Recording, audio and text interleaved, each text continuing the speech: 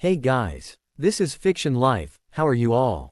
Please support to subscribe this channel for watching new interesting stories. So in this video, we will see what if Harry Potter awakened Hogwarts demon's Bane after losing Sirius. Here is short summary. After Sirius Black's death shatters his last anchor, Harry Potter uncovers a secret buried beneath Hogwarts itself, an ancient power once feared by demons and Dark Lords alike. Chosen as the next demon's Bane, Harry must decide whether to cling to the boy he was, or become the weapon the war demands. But before we start, if you want more stuff like this, then be sure to subscribe and like this video. And if possible share this video with your friends. Now let's start the story. Harry Potter raised pain-filled emerald eyes to gaze up at the face of the waning moon as he grew lightheaded from blood loss. Moon Lady, hear me. I know I should have done this when you were at full strength, but I don't have the time. I'm being sent away tomorrow for several weeks of torment and imprisonment. Into a prison some consider the safest place for me, but it is anything but that. Please, I read in an ancient tome that if the need is great, and the right sacrifice is made, you would listen. Please, Moon Lady, I need help. According to a prophecy I am supposed to vanquish a Dark Lord, but how? I'm untrained and alone. My friends are hurt and angry and I lost the last link I had to any chance of a family. I can't do this alone. Please, Moon Lady, I've nothing to live for. Everyone that I care about is gone, because of me. I'm no coward, but I'm tired of fighting alone. I just can't do it anymore. I just can't. Please, Moon Lady, help me. His tormented voice died in a whisper. Wind whipped up, causing the small flame in the brazier to leap upward. It carried the scent of scorching heat, from hot summer days. When it faded away, Harry Potter was gone, along with all traces of the disturbed ground, blood and fire. The only witness to the teen's passing was a ghostly white snowy owl who was sitting on a nearby branch, and a lone centaur hiding in the darkness. Demon Bane's heir has started on his path, the centaur whispered before fading into the forest shadows to report what just happened. Harry James Potter opened his eyes to find himself in a swirling, gray, misty fog sprinkled with twinkling points of light. The only sound was of his own breath and heartbeat. Beneath his feet lay a seemingly endless expanse of white sparkling sand as far as he could see. Immediately before him lay a ribbon-like pebbled pathway that disappeared into the mist. He wondered if this was the next great adventure that Dumbledore was always going on about. Funny, he'd hoped to see his parents. Suddenly, from overhead, came the shrill cry of a raptor breaking the silence. He could make out the widespread, soaring wings of two large hawks. Harry wasn't too sure what breed they were, but they looked to be huge as they made lazy circles above him. One of them cried again as the other dipped towards the sand. They lazily turned just ahead, as if urging him to follow them. Not too sure of what he would find in the mist, Harry shrugged, gathered his Gryffindor courage and took a step forward on the silvery pathway. He really had nothing to lose after all. Bloody hell, he wasn't even sure he was still alive, even if he could hear his heart beating. The only sound Harry could currently hear was his feet crunching on the path before him. He couldn't tell how far, or how long, he traveled. The hawks would occasionally break the silence to cry sounds of encouragement as they lead him onward. "Well met, young warrior," came a woman's strong voice out of the mist. "I have heard your plea. And accepted your sacrifice. You have presented me an interesting challenge." The woman, if she was a woman, was almost less in her aspect. She wore a skin-tight, unrelentingly black leather uniform that covered her body. What little skin that did show was golden tan. Sable hair cascaded down her back, framing a face exotic, as well as ageless. But it was her eyes that drew Harry in. They were black, lit with points of light like a clear night sky full of stars, lacking pupils or iris. The two hawks overhead cried once more, breaking the trance that Harry found himself in. They dropped from the sky only to transform into two equally exotic individuals, male and female. Harry bowed his head, as he started to kneel. "Moon Lady, there is no need to bow to me, young warrior," she spoke. Her voice held amused chiding, filling the gray mist around him. "A warrior is only good as the weapons he carries. And yet you carried nothing but a small stick and your own determination. That you fought for so long with no training, or a mentor to guide you, is a testament to your courage, your honor and your heart. Well met indeed." The female of the two former hawks came to stand beside Harry and lifted his chin to meet her eyes. First thing is to heal him, lady. Then he will need someone to guide him in the true ways of magic. The male came to stand on the other side of him and raised one of Harry's blood-stained arms. He will need someone to teach him the warrior's path as well. He is not of the Shannon, and can't not walk the Kellindral way. He still needs to be trained, the other female argued. Harry stood watching the discussion but couldn't speak. He had the feeling he was being weighed in the balance. He hoped they would help him. He didn't know what else to do. Overhead, there was a rustling of wings and a white figure swooped in from the mist, stopping the argument for the moment. The star-eyed goddess held up her hand as a snowy owl landed on her fist. Hedwig. Harry cried hoarsely, worried about his owl, the only family he had left. The snowy owl chided the goddess in clicks of her beak and small trills. The moon lady laughed as she reached up to soothe the snowy owl. So loyal. So wise. Yes, you will do well. I have decided. Far north and west from the heart of the land known as Valdemar was a small bustling village known as Arid's Grove. Despite being just off the major trade route, it did, however, boast a claim to fame, as it were. It was home to the Kavaldemar Vale. The first vale to be created within Valdemar's borders in over a century. Normally vales were home to a very exotic group of individuals known as Taildras, or, more commonly known as Hawk Brothers in Valdemoran lore. Vales are protected areas created by the Taildras. They used the pooling of free-flowing underground magical ley lines, directing the wild magic into an artificially created monolith known as a heart stone. The main purposes for these stones were the cleansing and renewal of the land after the Great Mage War a millennia ago. However, the heart stones in turn power many magical protections within the Vales, including the weather. They can only be accessed by master-class mages for upkeep and monitoring, lest they go rogue and destroy everything around them. Within these vales the Hawk brothers' homes ranged from multi-level tree houses to caves and human ground dwellings, as there were a variety of sentient beings that call the vales home. Between patrolling the surrounding forests and maintaining the Heartstone, life was never dull within these boisterous communities. In such a tree house, known locally as an Ekel, sat a lean handsome man with long, black, braided hair. He wore a muted, forest-colored, lounging robe. He was sitting in front a small hearth fire, meditating. Suddenly, the fire popped as it took the shape of a raptor. Silverfox, came a woman's voice from the fire. You are needed on the moon paths. Please come as soon as possible. Surprised by the summons, Silverfox gave a curt nod before sinking into a deep trance before allowing his spirit to leave his body and walk the moon paths. Kestrachern Silverfox Kalacia tucked his new son into the middle of a large futon in the center of an open and airy room. The room was high in a large tree, with late summer shadows peeking through a thin membrane covering the floor-to-ceiling window that allowed light into the space, but kept out leaves and insects. A collage of masks, in different colors and materials, hung among the summer shadows. They formed a pleasing three-dimensional artwork and were the only decoration in the room. Silverfox was still assessing and coming to terms with what had just happened. He straightened, looking out at the darkening sky. But what else could he have done? The star-eyed was not one to be denied. Earlier, he had been meditating quietly in his study, waiting for his life mate to return from a meeting with the Vale's elders. It was then he heard her call. Firesong had mentioned it's been too quiet lately. A sure sign something is brewing, Silverfox mused. I know there's a Shannon proverb about this, but I can't think what it would be. Oh well, they have a saying for everything. I'm sure it'll come to me. The last lights of the setting sun cast long shadows on the mountain sides that surround the vale, darkening the room. Quietly he moved through the room, lighting small mage globes to dispel the gloom. Then he set about placing snacks on the low table tucked away in a small nook. His life mate would be returning soon, tired and hungry.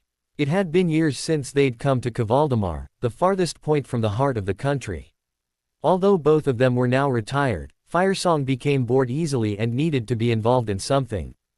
Being at Kavaldemar had its moments of terror and adventure that kept his childish partner interested in life. Well, now that Harry has come into our life, Silverfox mused, as he smoothed out some wrinkles in the blanket and lightly brushed a strand of hair from the face of the sleeping child. Maybe Firesong will settle a bit again now.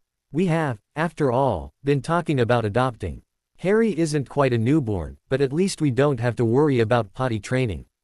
Normally, when Silver Fox walked the moon paths during his meditations, to cleanse his heart and soul for the day's trials, he rarely saw anyone or anything. He just used the magical energies of the void to renew his spirit. However, to have one of the Star-Eyed's avatars appear and beckon him to follow into the mists was of some concern. They only appeared when there was great need. When the mists around cleared, the Star-Eyed goddess had appeared before him, and in her arms was a sleeping child. "Be at peace, Silver Fox," she informed him. "I have a task for you, but first look into the mist behind me. Behold the history of this child in my arms. He is the reason why I sent for you." In the swirling mist of the void behind her appeared a family scene of a man with messy black hair and a woman with fiery red hair and emerald eyes. Between them was a child, a toddler that was a perfect blend of the pair. They were a happy family, enjoying a quiet evening at home. Until Silver Fox watched as horror upon horror was visited onto the toddler as he grew into a scrawny, abused teenager with the cold, dead eyes of someone who had nothing to live for. The Kestrachurn's heart shattered as the broken-souled teen pleaded with the Star-Eyed for help even as his life's blood dripped into the sputtering fire. "His name is Harry Potter," the Star-Eyed instructed quietly as the scenes ended. "He has been chosen by fate to save his people. Due to one foolish old man's interference they turned their backs on him. This young warrior's deepest wishes for family. He was forced into a warrior's mold at the age of 15 months. He needs more. Because you and your life mate have served me well over the years, I have decided to fulfill one of your wishes, and his as well. However, there is another reason you need to take in this child, but you will have to learn that later when the time is right. Will you accept this charge?" Silver Fox realized quickly it was his position as a Kestrachurn being called upon. He, as a Kestrachurn, was a mix of mind and spiritual healer. Their purpose was, with their empathic abilities, to counsel their clients using almost any means necessary to heal souls and minds. After viewing the boy's life, and seeing the damage that had been inflicted, he could understand why she decided to call on his skills for the child in her arms. Could he and Firesong deal with the challenge? Such a child would demand much of their attention. "I accept, lady," he'd said, as he held out his arms to receive the boy. His expert medical eye ran over the child's body, noting the small malnourished form and the few scars that peeked out of the oversized clothing. He sent a puzzled look to the goddess. "I thought he was older. He will need time. I have given it to him. You and Firesong will need that time to retrain his magic, and this will give him his deepest desire. He was unloved and ill-treated. When he is ready I will call him to my service as a healing adept. He is now dedicated to me. Until then, you may call him your son. As you wish, lady." Adept Firesong Katreva was tired. He had spent the last 2 hours attending a meeting with the elders and working on the heart stone's ley lines afterward. The rugged outcropping of stone that served as the focal point of the intersecting ley lines of magic, known as the heart stone, was very stable. Its sole purpose was to draw magic that ran through the ley lines, and pull it under the veil. It also slowly pulled in the wild magic that layered the land like a wet blanket and cleansed it. This wild magic, if left unchecked, did strange and unpredictable things to the natural order. It was the duty of the Taildras to cleanse this taint from the land. It had been too quiet in the forest around the northern borders. All the signs were there for trouble brewing. But what? Only the Star-Eyed would know, but she was also quiet. The flamboyantly dressed adept mage turned down the pathway to his Ekel and was looking forward to a long soak with his life mate, Silver Fox, and then a long night of cuddling. As one of the elders of Kavaldamar, the tall, snow-white-haired man was responsible for the well-being of the Vale and all its denizens. Goddess forbid. He had turned out as bad as his father, Starfall. And Firesong hated politics. The ley lines in the area were almost back to full strength after the mage storms that almost destroyed their world, and ruined his perfect face. Firesong reached up and ran a finger under the leather mask that he tended to use in public and during his work on the heart stone. He traced the faded scars that marred half of his face. Life was never easy, but what could an adept mage do when the goddess called? He walked up the pathway to his shared Ekel, only to be met inside the ground-level common room. "Shish." Silver Fox shushed with a finger to his lips. "Welcome home, Ashki. Come, I'll draw you a bath, and I'll explain what happened to me. While you were busy, I had the courtesy to deliver supper to us. I knew you would be tired and hungry." The bathing chamber was tucked neatly behind the tree that served as support for their echo for easy access. The steam room and bathing areas were connected to several ground-level rooms that Silverfox used as his study and where he saw clients. Once freed of his clothing and mask, Firesong sank into the hot water up to his chin next to his lifemate while resting his head on the back of the tub as Silverfox told him of his meeting with the Star-Eyed. So we are now the proud parents of an abused child of 10 summers, by the request of the goddess. I thought we were done saving the world. Now we have to help save another one. So it would seem, Ashki, Silverfox agreed as he ministered to his life mate.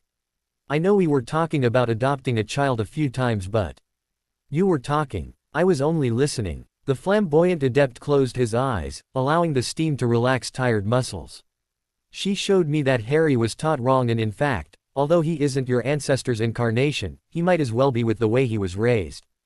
And even worse, he has the same power levels and talents as Vanille Demon's Bane. That boy is a walking time bomb that has been severely mismanaged. You well know an untrained mage is a danger to us all. We were chosen because we are the only ones who can undo that damage and teach him to master his powers. You mean you were chosen, if he is so badly damaged, Firesong corrected. You know I retired from teaching after training Darian. Silverfox sighed. He knew there would be a battle over this issue. However, did you not say you were bored and needed a new challenge? You are putting words into my mouth. Firesong huffed, then sighed. So how badly was he damaged? The white-haired mage couldn't help asking.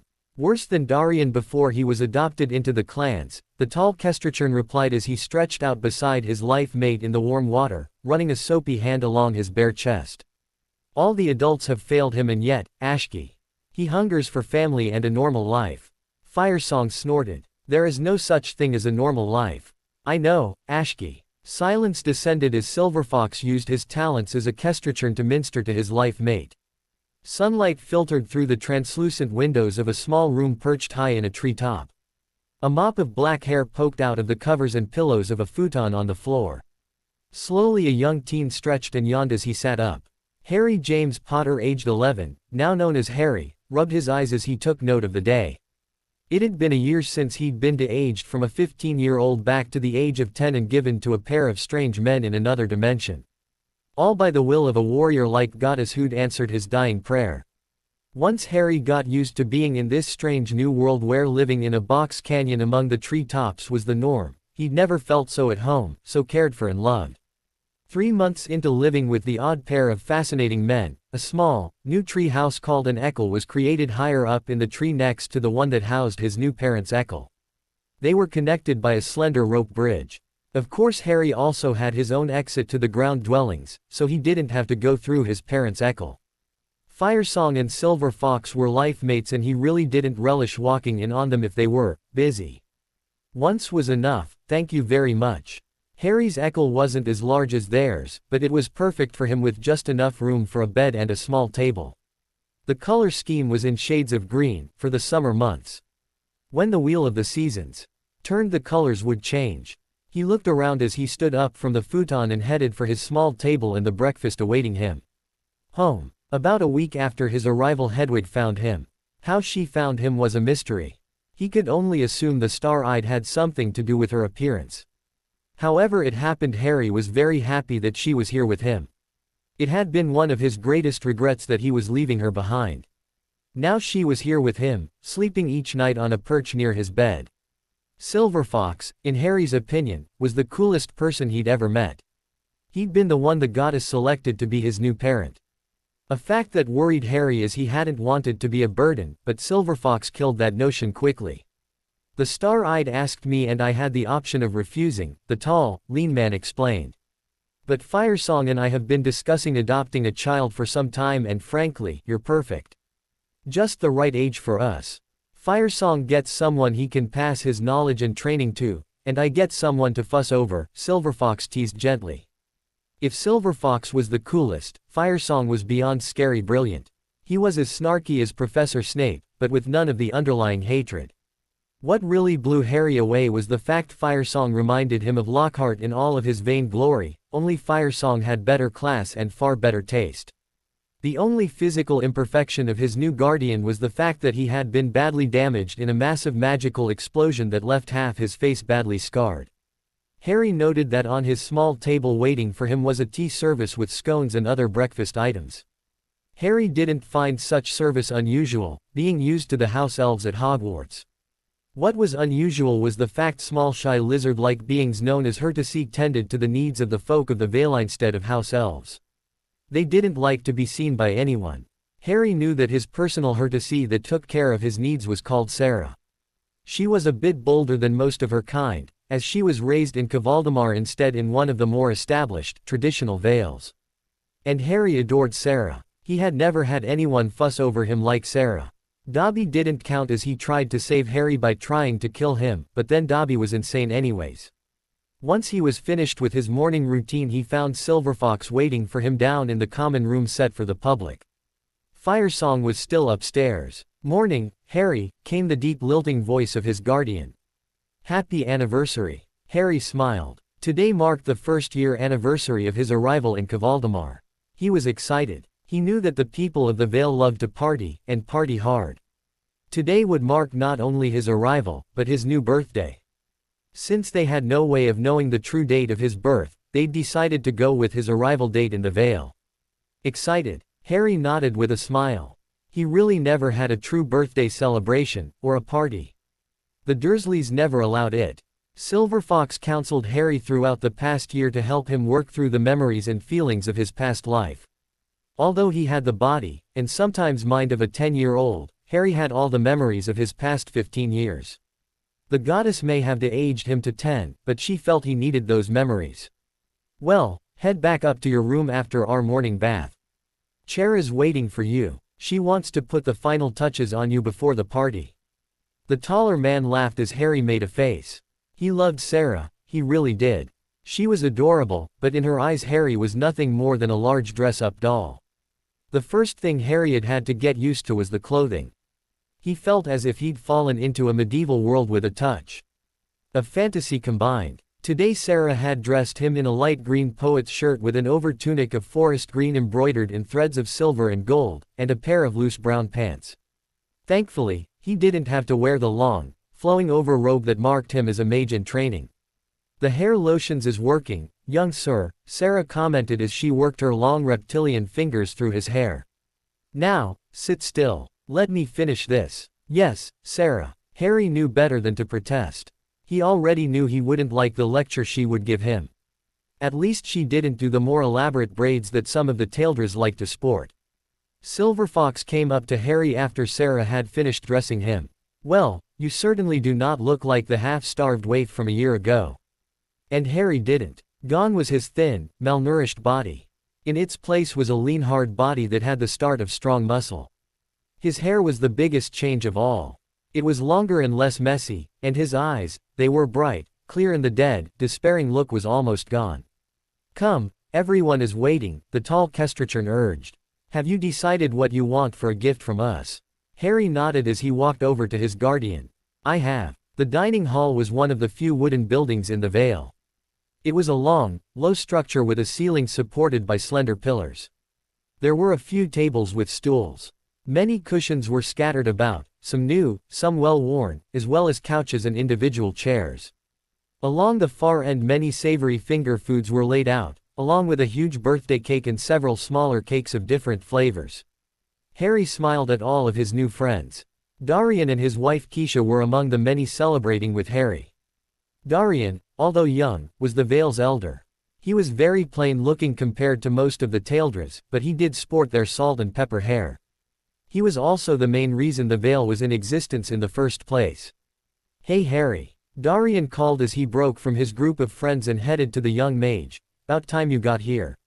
Sarah keep you primping." Harry blushed as Keisha smacked her laughing husband. Everyone who lives in the Vale was well aware of the Hurtasee and their ways.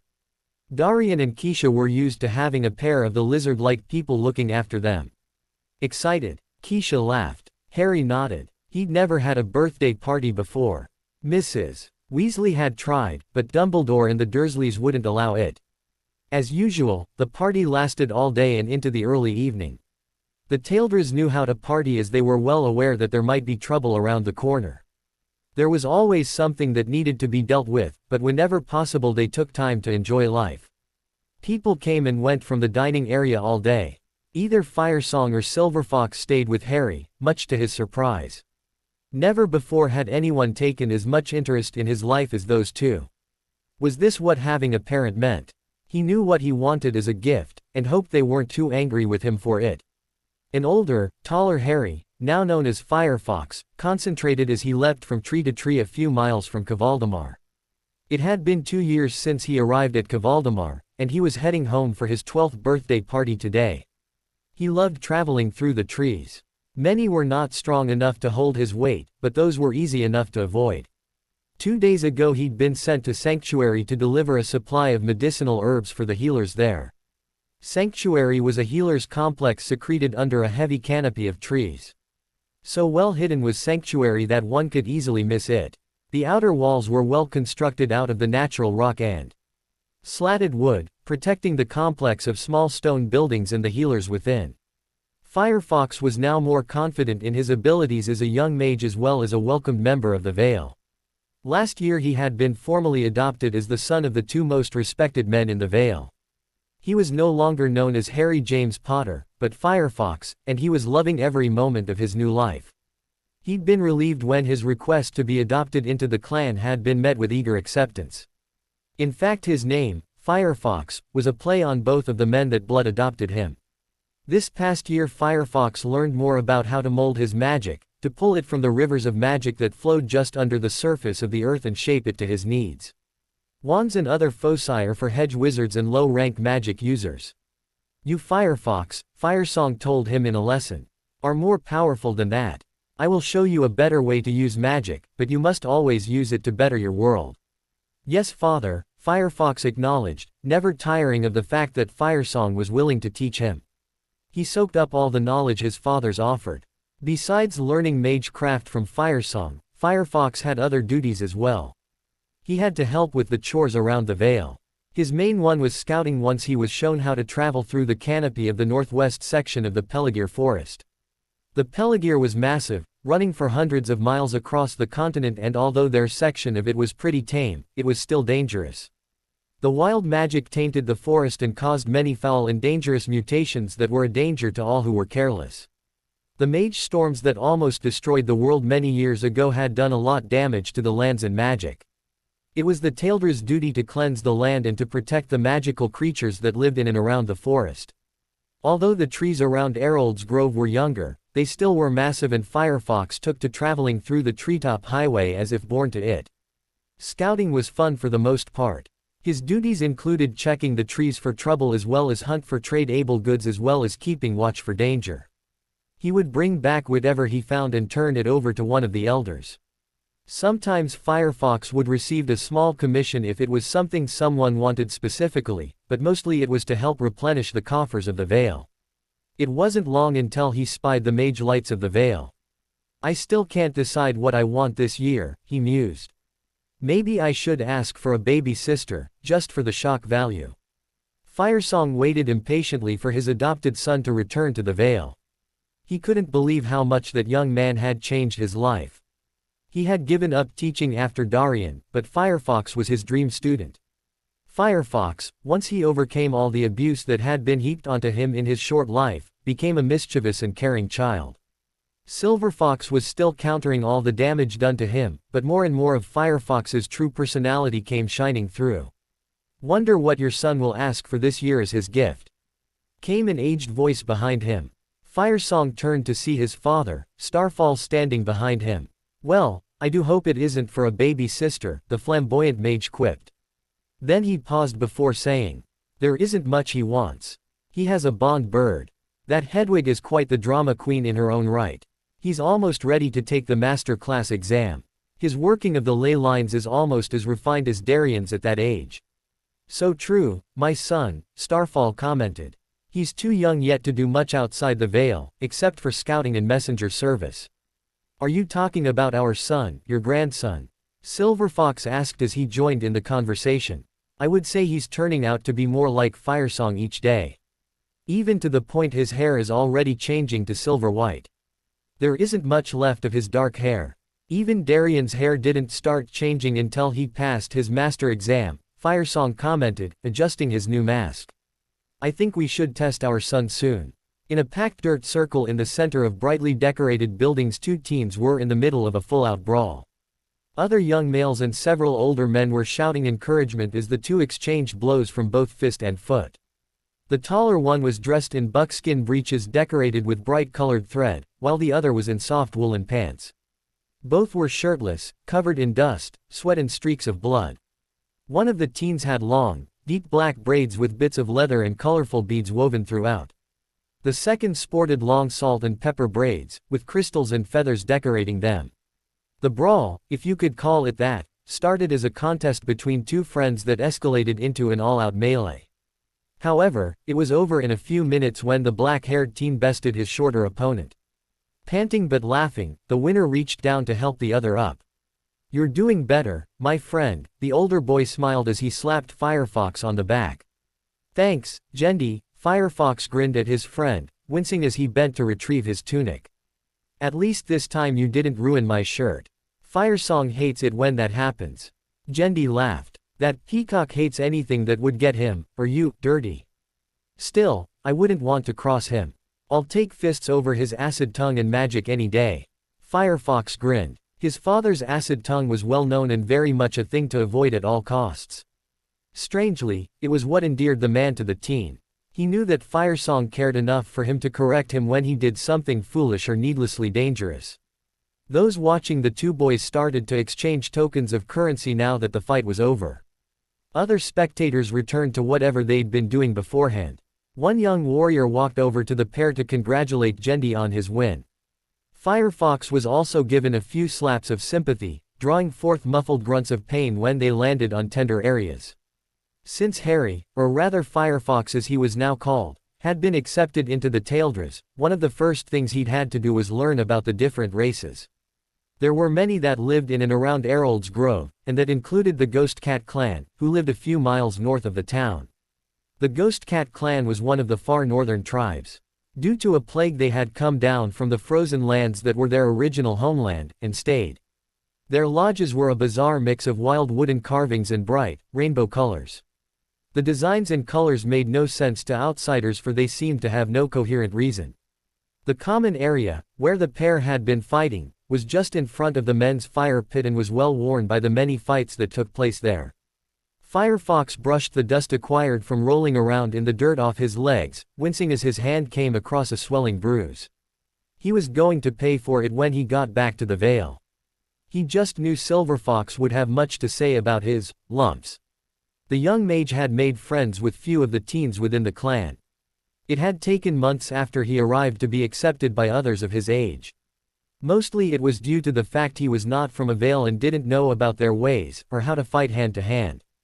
Darian, known as Nightwalker by the Ghost Cat clan, explained to his adopted clan that Harry had been sent to them by a goddess for training and healing. The young mage had a dark future ahead if he wasn't properly trained, and that training fell to them in the Taildras. The clan warriors were not sure what to think about that, as they didn't serve a goddess. They did, however, have clan totems and spirit animals. After that introduction, Selen, the shaman of the Ghost Cat clan, had a dream from their totem animal, the Ghost Cat. The spirit animal commanded that they do everything in their power to teach this young warrior. And it was made clear by that spirit that Firefox was a wounded warrior, with the scars to prove it. They were a testament to his courage, even if he had been ill-trained. Although they didn't adopt the young outsider like they had Darian, they did, over time, take Firefox into their hearts. The young man wormed his way into their lives with his need to prove himself and his unyielding stubbornness. Selen was waiting by the men's fire for the pair of teens. His face showed how pleased he was with the friendship of the young mage and the youngest of the chief's sons. Yes, this young mage has come far, but, sadly, he still had much more to learn before he was ready to face his trials of manhood. It was the clan chief's youngest son Jendi who'd befriended the newest member of the Hawk brothers not long after he was introduced to him. Whenever Firefox visited, the pair were nigh on inseparable and always causing trouble. This latest scuffle was one such incident. Today, They were caught in mid-prank by Selen and got into an argument over whose idea it was. One thing led to another and the fight was on. It was, however, the policy of the clan to let such arguments play themselves out among the untried boys, as long as no weapons were involved. In their collective minds, boys will be boys. It was the way of the clan, and in the shaman's mind Jendi and Firefox were very well matched in their love of pranks. After their bout Jendi and Firefox shook hands and headed slowly for the men's fire. Girls and women started to hand out drinks and snacks as the pair were congratulated and teased by the men. Both boys proudly showed off their bruises like badges of courage, as was custom. They stopped by Selen, and Jendi's father Vorden, who were sitting together. "You're doing better, young warrior mage," Selen complimented. "I remember the day young Night Walker brought you to us. Skinny, with eyes that have seen too much. Your courage was never in question and your healing has been long." The chieftain added, "Your clan has worked their magic on you and it shows. I'm proud that you and my sons are friends." Firefox blushed at the compliments but said nothing as Jendi clapped an arm around his friend's shoulder. "I'm glad you're my friend, but you still can't defeat me." "I don't think I will ever be able to," Firefox groused, wincing as he noted yet another forming bruise. "I'm not a fighter like you. Firesong says my strength lies elsewhere." "This is true, young warrior mage," Selen commented as he raised his cup. "Your courage has never been questioned. To know your limits is half the battle, and the true measure of a man. However, that doesn't excuse your prank and getting caught," added Heel, Jendi's older brother, who was a full-fledged warrior of the clan. "You still have to deal with the punishment." "Busted," was the thought in both boys' minds as the men laughed at the looks that crossed the teens' faces. Firefox limped into the Vale later that evening, hoping to slip unseen to his Ekel and the healing potions waiting there. He really didn't need the lecture he was sure he would receive from both Silverfox and Sarah after this latest visit to the Ghost Cat Enclave. Their punishment for the prank had been interesting. He and Jendi had to help Shaman Selen clean out the steam hut and set it up for a ritual. Neither boy had their bruises and cuts tended to during that time and more were added during their punishment. He was now feeling every sore muscle and bruise. "Damn, Jendi can hit. At least we didn't use knives this time," Firefox mused as he slipped down the pathways to his home, praying he wouldn't be stopped. He liked spending time with the northern tribe. Their way of life was honest and uncomplicated. Possessions and wealth were secondary to honor and ability. Jendi reminded him more of the Weasley twins than their younger brother and his former best friend, Ron. At least with Jendi he didn't have to worry about jealousy. To the clan, he was just another untried warrior. In fact, no one in this world treated him differently from the other young men. Sure, they knew he was goddess-touched and blessed, but that was it. To everyone, Firefox was just another child needing to be trained before he could take his place in the adult world, and he reveled in it. He was finding more and more that he didn't miss his old life at all. A ringing of bell-like clops sounded on the pathway ahead of him. Firefox started to curse under his breath. Busted, yet again. He wondered if it was Shandy, or Anda that caught him limping along. Firefox looked up with a tired sigh to see a snowy white stallion with silver hooves prancing towards him, and walking beside it was a young woman dressed in a white-on-white uniform. Just great. Shandy and Carly's, he groaned and was now certain he was in for a round of teasing. At least it wasn't Anda, the herald mage who was stationed at the Vale. Firefox didn't know what to make of the man, who could lecture you one moment and mock you playfully the next. Herald Anda was a mage in his own right and a good man to have around. He was also the ambassador for Queen Selene and reminded Firefox very much of Remus Lupin with his scholarly ways and sense of humor. Shandy, however, was like an older sister, good to go to if other adults were being unreasonable, but bad if you were in embarrassing situations. They never let you live it down. Herald Shandy was healer Keisha's younger sister, and was bonded to the companion Carly's.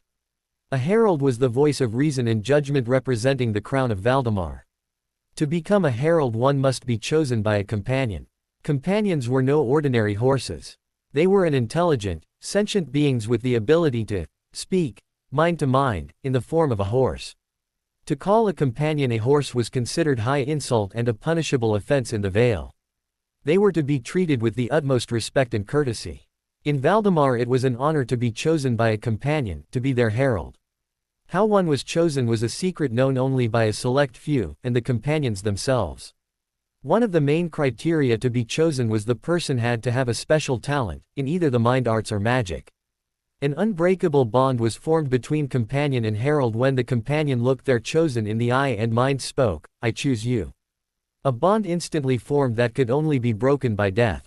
Shandy had been stationed at the Vale, along with Herald Mage Anda, because she was from this faraway region. She had been chosen when she was a teenager by Carlys and had been tapped to be Andy's partner for this duty. One she didn't want to turn down. Both were the Valdermarin Queen's representatives to this far outpost. Herald Shandy. Carlys, Firefox said with a stiff bow and tired sigh.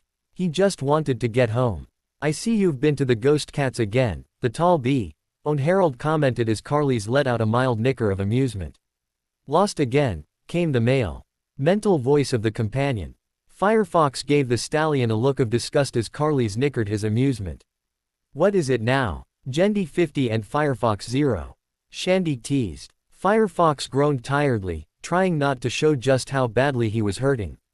He remembered his old life, where he hadn't been allowed to fight back. Here he was encouraged to. "Look, I don't need a lecture. I know Gendy's a better fighter than me because that's what his culture is all about. Now, I just want to get home." "All right." Shandy's smile fell. It was well known that her main heraldic gift was empathy. Firefox knew she was probably picking up his pain and distress. He was doing his best to shield it from her but. "All right, brat, but don't think this is over. I'm sure Firesong will have something to say about your appearance," she agreed with a sigh. "I'm sure I will," came the silky voice of Firefox's adoptive father from behind them. "You are late again, and I see you and Gendy have gotten into it yet again. Can't you visit without coming back half dead?" Firefox groaned again, ignoring the taunting the two adults were giving him. Being 13s, KS. Silverfox was waiting for the teen with not only a pain potion but bruise balm. "First a bath and a long soak, I think. We'll save the lecture for later. Maybe being 13 wasn't so bad after all." Sarah said nothing as she laid out his fresh outfit for the evening. She knew this, fighting, was part of Firefox's training. He was a mage in training and not a ruffian. She didn't like it, but it couldn't be helped. She loved her young charge. He was kind and considerate and, oh, so young. Firefox, like all Taildras, was exotic and mysterious, and it did her heart proud that the once fragile child was coming into his own. She would miss him when he had to return to his own home world. Well, star-eyed willing, it wasn't going to be tomorrow. Silverfox smiled as he came down from Firefox's echo. "How is he?" Firesong asked as he lounged seductively nude on their shared bed. Sore and finally asleep, but surprisingly pleased with himself. It was a wise decision to allow him to learn about their culture. "HMMF. You just like to see all those half-clad barbarians showing off their muscles," Firesong teased his life partner. Silverfox laughed as he slipped out of his robes.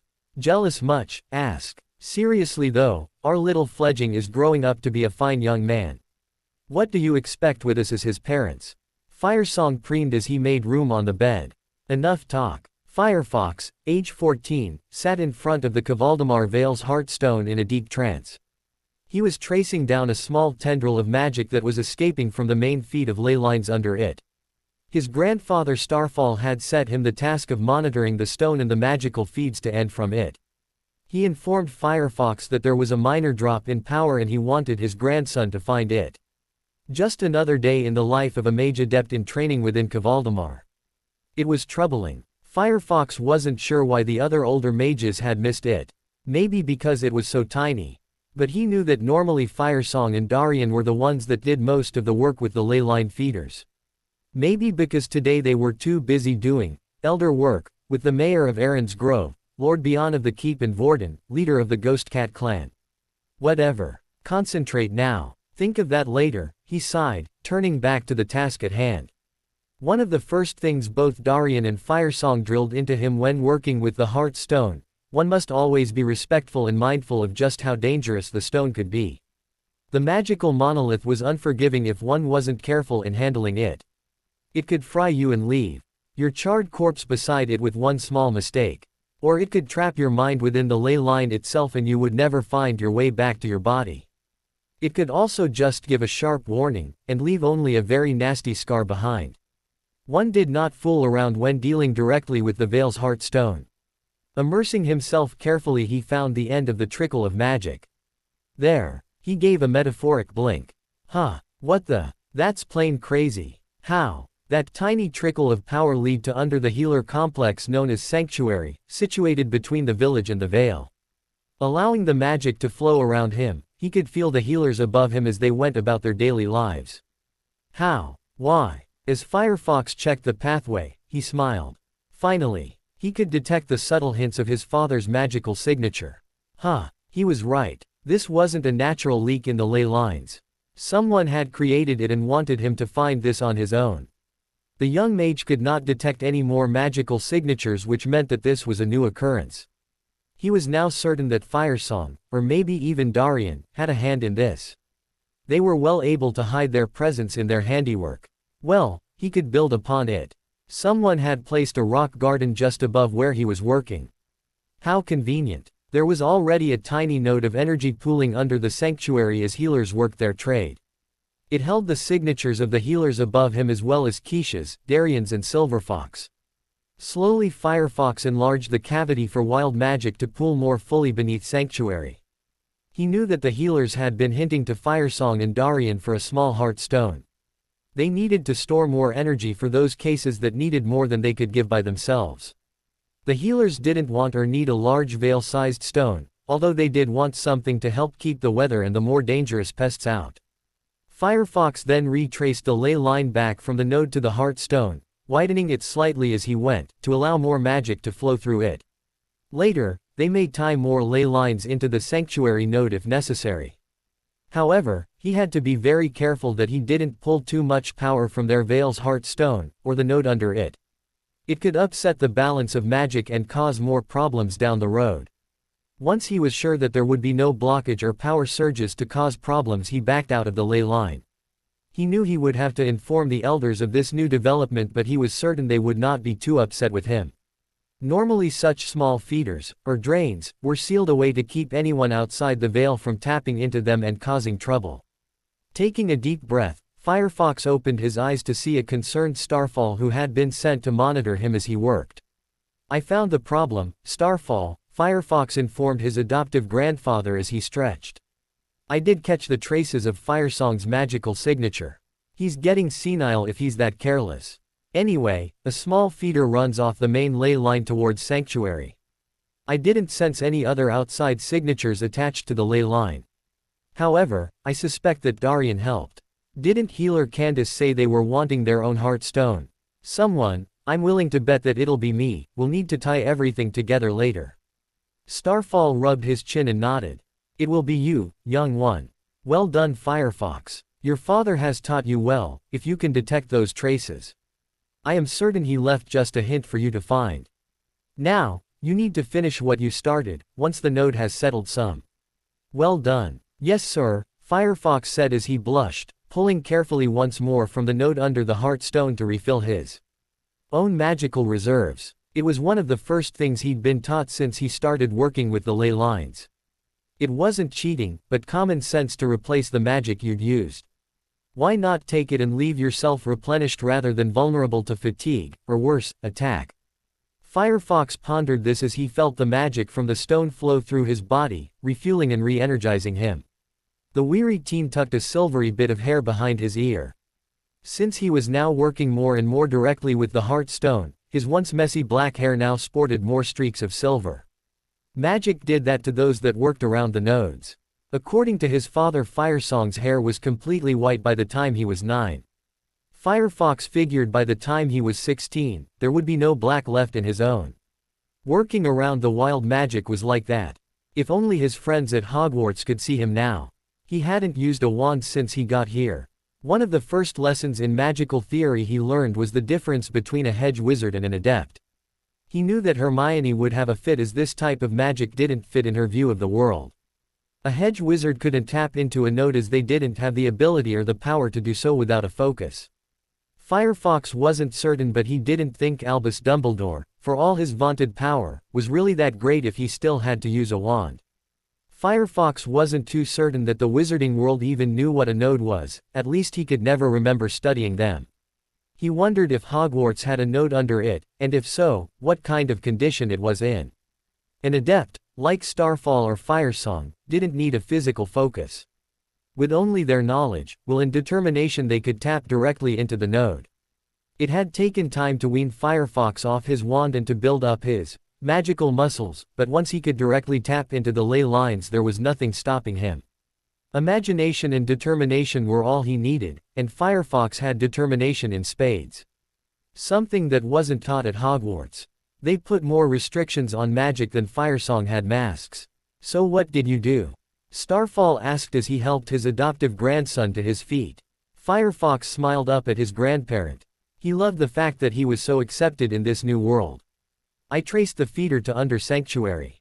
And when I realized where it came out, I further developed the small pool so that a new heart stone can be anchored to it. Then I followed it back to the main ley line where it started. I made sure there wasn't any blockage and fortified the channel. As far as I can tell there are no other ley lines in the area. Very good. I think we could call this your mastery test, well executed, Starfall complimented. Firefox blinked. Say what? As you well know, your fathers and I've been discussing for some time that Sanctuary needed its own heart stone, but other things have been more pressing. Then we realized this would make a good test for your mastery. So we set it up for you to find. The tall, elegantly dressed and masked Firesong stepped into view. So I take it the test was successful. It is, my peacock of a son, Starfall smiled. You have finally graced me with a fine young grandson to add to my family. Thankfully, he takes after your life mate in his clothing choices. Starfall smirked at his vain son as Firefox blinked and blinked again. Dot was now a master-class adept. He'd earned that title by the work of his own magic, at the age of 14. Silverfox watched as his life mate and 15-year-old son walked up the pathway to their shared Ekel. His son has been a master-class adept for a year now and it shows in his bearing and confidence. Firefox had come a long way from the shy and abused 10-year-old that had been placed in his arms 5 years ago. He was almost as tall as Firesong now. His once unruly black hair was now long, and mostly silky white. There were still traces of dark strands left, but they wouldn't last much longer what with his constant work on the node. Sarah had done wonders training that bird's nest. Working around the ley lines tended to bleach out all color from the adepts before they reached master class. The only thing that hadn't changed on their son were his bright, leaf-green eyes. If anything, Firefox's eyes grew more gem-like in color, giving him an ethereal look that had the hearts of the young unattached taildras that lived in the vale fluttering. Our poor son, Silverfox mused silently, is so oblivious to the looks and the sighs that follow him whenever he leaves the vale to visit the villages around the area. He's breaking hearts and doesn't even notice. The Kestrachern frowned, a bit worried about Firefox's lack of social awareness, but then, their child was still clueless about many things. Silverfox blamed the former adults in his son's past life. Poor Firefox had been very neglected in many ways by those that should have been there for him. Firefox was currently dressed in flowing mage robes of silver and green, to match the colors of his eyes and hair. The Hurtasy that watched over his small family loved dressing their son to bring out the color of those eyes, as much as they loved dressing up his life mate. The poor boy really had no say in how Sarah loved to pamper her charge. When Firefox had to leave the Vale for scouting duties or messenger service, he dressed practically. He preferred sturdy woolen leggings and the buckskin shirt of a scout, in colors that matched the seasonal forest. Another thing about his son that intrigued Silverfox was his instinctual ability to hide, even within a crowd. It was most likely due to the abuse he'd suffered, and the need to hide from his abusers. It was, however, one trait that Silverfox was reluctant to train out of his son, as it was very useful, no matter how Firefox had learned it. Firefox wasn't a shy person, per se. He just didn't know how to make friends. He had been forbidden them by his mother's sister's family as a child. And when he'd been at that school that he'd attended, his two constant companions kept him from making other friends. According to the Star-Eyed, his son was raised to be the sacrificial lamb for a society too weak-willed and ignorant to realize they were dying. Silverfox sighed as he cleared those thoughts from his mind. It had taken a lot of patience and time to work through all the mental damage that had been heaped on his son. If he could, he would have Albus Dumbledore's magic sealed and all his titles stripped. Silver Fox wanted to send the man to the void for all of the things he'd put their son through. Looking at Firefox now, he saw a confident, young mage that had the potential of being even more powerful than Firesong. It was too bad that all the major magical works were impossible to use since the mage storms. "Papa," Firefox called when he spied the tall Kestrachurn. "So ready for your 15th birthday party?" Silver Fox asked as he joined his family. Yes, he was very proud of his son's achievements. 16-year-old Firefox was traveling through the massive tree canopy farther north of the Vale than he should have been. He knew the surrounding forest, as did most of the Kavaldamar scouts. He'd played and worked in these huge ancient trees since he was 12, plus trained by Darian's best friend and the Vale's scoutmaster Wintersky. By the looks of the trees and signs of the landmarks around him, he realized that he wasn't within Valdamar's borders any longer. Firefox estimated that he was at least a day's travel from any known settlements or farms. In fact, he knew he was 3 days from the Vale itself. It was a certainty he'd be in for a huge lecture for going so far from the Vale alone without backup. Well, at least he wasn't quite alone. Beside him were 2 beautiful snowy owls. One was Hedwig and the other was her mate Godric, an unattached Snowy who had taken a liking to her not long after arrived. The male Snowy later accepted the bird bond with Firefox. Over time he'd learned how to deepen his connection to his owls, to mentally connect with them. There was something about working around magic that affected all creatures. As far as Firefox was concerned, Hedwig was his friend first and his owl second. He'd always known she was very intelligent, but the first time he heard her mentally answer him was a cherished memory. It amused him that the pair thinking of nesting soon. Then again, with Hedwig's mother Henning, sometimes Firefox felt he was their fledgling and full partner in the bond. The reason Firefox was this far north was he needed to find some rare herbs for sanctuary. Several scouts had been sent out, in many different directions looking for these herbs. A new plague had started up again and the herbs they were searching for were hopefully one of the ingredients for the cure. It was the main reason why he was traveling alone. He could cover more ground faster if he didn't have to accommodate a partner's slower pace. His thoughts went back to his days at Hogwarts and potions classes.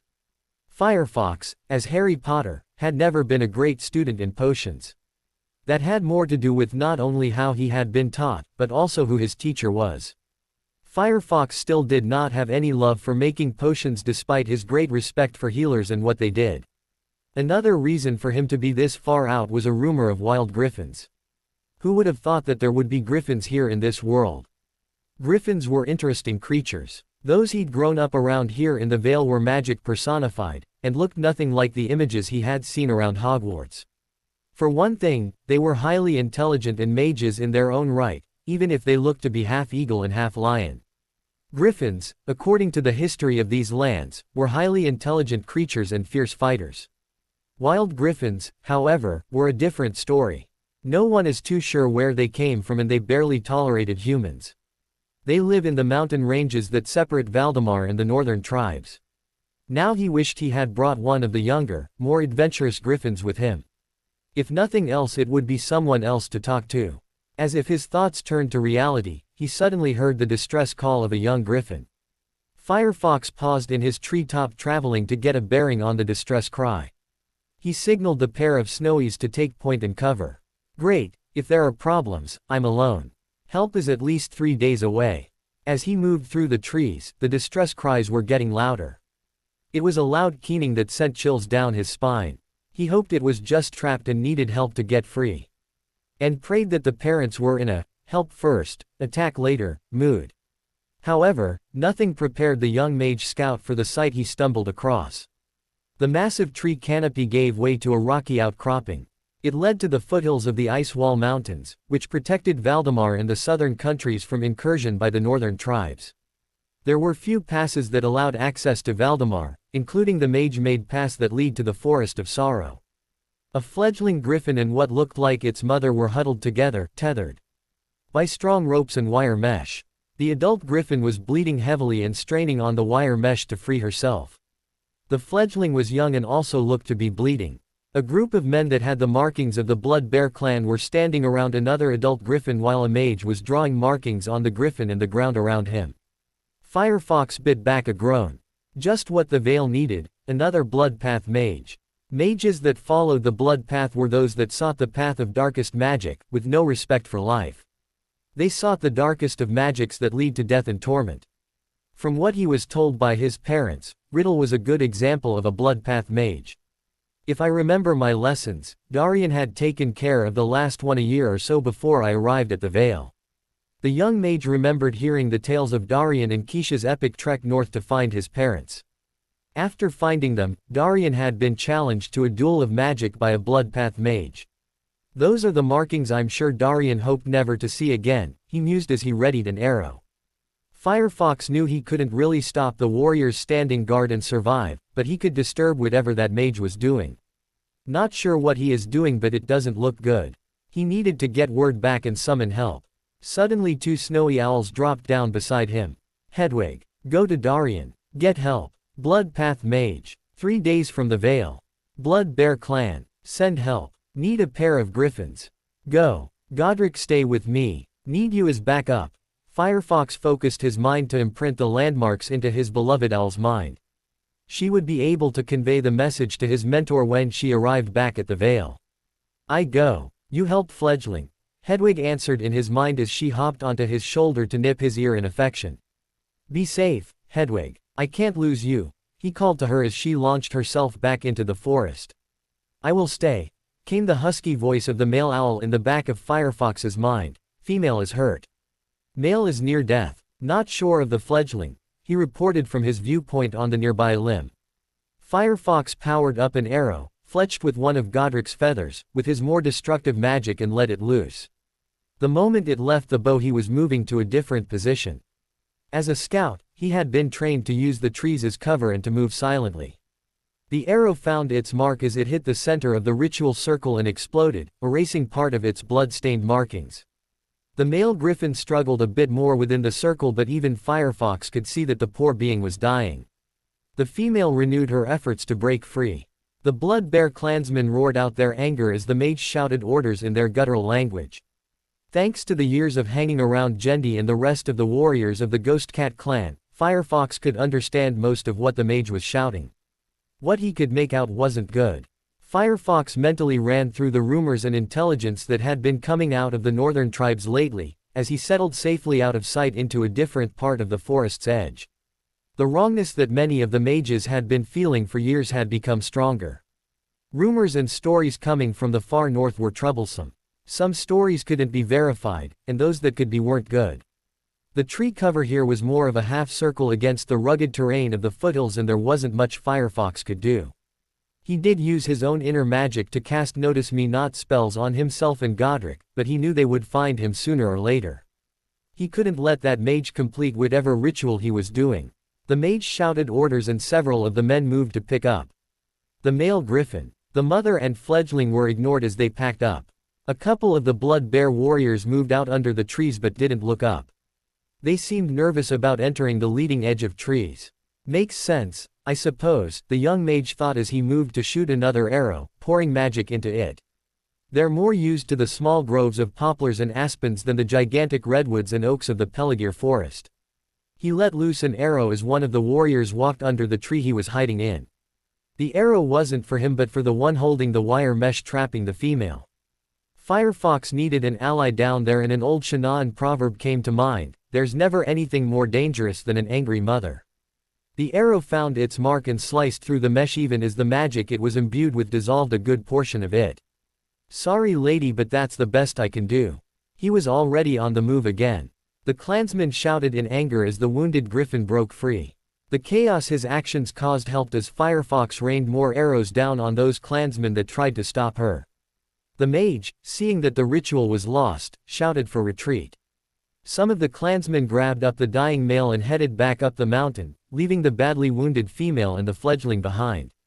The mage cursed as he shot off a random bolt of lethal magic at the tree line in hopes of stopping whoever was shooting the arrows.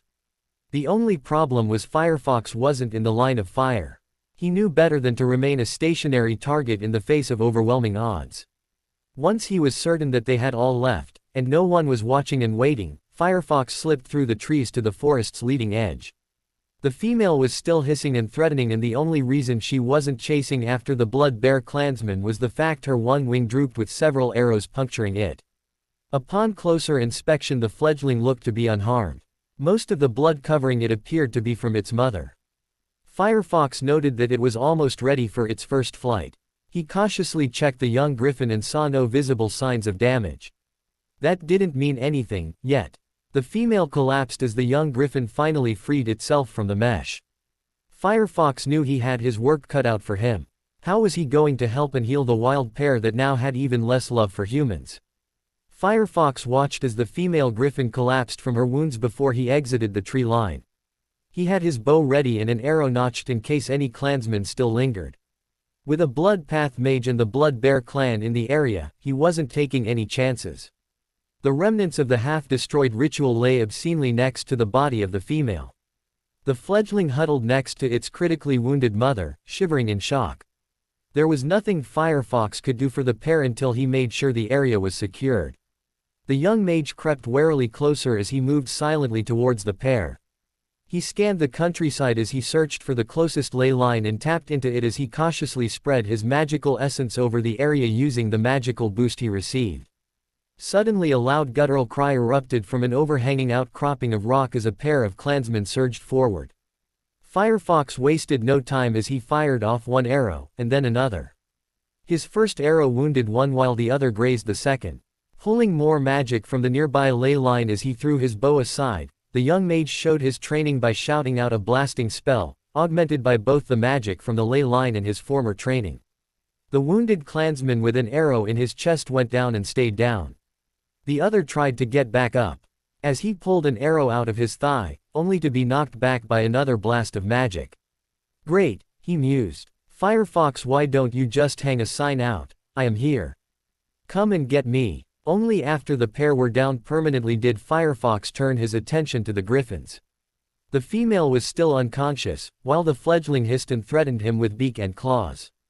Its fledgling wings stirred up the debris that had been churned up by all the fighting around them. "Easy there, little one. They are gone. I won't hurt you or your mother," Firefox mentally chided as he batted away flying rocks, dirt and debris, hoping speaking mind to mind would help calm the poor thing. The griffins he knew had the ability for human speech, but this was a wild griffin, so it would be more natural to use mind speak. One could not lie in mind speak, and it was the fastest way to get the little one to trust him. "I don't know if you can understand me, fledgling, but we need to get your mother and you out of here. Those who hurt you will return once these two fail to report back." He walked slowly forward with his hands empty and in plain sight as he projected calming thoughts and the need to protect the pair. The fledgling stopped as the teen moved closer, eyeing him with distrust. Firefox calmly projected images of himself searching for herbs for an illness that threatened his people when he found them. He only wanted to help. "No, bad man hurt," shrieked the fledgling. Firefox inwardly winced at how young the fledgling's mind speech was. "Please let me help. She will die if I don't." Slowly the fledgling moved away from its mother, hissing out threats and ready to pounce should the young human appear to be a threat. Firefox reached the female and knelt beside her. The poor thing was unconscious from blood loss and shock. He frowned as she didn't look good. Carefully he examined the wounds as he continued to talk softly, worry lacing his voice. "We have to go from here. They'll be back. Is there a cave or a shelter nearby? Your mother, the poor thing, will need healing. I can't very well leave you both here with such bad men in the area. No telling what they do." The fledgling hissed as he looked around for the threat before he moved away and headed towards the outcroppings. Seeing none, he broadcast, "Cave this way, human." Carefully, Firefox used his magic to levitate the female and nodded. "Lead the way," he answered back with relief. The communication barrier is now out of the way. He just prayed to the goddess that the female would make it. In a small cave not far from the attack site, Firefox lowered the female onto the sandy floor. He quickly went through his small traveling pack for herbs and bandages, then carefully removed the arrows. All the while, he kept up a running dialogue for the fledgling. Once he was knew that the female would be all right for the moment, he turned his attention to the fledgling. "I need to see if you are hurt. Then I'm going to go and get us some food and cover our trail. I cannot lie, your mother isn't in the best shape. If she lives the night, then she has a chance. Stay here. And if you see a snowy owl hanging around, he's a friend. Not hurt. Do not want you here. Not safe. Humans are bad. Not hurt, Night Flyer, the fledgling agreed. Firefox sighed as he moved towards the mouth of the cave. He had his work cut out for him. The young, white-haired 16-year-old mage was worried. It had been 2 days since he found the wounded griffin family. The female had yet to regain consciousness and her continued health was worrisome. The wounds in her wing and legs were as clean as he could make them, but they were now showing signs of infection. That night Firefox knew that the female was definitely dying when he felt a surge of power coming from the mountains far north of their location. It could only mean that the Blood Path mage had succeeded in his ritual. It would only be a matter of time before he would discover what type of ritual that thrice-damned mage used. Telling the fledgling was another matter. Firefox was extremely worried. The fledgling was only tolerating him at best.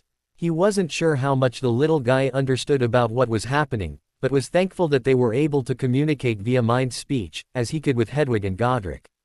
He knew that griffins were highly intelligent magical creatures. They could not only use magic, but also were familiar with the mind arts. Some of his teachers back in the Vale were griffins. This little guy had been preparing for his first flight when the family had been attacked.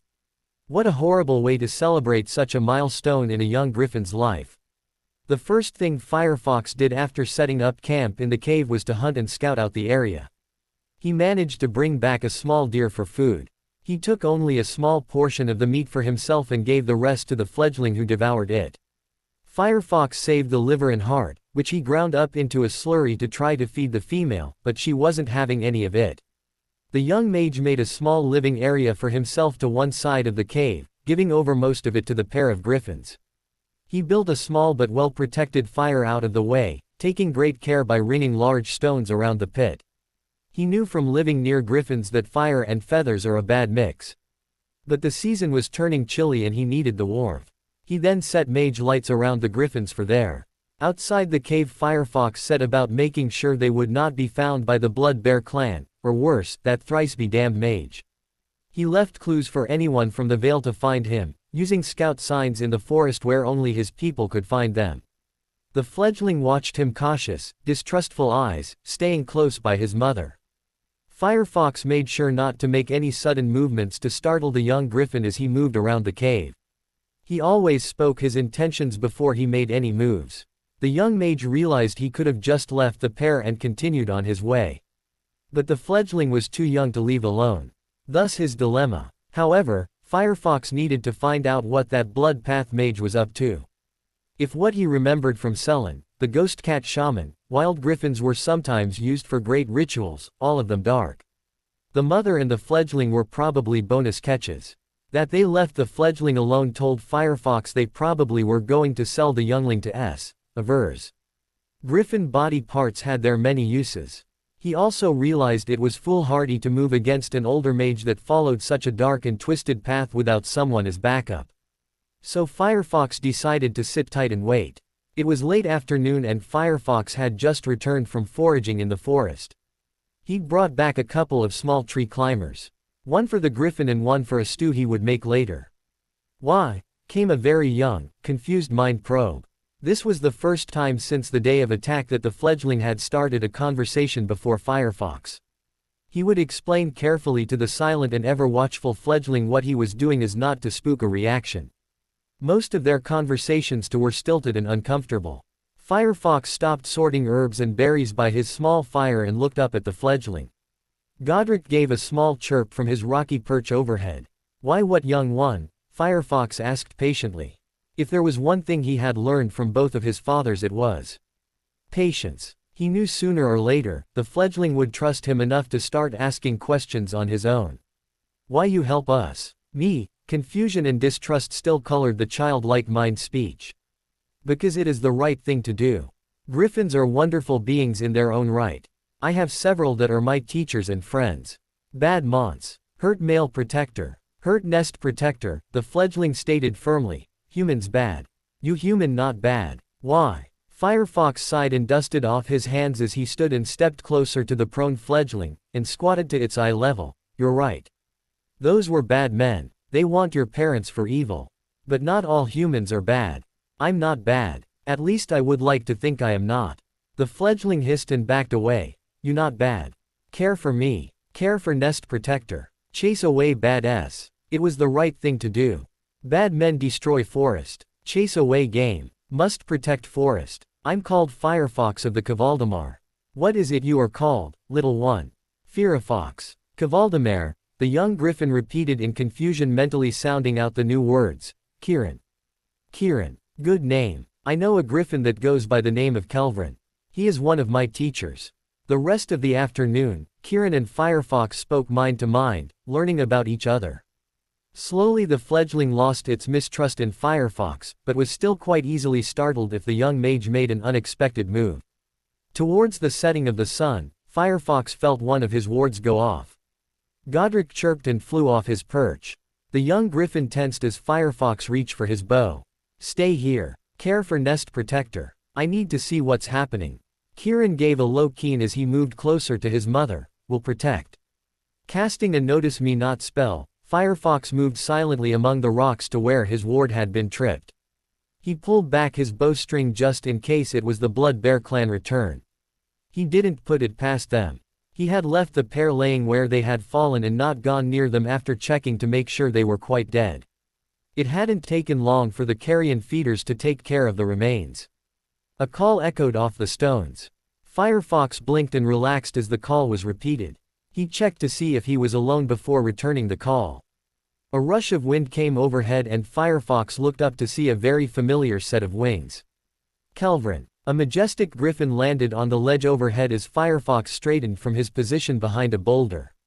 I heard you were in trouble, young SSS student of mine, Kelvin said in the typical human griffin speech.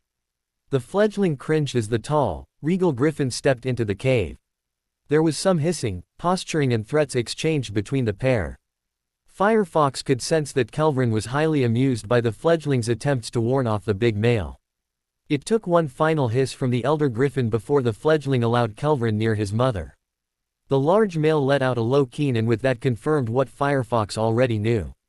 Whatever bond the female had with her mate had been broken and she caught the backlash at his death. There was nothing anyone could do as it was clear she didn't have the strength, or the will to live for her youngling. Kelvin stepped over to the female griffin and hissed softly as he laid down at her side to preen her. The fledgling crooned sadly from her other side. Firefox sighed and turned away, walking back to the mouth of the cave. He was met by two more Kavaldamar human scouts as they walked into the cave. Firefox gave a sigh of relief. Man, am I glad to see you. He smiled at Wintersky, head Kavaldamar scout and his mentor. But you're late. Don't blame him. We came as soon as we could, chided the female healer with him. She was about Firefox's age and sported the salt and pepper hair displayed by residents of the Vale. Firefox blushed as he recognized Summerfrost. She had been training under Nightwind as a Trondiern, a healer that specialized in non-human species, especially griffins. He was glad to see her, but knew there was nothing she could do to help a broken soulmate bond. It isn't pretty, Firefox reported.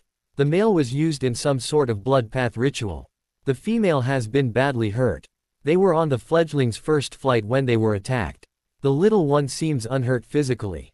Mentally, well, quote. She sighed as she walked over to the griffins, mindful of the fledgling's glare as she laid out her medical kit. Kelvin seemed to keep a running mental dialogue with the upset little fledgling, allowing Summerfrost to work. Leaving the healer to her task, Firefox led Wintersky out of the cave. The young mage reported his original mission had been to retrieve a few herbs that grew in this region. The healers had used their last and needed them for the new plague going around. He finished his report with how he had come across the Blood Path mage with several Blood Bear clansmen. I thought that Darian took care of the last Blood Path mage several years ago, Wintersky mused as he rubbed his chin. When Hedwig came into the Vale we asked for a couple of Ghost Cat scouts. They are dealing with the remains of those Blood Bear clansmen that you obviously took care of. We're not sure how they got through the pass without being spotted though. The others are backtracking as we speak, but if there is a Blood Path mage, it would explain how they went unnoticed for so long. I need to get those herbs back to Sanctuary as quickly as possible, but with that Blood Path mage out there, who knows what trouble he's going to cause. Last night I felt a huge power surge several miles to the northwest, Firefox stated, worriedly. The fledgling, Kieran, is wild-born and doesn't know any human speech and doesn't trust us. I hate leaving him with you, even with Kelvin. After a moment of thought, the older scout gave a nod, agreed.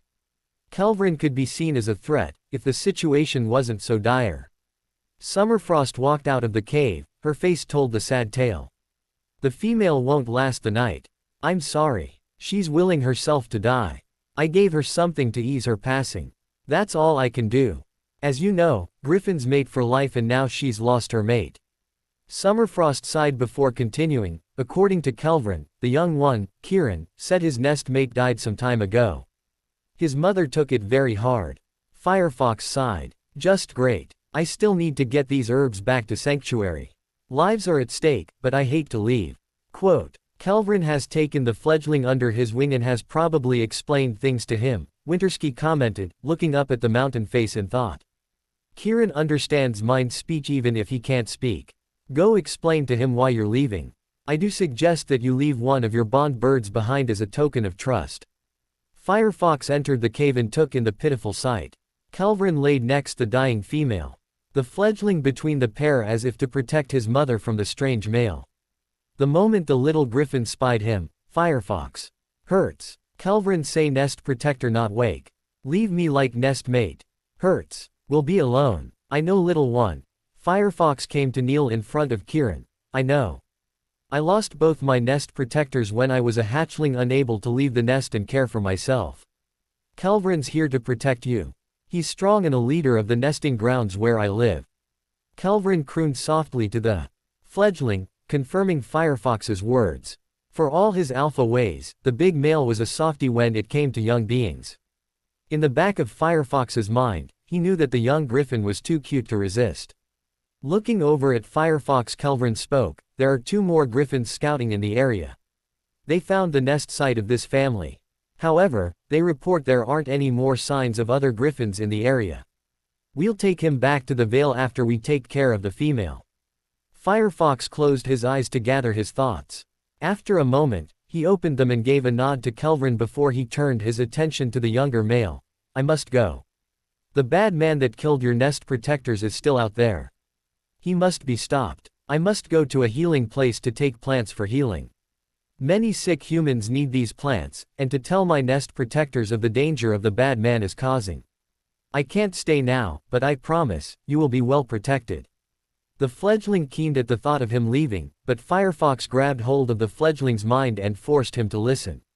Kieran, I'm leaving Hedwig with you as well as entrusting my friends and Kelvin to protect you. These are good humans, like me. We are pack mates. We hunt together, protect together, live together. They will care for you while I am gone. Trust me. Trust them. Godric came over to the trio and chirped. My mate will protect fledgling. Will bring food and keep safe. She will also protect fledgling as if her own. The fledgling snapped his beak at the snowy owl. Over the last couple of days the pair had become tentative friends. Kieran looked over at Hedwig and snapped his beak at her as well, who, in turn, gave the fledgling a look of disdain. You promise. Be back soon, came a small childlike need to be assured, and Firefox was reminded just how young Kieran was. He gave him a smile, as he carefully reached out to stroke the fledgling's head crest. Promise. When safe, you'll come live with me on my nesting grounds. My nest protectors will teach you everything you need to know, Firefox assured, trying to get the image of Firesong shaking his head about keeping a baby griffin as a pet out of his mind. Now that was an image. Firefox traveled through the treetops as if he had wings. Beside him was Wintersky. The older scout refused to leave the young mage to travel alone, especially with the danger of more blood-bear clansmen about. It was almost like flying as they leapt and ran along the interweaving branches. Wintersky's main goal was to help Firefox get back to Sanctuary and to get the word of a new resurgence of an old threat. The young mage's mind was more on what and who he had left behind. He knew that Kelvin and Summerfrost would take care of Kieran and get him safely back to the Vale. He still couldn't help worry, though. The pair of griffins that came with Kelvin had arrived just as they were leaving. Thankfully, they were 2 young females. When Firefox disappeared into the forest canopy, He could hear mentally the cooing of the pair as they exclaimed over how cute the fledgling was. However, his thoughts turned from the fledgling to the looming threat. What was that blasted Blood Path mage really after? How did he and the Blood Bear clan get through the pass to Valdemar? That pass was being watched by both the northern tribes as well as Valdemar. There was no way they could have crossed without some word getting back to the Vale. He went over everything he had been told about Blood Path magic and was still coming up short. Thankfully, the elders at the Vale were not anything like Dumbledore, who refused to share information. He shuddered at the thought of not knowing just how dark that magic was. When Firefox first started to take scouting duties between his magical training, it was the first thing he learned. Information is power, and not having any background info could spell disaster for the mission. Heading for Sanctuary would take the pair a little over a day to get there, at their present speed. At least Firefox didn't have to stop to look for items on the wish list the healers gave him, so he and Winterski could take a more direct route.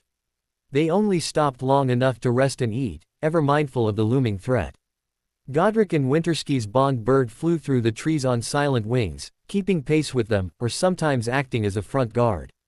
So far there hadn't been any sign of either the mage or the Blood Bear clansmen, but both knew they couldn't let their guard down. Morning came too soon in Firefox's opinion. He shook off the last vestige of sleep and looked around from his cozy perch in an ancient tree they had decided to take a short rest in. It was a cold camp in the trees and they had taken turns at watch. However, being a mage, Firefox could pull on magic to keep both of them warm, even in the coldest part of winter. He just had to make sure if there was an enemy out there they couldn't follow his magical signature to find them. A ration bar was thrust silently at him. It would have to do until they got to Sanctuary. They were about an hour away from Sanctuary when he felt it, anger, evil, cold and hungry coming from behind them. No, it was impossible. That aura almost felt like Dementors, but that's not. Merlin, star-eyed. How in the all that is holy did that blasted hell spawn of a mage manage to raise a pair of Dementors here of all places? Firefox quickly dampened his aura and cut his ties to the local ley lines as not to alert them to his presence. He then signed to Winterski to stop as he took a look around the forest. Silence met them as they scanned for the danger. What was more disturbing was that the usual sounds were missing. The only movement was the wind rustling through the leaves. The older scout gave Firefox a puzzled look but kept his silence. Danger. That thrice-damned mage decided to raise a pair of Dementors from the abyss. At least we're about a couple of miles ahead of them. They'll be here soon, he said to the older scout, who paled at the news. Firefox blinked as he searched out for more information. Wait. No. They're not heading for the Vale. Sanctuary is between us and... Oh sweet goddess. We have to warn them. They are in danger. Now, more than ever, speed was of the essence.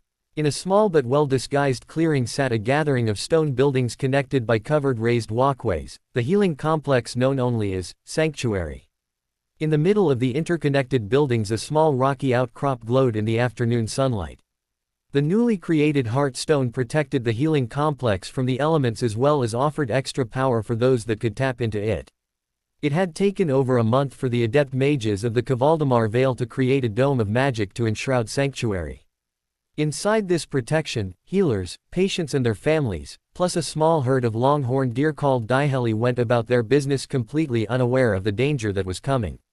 The head healer Candace was taking a stroll along the walkways enjoying a brief respite in her duties when a very agitated snowy owl landed in front of her.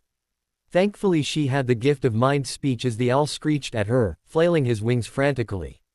Danger comes. Raise shields. Protect nest. Blood Path mage comes with evil. No time. Hurry. The owl projected at her. Warn all. The owl flew off to warn others. Candace wasn't a fool. She knew the dangers that came from the forest and the northern realms and its tribes. If a hawk brother sent their bond bird with a warning, then she had better listen. Turning towards the center of the compound, the head healer started shouting for her assistance. With the number still recovering from this new plague, she hoped they could get everyone into the shelters. She prayed, as the other healers hurried to do her bidding, that their defenses would hold. A Diheli ran up to the head healer. She turned to the sentient being. The owl is correct. Evil comes. We can sense it approaching from the north. We must take cover or flee while we can. Can you project anything to the Vale from here? She asked, aloud. It's being sent as we speak, but they will not get here in time. A warning has been sent to Aran's Grove as well as the Ghost Cat Village. Any idea what's coming? Demons. Goddess forbid. Although demons were merely legends in Valdemar, anyone who had lived, or even visited in the out countries, will tell you demons still exist. Well, there was no time to be faint of heart. Get everyone into the cellars at once. The veil's too new to hold for long, the head healer snapped at the gathering staff.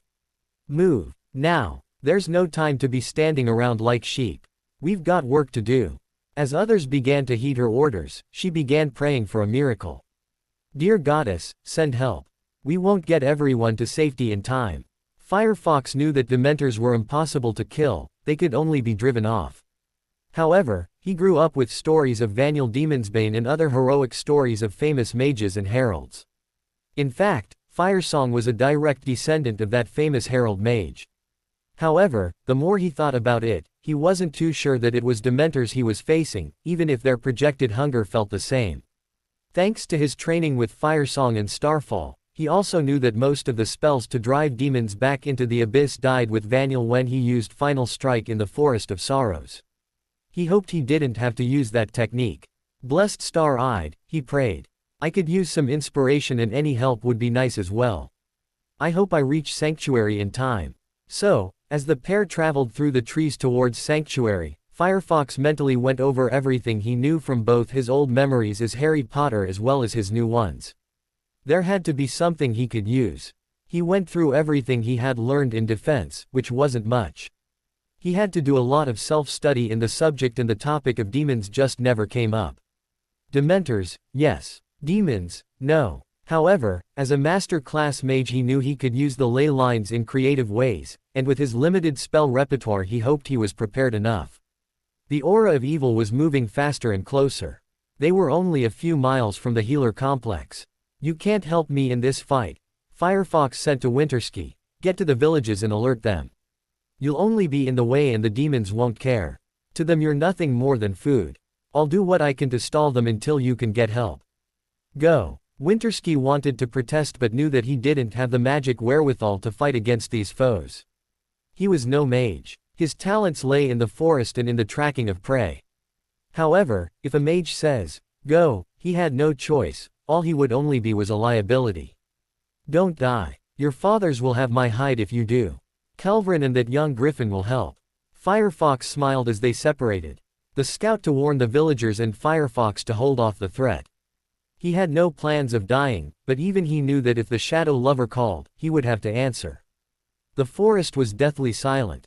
Everything in the area had either fled before the evil miasma that rolled across the sky and land, or went to ground. Firefox stood in a tree overlooking Sanctuary and noted that the Heart Stone had been locked down and the safety shields were in place. All the healers had by now moved everyone into the underground shelters. He hoped it was enough. There were few barriers that could stop a demon. According to Anda and Shandy, Kars is still plagued with them, even to this day. The magic as well as the different auras that radiated from Sanctuary would be a sweet temptation to anything hungry for such a feast. A tremendous roar echoed through the trees. They were almost here. Firefox jumped down from his perch to stand just outside of Sanctuary's entranceway and waited. His climbing hook and bow were the only weapons he had. He carefully tapped into the small vein of magic that ran underground and back to the main feed. The ley line recognized his aura as he had been the one that created its banks. The familiar ebb and flow of power gave the young mage the confidence he needed to face what was to come. Grounding himself, the young master-class mage began to pull more power from the larger pool that was the veil miles away. He was as ready as he could make himself. Then he remembered something that Firesong once told him during one of their lessons. Firefox, if you want to confuse your enemy's ground and center your magic to a place they would least expect, the void. But take heed, the void is dangerous. If you aren't careful it could pull you in and you'll never find your way out. But the rewards may be worth it. We can no longer do the great feats of magic because of the mage storms, but if a mage is clever enough, he can always find a way. He had just finished regrounding himself in that place between life and the afterlife known as the void. He could feel the tugging on the tether that anchored him. The feeling was something he would not describe, even if he could. He knew that he wouldn't use this often and was almost certain that he couldn't use it again anytime soon. The trees in front of him shook and broke as two huge creatures stepped through. Demons. Blessed star-eyed, be with me this day. They were larger and uglier than anything Firefox had ever seen. They definitely were not Dementors, even if they gave off the same aura. Not to mention they were larger than the giants that followed Voldemort. That insane idiot had called up demons and not Dementors. Why did they feel the same? He had no time to dwell on that matter. Too much was at stake. Hunger radiated from the demonic pair as they surged forward to the feast that waited for them under the protective veil that was sanctuary. Firefox raised both of his arms and shouted a word of power. From his fists 2 huge levin bolts shot out, stopping the pair in their tracks. The Bloodpath mage skirted around the summoned pair and laughed. You can't stop them. They're bound to me, and they will sweep away this pathetic place. I'll avenge my father and kill the mage that defeated him, then I'll sweep through the tribes until I am acknowledged as the supreme chief of all the clans. Firefox spared no time for the insane monologue as he reached into himself and into everything he knew about demons. He had to break the contract between the mage and them. It was the only way. Suddenly, an arrow shot through the air and hit the Bloodpath mage, wounding him. Clutching the arrow that stuck out of his shoulder, the mage shouted another order. The demons howled in anger as they turned to face their summoner. The mage shouted orders as he pulled out the arrow and waved it at the pair. Firefox pulled more energy and started to chant. The words didn't make much sense if anyone bothered to listen, as they were in Celadon, Silverfox's native language. In the back of his mind, he prayed that this worked as he didn't have a plan B. The young master class mage pulled more and more energy both from the void as well from the ley line, ignoring the pain of the energy flowing through him. Light from the levin bolts lit up the late afternoon sky as they hit the demon's mid-chest. Both demons were almost mad with hunger and pain. They roared, flaring their auras. Their dark miasma flooded the area, choking all life around them. Their L voices demanded the blood of innocents as they were promised. They would not be denied their prey. Using mage sight, Firefox found the angry red tethers between the demons and the mage. Although the tethers had been weakened by the arrow attack and he knew if he broke them one of two things would probably happen. At least he hoped it would happen. One would be the demons would turn on the mage and return the 3 of them to the abyss from which they came. The other would be they would be loosed onto Valdemar, devouring every living thing in their path. He felt a second presence in the ley line.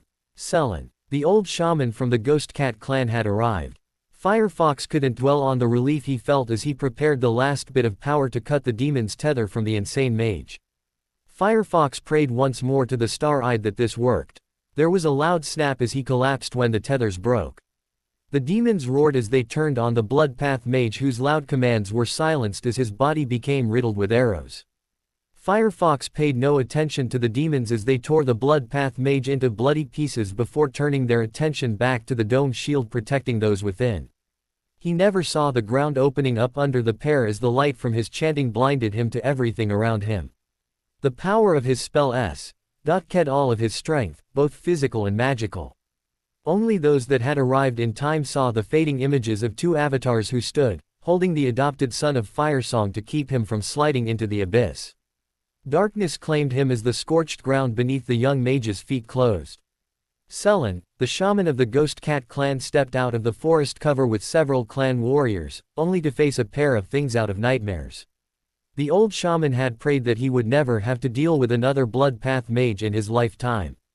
However, he knew there were always those who sought power, and would seek it by any means possible. But as long as there were strong warrior mages like young Firefox, the clan would be safe from their evil ways. He saw his young students stand against those nightmares without any help and knew it was worthy of any song that could be sung around the campfire. He watched in horror as the lad faced the demons when he had arrived with many warriors from the clan. The shaman started to add more magic and his skills to the fight. Keeping those horrors from escaping before they could be sent back to the abyss was his only task. Selen left everything else to the young mage and the warriors. The several warriors that had come with him scattered into the trees to offer what aid they could as the shaman chanted, adding his voice to Firefox's chanting. The shouted commands demanding obedience from the Bloodpath mage were silenced as his body was riddled with arrows. One of the demons scooped up the body and began to munch on it, not caring it was its former master. Ignoring the chaos around him, Selen called upon his clan's totem, along with a silent plea that he would not lose his newest student in this fight. Suddenly, there was a loud explosion as the area lit up in a bright white light.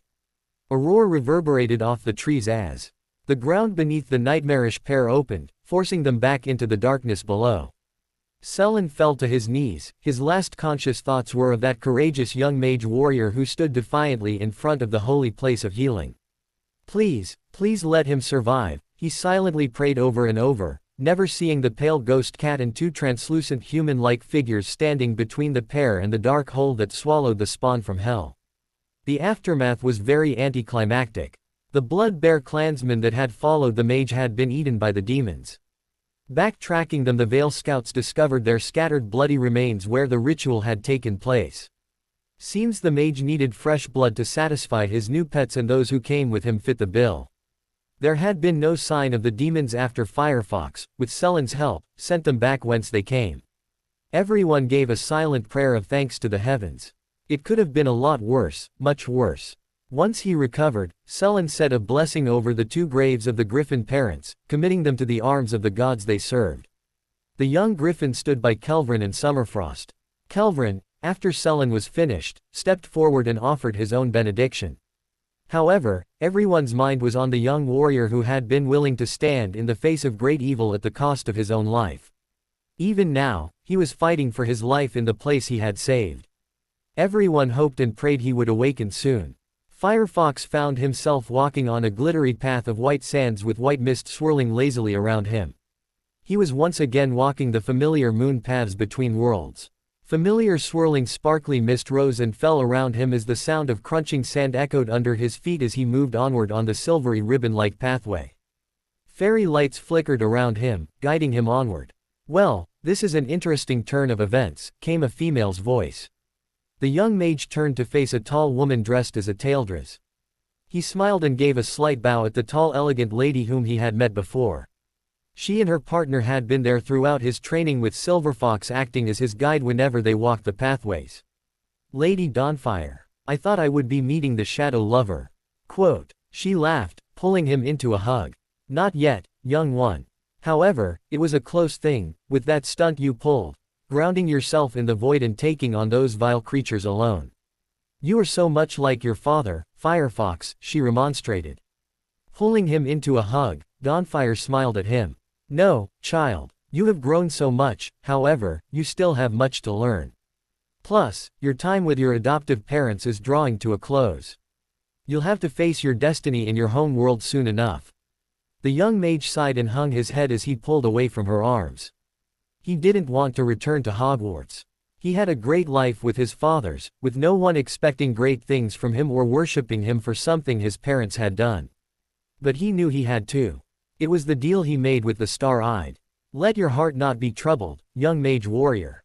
She is very pleased with you, as we, Trevelyan and I, as well as your fathers are," she conjoled, placing a finger under his chin and lifted it so his eyes met her. "Have courage. You are not alone or ill-prepared as you were before you called to her. Now, I have more news for you. Look for a new teacher soon. He has much to still teach you." With that said, Dawnfire stepped away from Foxfire, blurred into a hawk, and flew away. Firefox stood on the moon path and watched her disappear in the swirling strands that made up the void. He took courage and strength from her words. His mind went over what she told him as the mist swirled around him. Taking a deep breath, he drew in the power and the peace of the void into his being as he had been trained to do. How long he stood there? He didn't know. Time had no meaning when you walk the pathways. He stood there, taking in the mist strength until he felt the pull from his body in the real world. Finally, he was waking up. Firesong and Silverfox sat on the cot across from their adoptive son, talking softly. On the floor next to the bed was a young griffin, curled up asleep, his tail covering his beak and his young wings acting like a thick feathery blanket. Their son had lain in a coma for the past week since the battle with the demons. Already, news of the attack had traveled to Haven, the capital city of Valdemar, and a team of heralds had been sent to help with the investigation to find out how and why this happened. So far, they hadn't arrived yet, but were expected any day now. Already their son was being hailed as Demon's Bane heir, since it was well known that Firesong was a direct descendant of the last person that held that title. At the present, no one really uttered that title in the hearing of the pair. They didn't dare incite the temper of either parent. Many have been on the receiving end of Firesong's acid tongue in the past and didn't want a repeat of that.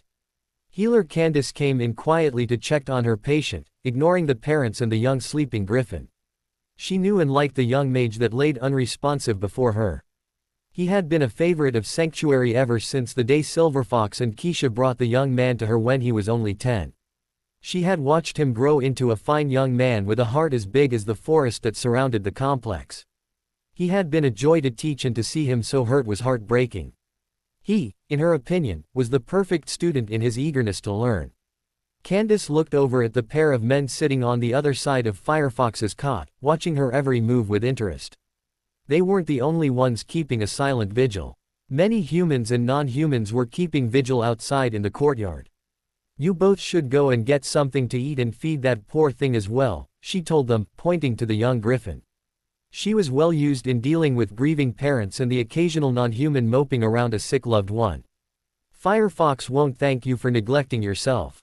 He's doing well, considering, but it'll still be a while before he wakes." Just then, Starfall walked into the room and sighed at the sight before him. He was carrying a tray of food for his son and life mate. "Any news?" The middle-aged healer shook her head. "He'll wake when he will. His wounds are healed and his pathways still have a ways to go before they are completely healed. You know as well as I that it's a waiting game. Until then, there's nothing I can do." When they found Firefox after the battle, he suffered from burns from flinging around 11 bolts right and from opening a gate into the abyss.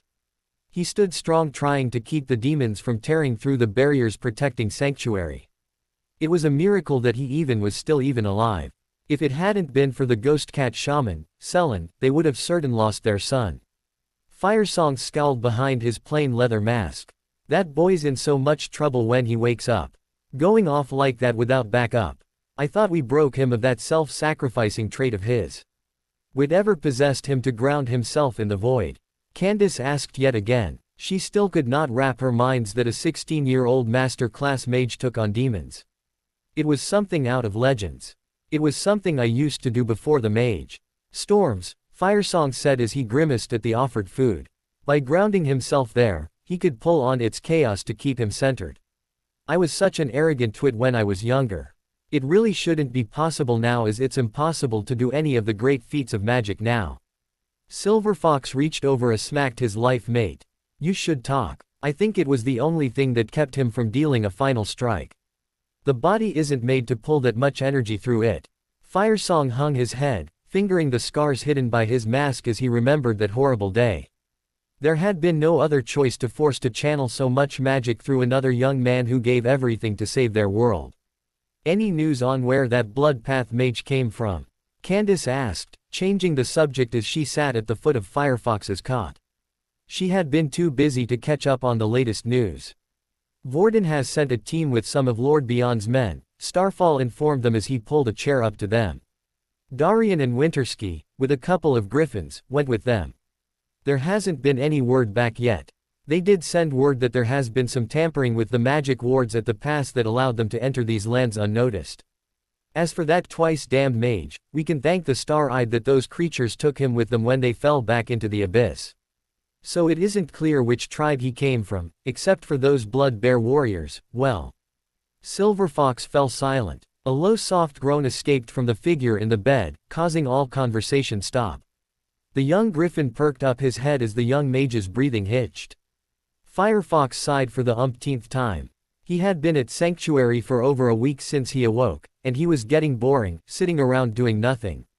At least he was now allowed out of bed to use the facilities. He looked over at the emptied cots around him. Now that he was almost recovered, his parents and friends were out doing everyday duties, while he was still stuck in bed. He was so bored as well as lonely. According to Candace, the only good thing besides still being alive was that he still had his magic. According to the head healer and Silverfox, he had opened new channels in his magical pathways within his body. He will be needing more training to control the power running through them without hurting himself or those around him. Both of his parents were very proud of him, that he was willing to sacrifice his life and magic to save the innocents at Sanctuary. By rights, Foxfire was now an adept healing mage, but because of the mage storms that almost destroyed their world, he would not be able to perform many of the higher levels of magic. The young mage informed his father he didn't mind too much. He was just thankful he still had his magic. In the back of his mind, Firefox couldn't help wondering what Poppy would say to all this. He was pretty certain that she and everyone else in the wizarding world would have wondered why he hadn't squibbed himself. Damn, but I'm so bored. That's it, I'm leaving, he decided as he threw blanket off him. Taking a deep breath, he stood, ignoring any pain that raced through him from being idle for so long. He slowly made his way out his room at Sanctuary into the last of the afternoon sunlight. He shivered slightly, as the season was getting cooler and soon it would be snowing. At least Sanctuary, with its own Vale, could now enjoy a slightly warmer climate like the Vale. However, it was still chilly. He smiled at the small stick figures that represented the Diheli that were tied to the railing along the raised walkways. It was the custom of the northern tribes people that came to Sanctuary for healing to make a donation. These small tokens as prayers of healing and to offer thanks for their continued living. Should you be up and around, young man? Came the voice of Candace as she came up behind him.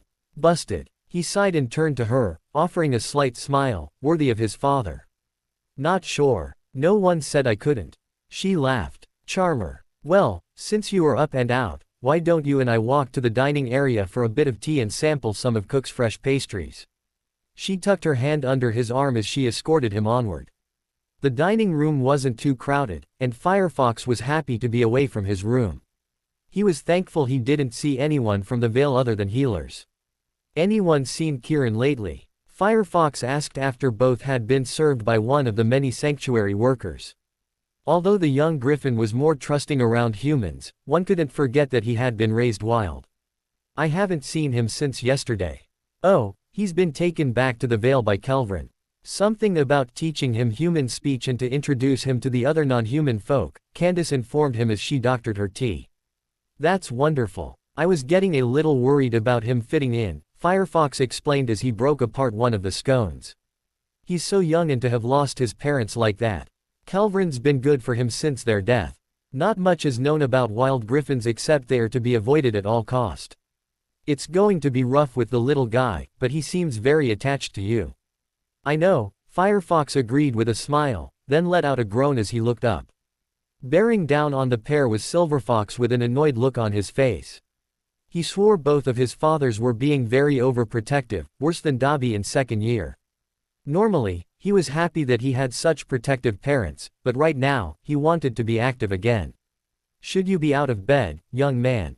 Came his father's voice. Ah, Silverfox, come join us, came Candace's voice, breaking the tension. You know as well as I that we healers like to get our patients up and walking as soon as possible. It's good for the patient as well as for the healer. Firefox snorted into his tea. At Hogwarts, he couldn't remember the number of times he had to sneak out of the infirmary in Poppy's eagle eyes. She certain didn't subscribe to that philosophy at all. The older Taildras hemped as he sat beside his son, and he reached to drape an arm over Firefox's shoulder. So, what did he do this time? Papa. Firefox whined. I'm fine. I was just so bored in my room. Honest. The two adults laughed as the childish behavior. Yes, both healers silently agreed that the young mage was recovering nicely. The young green-eyed mage was finally back in his own Ekel and it felt great to be home. His things were just where he had left them. This was his Ekel, even though it was attached to his parents. It was still his private area, and it felt great. He never thought he would be able to say the word and know it was true.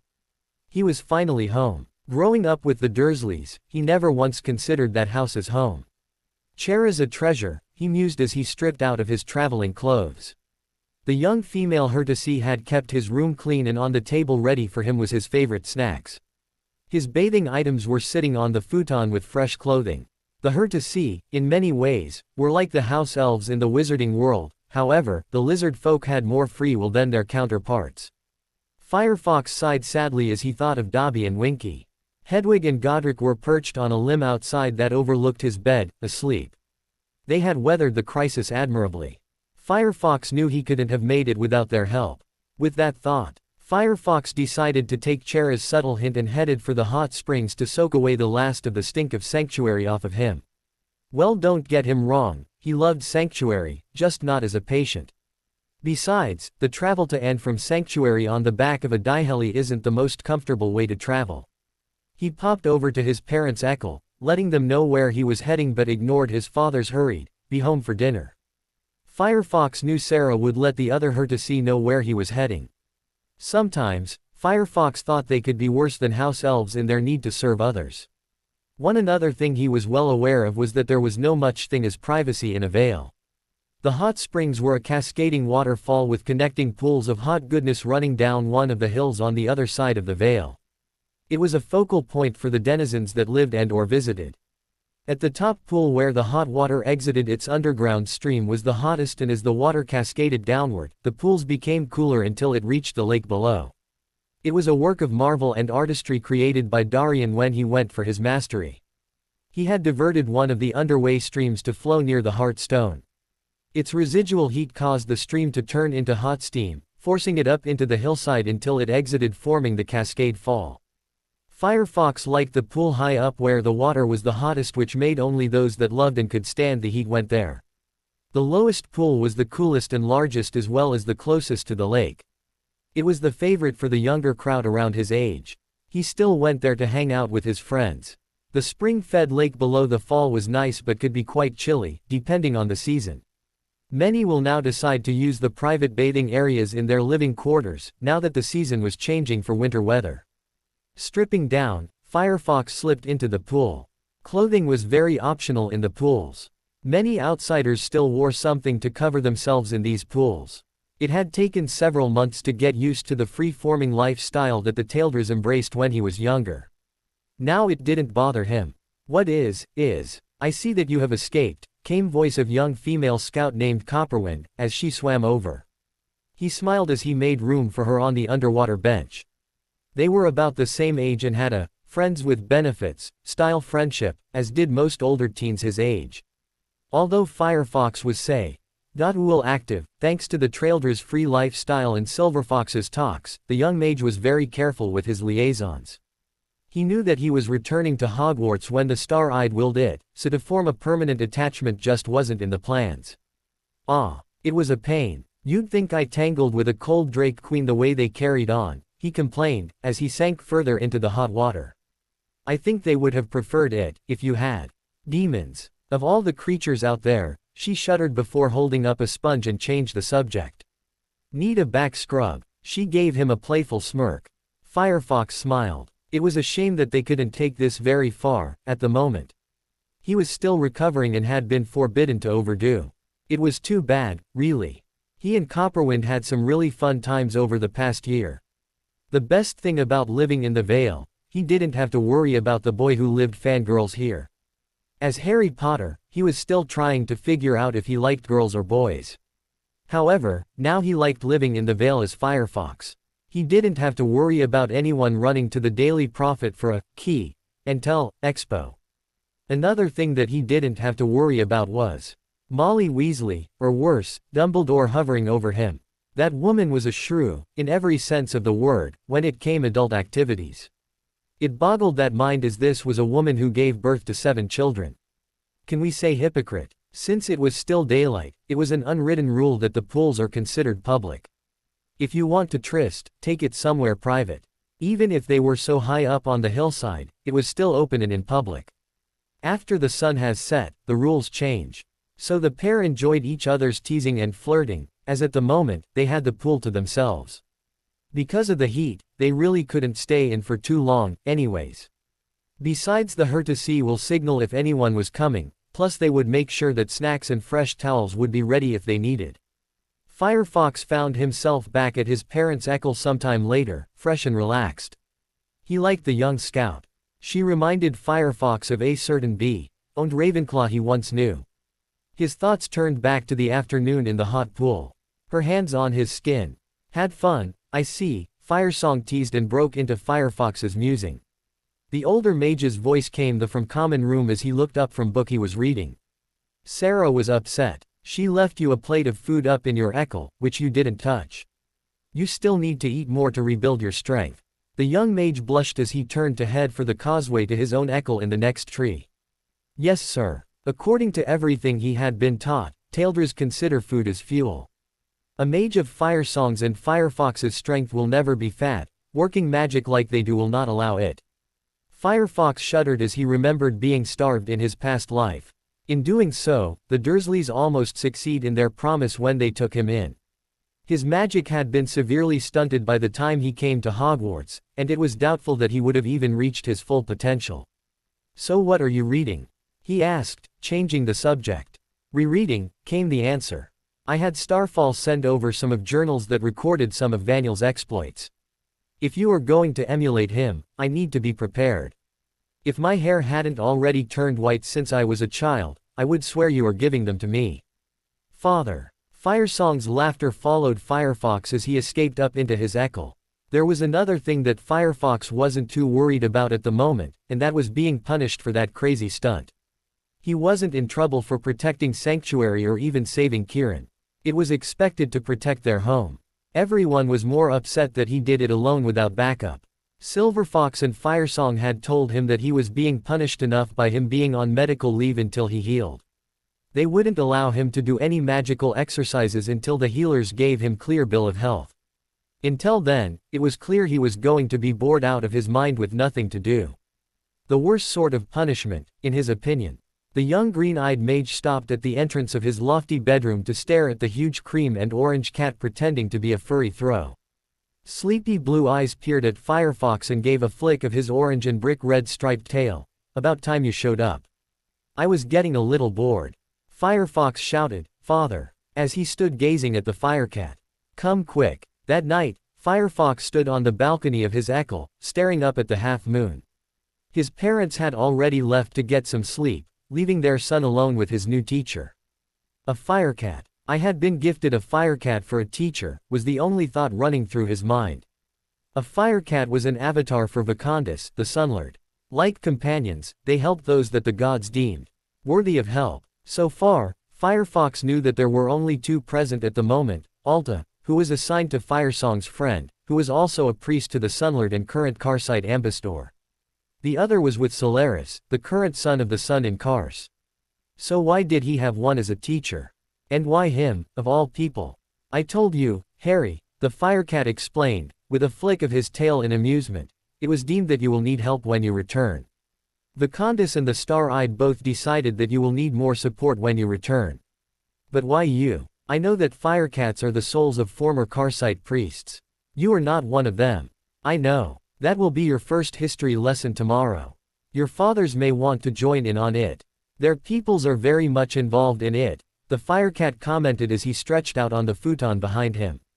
But why you? Why not one of the others? They have already been reincarnated. I was still serving my penance. Besides, I am the logical one to send. I know more about Hogwarts than anyone. It was, at one time, my home. So what do I call you? Salazar Slytherin. You may call me either Salazar, or Sal, or even teacher. Whatever you do, you will do it with respect. Now it's late, and your lessons start tomorrow. So you need to get to sleep, Harry. You are still recovering from magical exhaustion as well as channel overload. Firefox sighed, move over. This is my bed, after all. This was something he definitely needed to get used to. However, Firefox sighed as he looked around the crowded, ground-level common dining area meeting hall. In his opinion, the Hurtesi had outdone themselves with the buffet table running along the one side of the hall. He was positive he knew most of what was going to be discussed, but was he ready to hear the rest of the story? At the Firecat's request, only the elders of the Vale and a few of the mages were there as well as Selene. Kelvin, from the Griffins, along with Kieran laid stretched out on a few floor pillows as well. Asihen, the Vale's head Hurtesi sat tucked in the corner, directing his ever-hidden and present clan. King Stallion Tercel and another stallion from the Diheli herd laid by the Griffins. After drinks and snacks had been passed out, all eyes turned to the large orange and cream cat that sat majestically on a center table. Firefox took his place beside his parents, near the front of the center that surround the table that Salazar was perched on. We all hear, the cat projected mind voice started his tale. Good. I hate repeating myself. The stern mind speech of Salazar echoed in the minds of all present. My name in life was Salazar Slytherin, and my tale goes to the time of the mage war between Urtho and Mar. A gasp rang out, but no one spoke. However, it was the Taildra's way. They would listen to the tale first, ask a few questions afterwards, then go off to think about what they heard, then come back, ask some more questions, and then plan. Firefox had informed his parents last night the name of his new teacher and explained who he was. Over the years since his arrival to the Vale, he had told them of his experience at Hogwarts and its colorful history, which included Salazar Slytherin. My family were among the few Mar forces that were fed up with the war. They and others had been working with some of the Urthos for a ceasefire. They had hoped to get out from under that evil adept mage's rule by gating out. Then word had come that Mar had slipped a spy into Urtho's ranks. Firefox knew that gating was opening a portal from one place to another. It usually took a very powerful adept mage to use and hold the magic. His father Firesong was one of the few human mages that once could open a gate. However, since the mage storms, such feats were now impossible. One of the reasons why we wanted out was Mar liked experimenting with the lives of those he considered beneath him.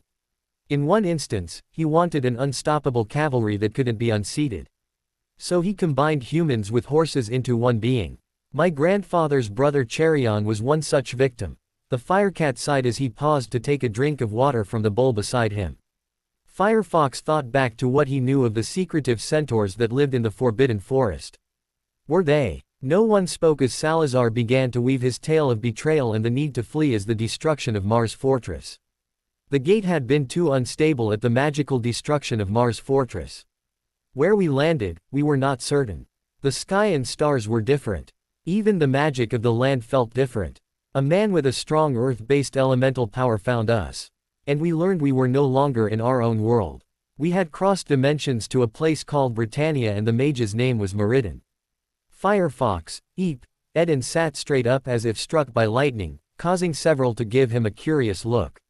He opened his mouth to say something, but closed it at the Firecat's steely gaze.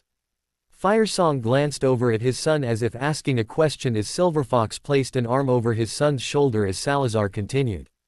Just so, my new student.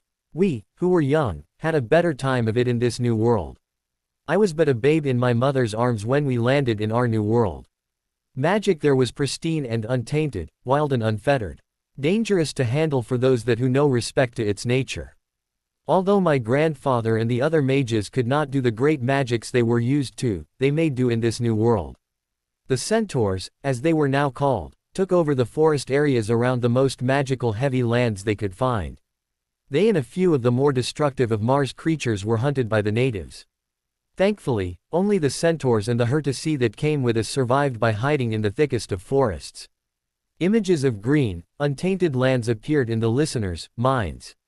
Also, there came images of half-man, half-horse herd running free, small beings that Firefox recognized as house elves, manticores, noondus, and several minor creatures that he knew were listed in his monster book of monsters.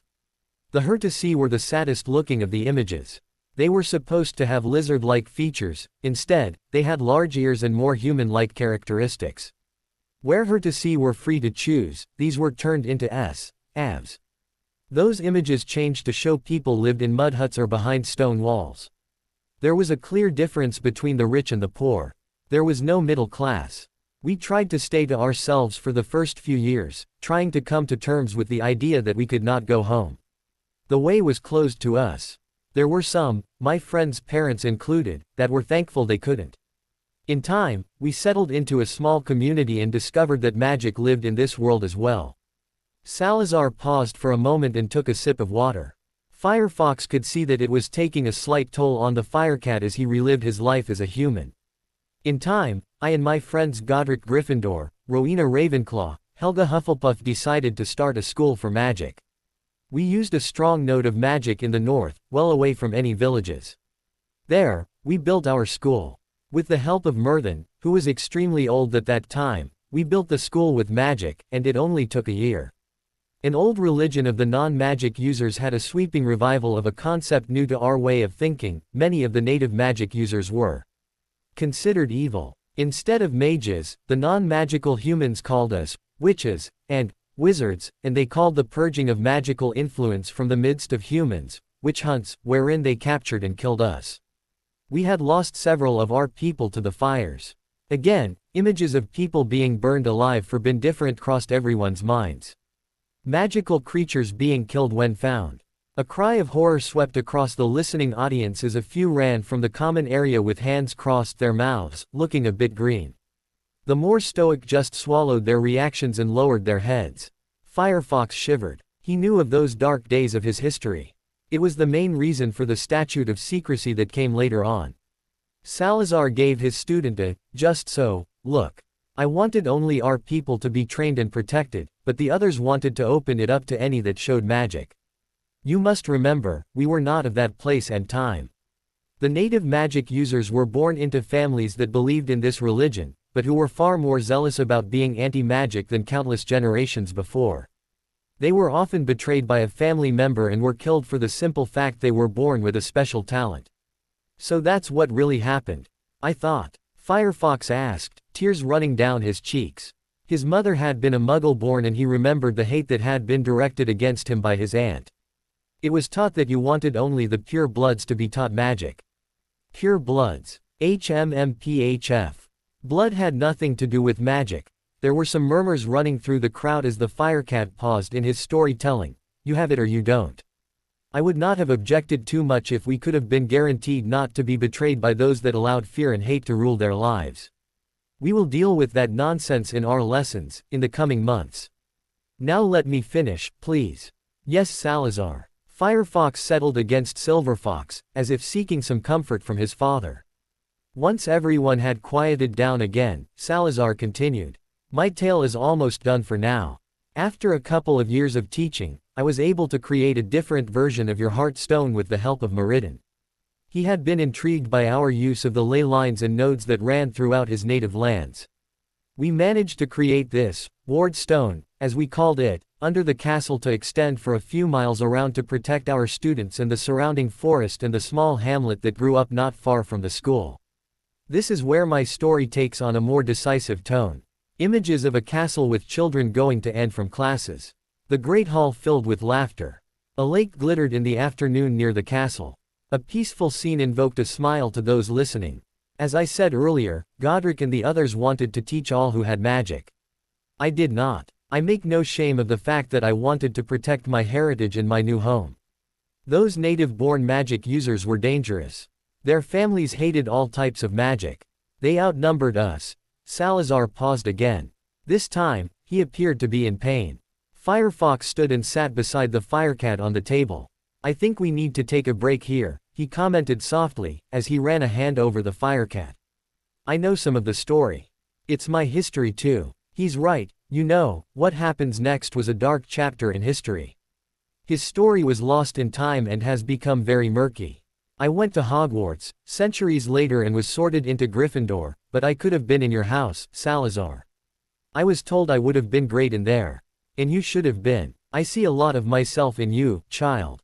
Strong, cunning, brave and secretive. My tale is almost done, for now. A quick question. Was it your idea to leave a basilisk under the school?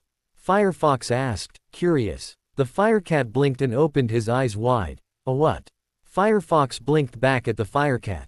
A basilisk. It has been said that it lived in the Chamber of Secrets under the school since the day of the founders. If you didn't put it there, wonder who did. Well, it could have been my son. He did take over, after I left. After the ward stone had been created, Godric and I had a falling out. The argument about allowing the native-borns or those of mage blood only took on a darker note. The fires were getting worse. Godric and Helga were worried for the young native-born that had magic would be caught in the fires. Also, as it became clearer that we could not return home, some of us had already started to intermarry with some of the native-born. My son's wife was a native-born. She was a lovely thing, but her father. Salazar shuddered. He was against magic, in all its glory. He was a very devout man to his religion. He refused to allow his daughter to marry someone so tainted by magic. The image of a lovely young woman wearing a long, flowing gown with a white veil hiding most of her long, braided hair appeared. She had sad, haunted eyes. I killed her father in a fit of rage when he struck her in my presence. She was heavy with my first grandchild. Afterwards, Godric refused to allow me to return, as he couldn't protect me from the storm of politics that followed. I was killed by the girl's brothers not long after that. I never got to see the birth of my first grandchild. There were no images of that scene. They were too personal. Silence reigned in the dining area as everyone digested the long history. There was some murmuring as people quietly left. There would be more questions and discussions later. Firesong stood, allowing his son to comfort the wrung-out Firecat. Turning to Silverfox, he said, "I think I should send to Indesha. He might want to know about this. It would be interesting to know his reaction to knowing that some of his people survived." They both knew that Indesha was a direct descendant of Mar. The evil adept mage had used a blood ritual to body jump from his male heirs to live a sort of immortal life. His last possession had been Indesha of the Plains. Once Mar's soul had finally been sent to hell, Firesong had a brief fling with the handsome young Shanaan. Well, this news will have pieced together some lost history. The Kyrie will have a field day with this, Silverfox commented as he studied his son and new teacher. Firefox, you need to eat. Remember, you are still on restriction, he called out. Yes, sir. Can I get you anything, Salazar? The teen asked as he hopped off the table. Some fish would be nice. The summer sun was low in a bright clear sky, casting a golden glow on the tops of the trees, as several griffins and humans played in the lake below. On a sunning ledge that overlooked the Kavaldamar Vale, a trio of beings were soaking off the heat after a refreshing swim. Firefox, a 17-year-old adept class mage, was leaning half-dressed against an almost fully fledged griffin, Kieran, who had his wings spread out to dry. Curled up next to the young mage was a large cream and orange cat, but then, Salazar wasn't an ordinary cat. He was a firecat, an avatar for the Sunlord Vicondis. Kieran was able to speak and understand human tongue with ease. Griffins can do human speech, but they have a problem with R's and S's. And they do get their points across either way. However, Kieran was still much more comfortable using mind speech over human speech. Anyone that wasn't familiar with the Vale or with heralds would think it strange that the young teen was holding a one-sided conversation with a griffin. Those that live and work around the Vale dismissed it as an everyday occurrence and thought nothing of it. So watching the young mage converse with the silent young griffin, who refused to leave his side, dismissed it. Many knew that Kieran was still distrustful of most humans, especially outsiders, and so left him be. "I'm going to miss this," Firefox said with a deep sigh, as he looked down from his high perch. "You knew this was coming," Salazar replied, giving a lazy flick of his tail, stretching against Firefox's leg. "I know, Sal. But this has become home for me. Here, there aren't any unrealistic expectations of me. Are you not called Demon Bane's heir for a reason?" the Firecat teased. Firefox winced as he looked down at his teacher and friend. "You would bring that up. You know I hate titles. At least that title, I earned for something I did, and not what my birth parents did. Both titles are stupid, in my opinion. Why can't I just be me?" Firefox made a face at how the villagers and some of the ghost cat warriors looked on the young mage in awe since the day he took on a pair of summoned demons and won. "You are you. Quit complaining. I had hoped that by now I have trained some of your Gryffindor tendencies out of you. You are worse than Godric." "Yes, Sal." Firefox sighed as he dropped his head back against Kieran's side. Behind him, the young griffin also gave off a soft rumble of laughter. The teen was getting no respect from his friends. Kieran huffed and spoke, "You deserve Thos Titlis. USS saved me, after RRR all." Firefox reached up and started to scratch under the griffin's chin. "I couldn't save your parents. You avenged them. That ISSS all that matter RRRSSS." Kieran chided and wouldn't hear any put down from his friend. Since that day over a year ago, the pair, when they were not training, were inseparable. "Here you are," came another voice, breaking into the tranquil scene.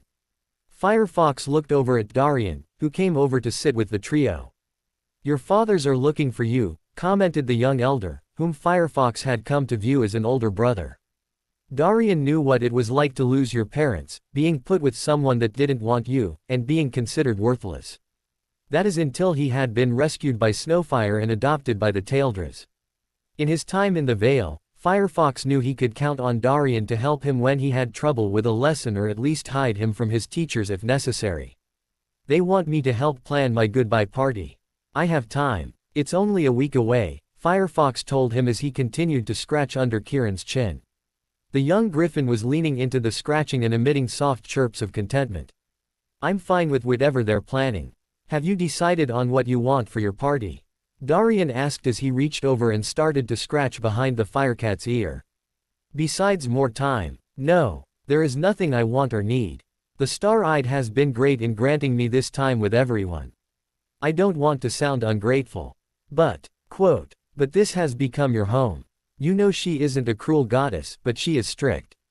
Firefox sighed and nodded. He was going back right away after his party, and that was one of the reasons why he wasn't too happy about all the celebration. It felt more like a funeral wake instead. She has given you 3 extra years of peace. You are ready, Harry. She would not allow you to return if you were not. And you are not going alone. I know, alright, I get it. I'm an adult now, and I need to return to Hogwarts and do my part. I know I'm whining and, yes, I'm very grateful to the Star-Eyed for answering my prayers and bringing me here to everyone, and allowing me to develop a great family. I get it, but it is hard for a fledgling to take up their RRR wings and fly away from the nest, Kieran interjected as the teen's shoulders slump in dejection. But it is time for you to fly. Darian stopped his scratching of the firecat's ear and reached up and clasped a hand on the young mage's shoulder. Neither spoke as they turned to watch the sun turn the sky into interesting shades of color as it started to set. Neither saw the 2 men standing below on the Vale's flooring looking up at them. Firefox finally decided what he wanted. He wanted a memento from all his family and friends to take with him when he left the Vale. He wasn't sure if he would ever return to the Vale. He hoped he could return, the Star-Eyed willing, and hoped by having things from his growing up here in the Vale would help with some of the homesickness. As Darian said, the Star-Eyed wasn't a cruel goddess, but she did expect a fair amount of maturity from her worshippers. She didn't want immature children as her believers. She wanted her followers to stand on their own 2 feet and face problems head-on without depending on her for handouts. Most of the gifts were carved colorful totems from his friends in the Ghost Cat clan. Jendi gave him a knife he had made personally for his friend. You're my knife brother. I would go with you into this new land, but I am needed here with my clan, the young warrior said. He had been made a full warrior a year ago by his father. Jendi stood proud and ready to defend his clan. Firefox was going to miss his best friend and pranking buddy. Summerfrost gave Firefox a small booklet on the care and handling of griffins. In case you need it, plus. She gave him a small crystal carved in the shape of an owl on a small chain. Firefox knew they were not in love, but they had been good for each other. She was so beautiful in his eyes, and he was going to miss her as well. The healers of Sanctuary knew they could never repay what Firefox had given them. They pooled their resource and gave the young mage a first-class field kit. Sarah and the other Hertesy gave Firefox new robes fit for his status as an healer adept mage. Sarah wanted to come with him, as she just knew that Firefox wouldn't be able to care for himself. He, however, knew she couldn't deal with the winters in Scotland, which is where Hogwarts was situated. Hertesy couldn't take the cold. It took some time to talk her out of coming with him. The night after his goodbye celebration, and after Firefox had said all his goodbyes to everyone, he and his parents stood by the Heart Stone. No words were spoken. None were needed. This was where Salazar would open a gate to send Firefox back. Normally, gating was impossible because magic was still too unstable, but the Firecat was an avatar of the Sunlord. He had the innate power with a small boost from the Heart Stone. Kieran stood beside Firefox. On his back were several packs containing his and Firefox's supplies and mementos. The tall, formidable Firesong took off his mask, a rare occurrence in public. Tears filled his blue eyes and ran down his scarred face, as he looked proudly at the boy he had raised. Remember everything I taught you and how to do it with style. Don't let me down. He gathered his son into his arms and hugged him tight. Any other words were not really needed between them, as they had already been said. Silverfox, who had also tears running down his cheeks, pulled his son into his arms. We're so proud of you. When you came to us, small and hurt, we knew we had our work ahead of us. You surpassed everything we hoped for. You may not be of our blood, but you're the son of our heart. I'm so thankful that you came into our lives. Firefox wiped the tears from his eyes and nodded. I love you both, Papa. You took me in and gave me a name. I don't want to leave, but do not worry, my friends, came Salazar's voice. I will send reports on how he is doing. This is as much his home here as it was at Hogwarts. It would be too cruel to keep news away from you. You better, Mouse Chaser. Or I'll have your hide as my throw, Firesong threatened as he gave the Firecat a glare, before turning towards the Griffin and gave a bow. Take care of him or the same thing will happen to you. Kieran gave a solemn nod. Godric and Hedwig flew down to land on each side of Firefox's shoulder. They were also ready. It is time. Prepare yourself. Where will we end up? My magical chambers that I used to do my spell crafting. You would call it the Chambers of Secret. The Great Hall at Hogwarts was filled with floating candles and animated flying bats as the teachers and students celebrated Halloween. The feast was going strong with good food and plenty of cheer. However, in a few hearts, they were saddened that their friend wasn't with them. Harry James Potter wasn't there. He hadn't been seen since last spring, when they found a small dying fire in the Forbidden Forest. Albus Dumbledore tried to find some cheer in the festivities, but his heart wasn't in it. With Harry gone, the war was now in full swing. He looked down at his blackened hand. Time was running out. He needed Harry to return and take up his destiny.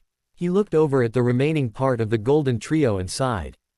That friendship didn't last long past Harry's disappearance. No, he refused to think that the lad was dead. The prophecy was still valid. It was still in play. He had to believe it. Harry, my boy, where are you? The sky over the Forbidden Forest was dark and overcast with the foretelling of snow. Firefox moved through the pitch-black tunnel with ease of one that was well able to. The moment he had exited the small tunnel that led from the Chamber of Secrets to the forest, he had cast a night vision on his mage sight. To him, the forest became as bright as the noonday sun.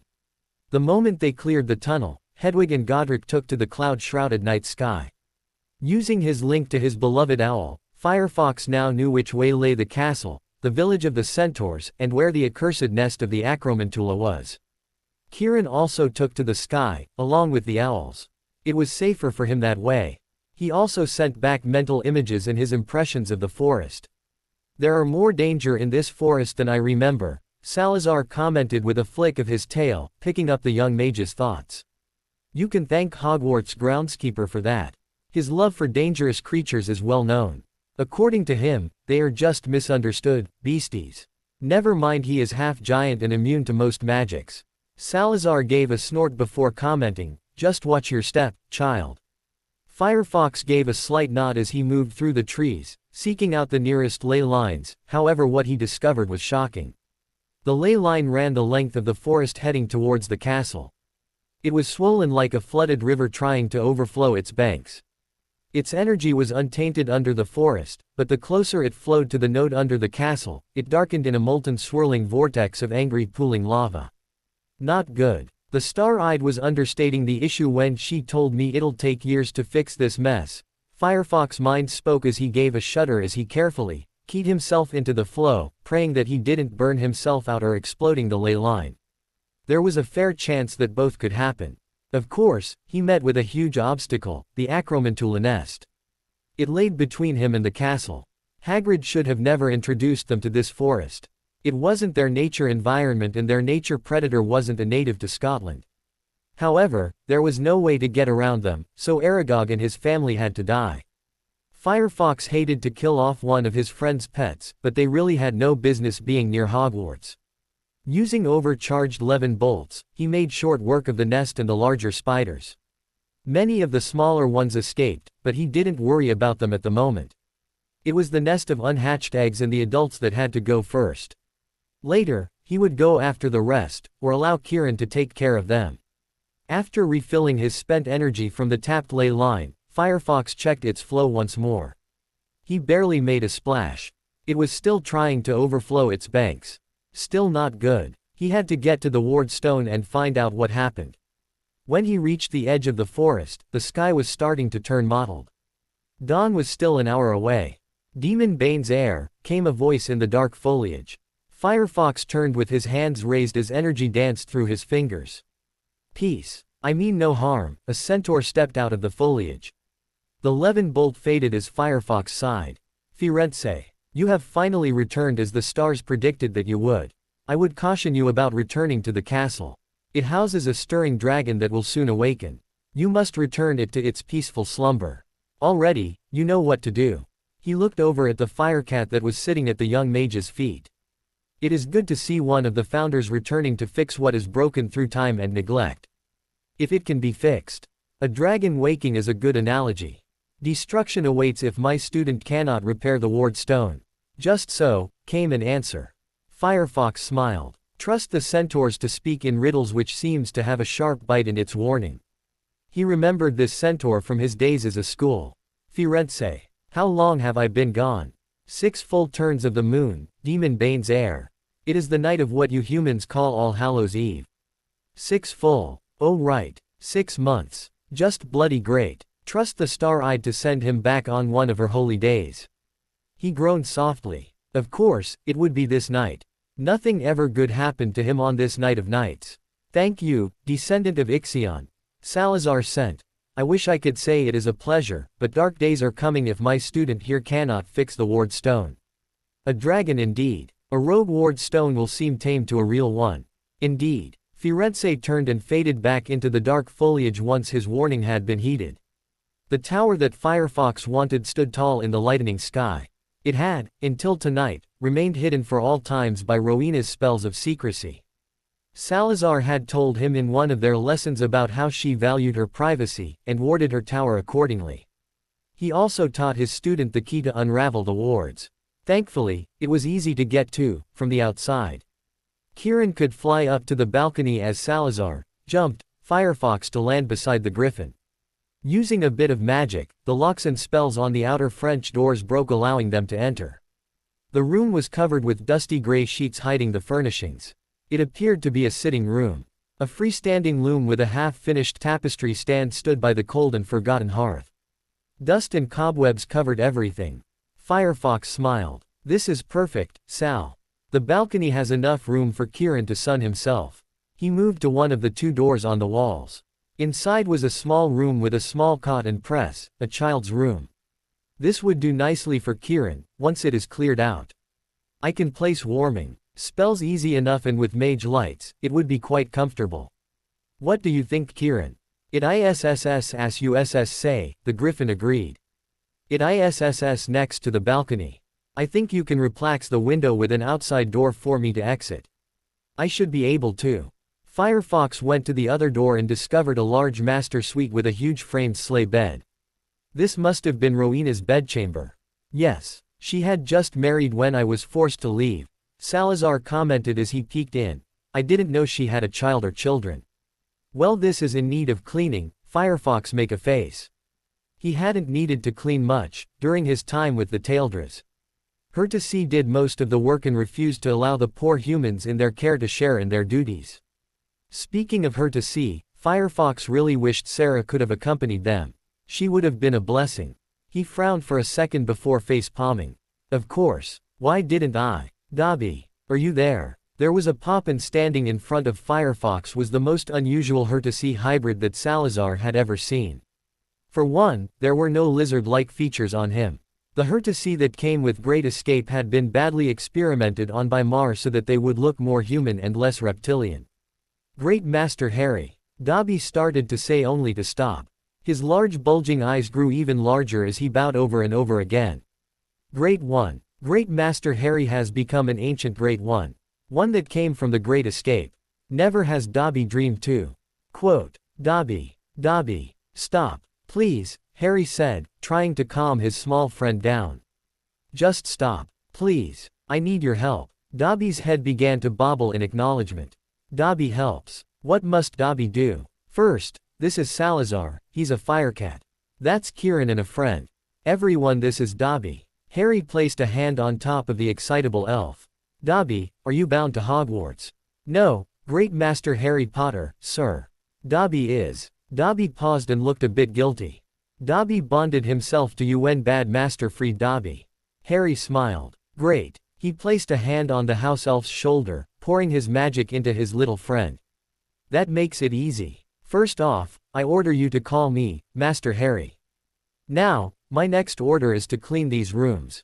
Store Rowena's things away until I decide what to do with them. Next, is Winky bonded here? No, Master Harry, Winky is in a bad way. She's dying, isn't she? Yes, Master Harry, sir. Go get her. Dobby popped out and a moment later returned. Winky was dirty, ragged, and clearly drunk. Harry knew she would be dead soon, if he didn't do something. Placing a hand on her head, he ordered, Winky, I bind you to my service for all time. There will be no giving of clothes for you. I will not allow you to leave my service. He poured magic into her. He and Salazar didn't know where the giving of clothes came from, but the original intent of these hybrid Hertasi were to service Mars and his nobles as unpaid avs, living off the magic that the bond would give them. Harry didn't have time to explore this change, but knew the old forms from Salazar. Winky changed in front of him as his magic poured into the house elf. She began to look healthier. Winky, Dobby, both of you are in my personal service. There will be no clothes given to break your binding. You are mine. There will be no punishment for any perceived slights in your duty. You will uphold my honor and keep my secrets. Both of you must be clean and well fed from now on. Winky, no more drinking of butter beer. You will remain sober at all times. Both house elves nodded and popped away for a minute, then popped back wearing clean pillowcases. Harry frowned and sighed. He would fix that later, but he was tired and already homesick. Missing everyone from the Vale, but there was still much to do. He gave a tired sigh. Maybe he'd wait until tomorrow to reintroduce himself back to the wizarding world. He wanted food and sleep. I will give you more instructions later, on what your duties will be. For now, clean these rooms. Put Rowena's things and those things in the nursery into storage. Kieran is a griffin and my friend. He has special needs which you will listen to and help him. He will tell you more later. For now, I need food and information. Then sleep. Dobby popped out as Winky began to clean the bedchamber. Dobby returned and led the young mage back into the sitting room.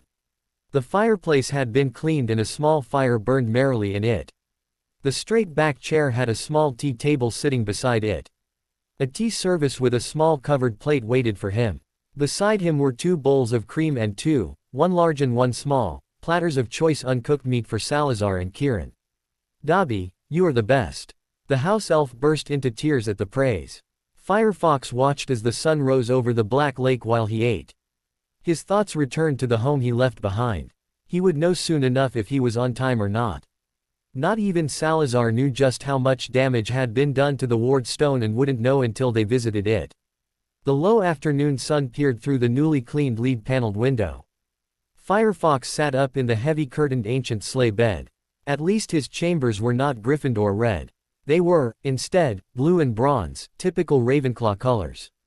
Personally, he preferred leaf green and clear crystals, not quite Slytherin colors but close.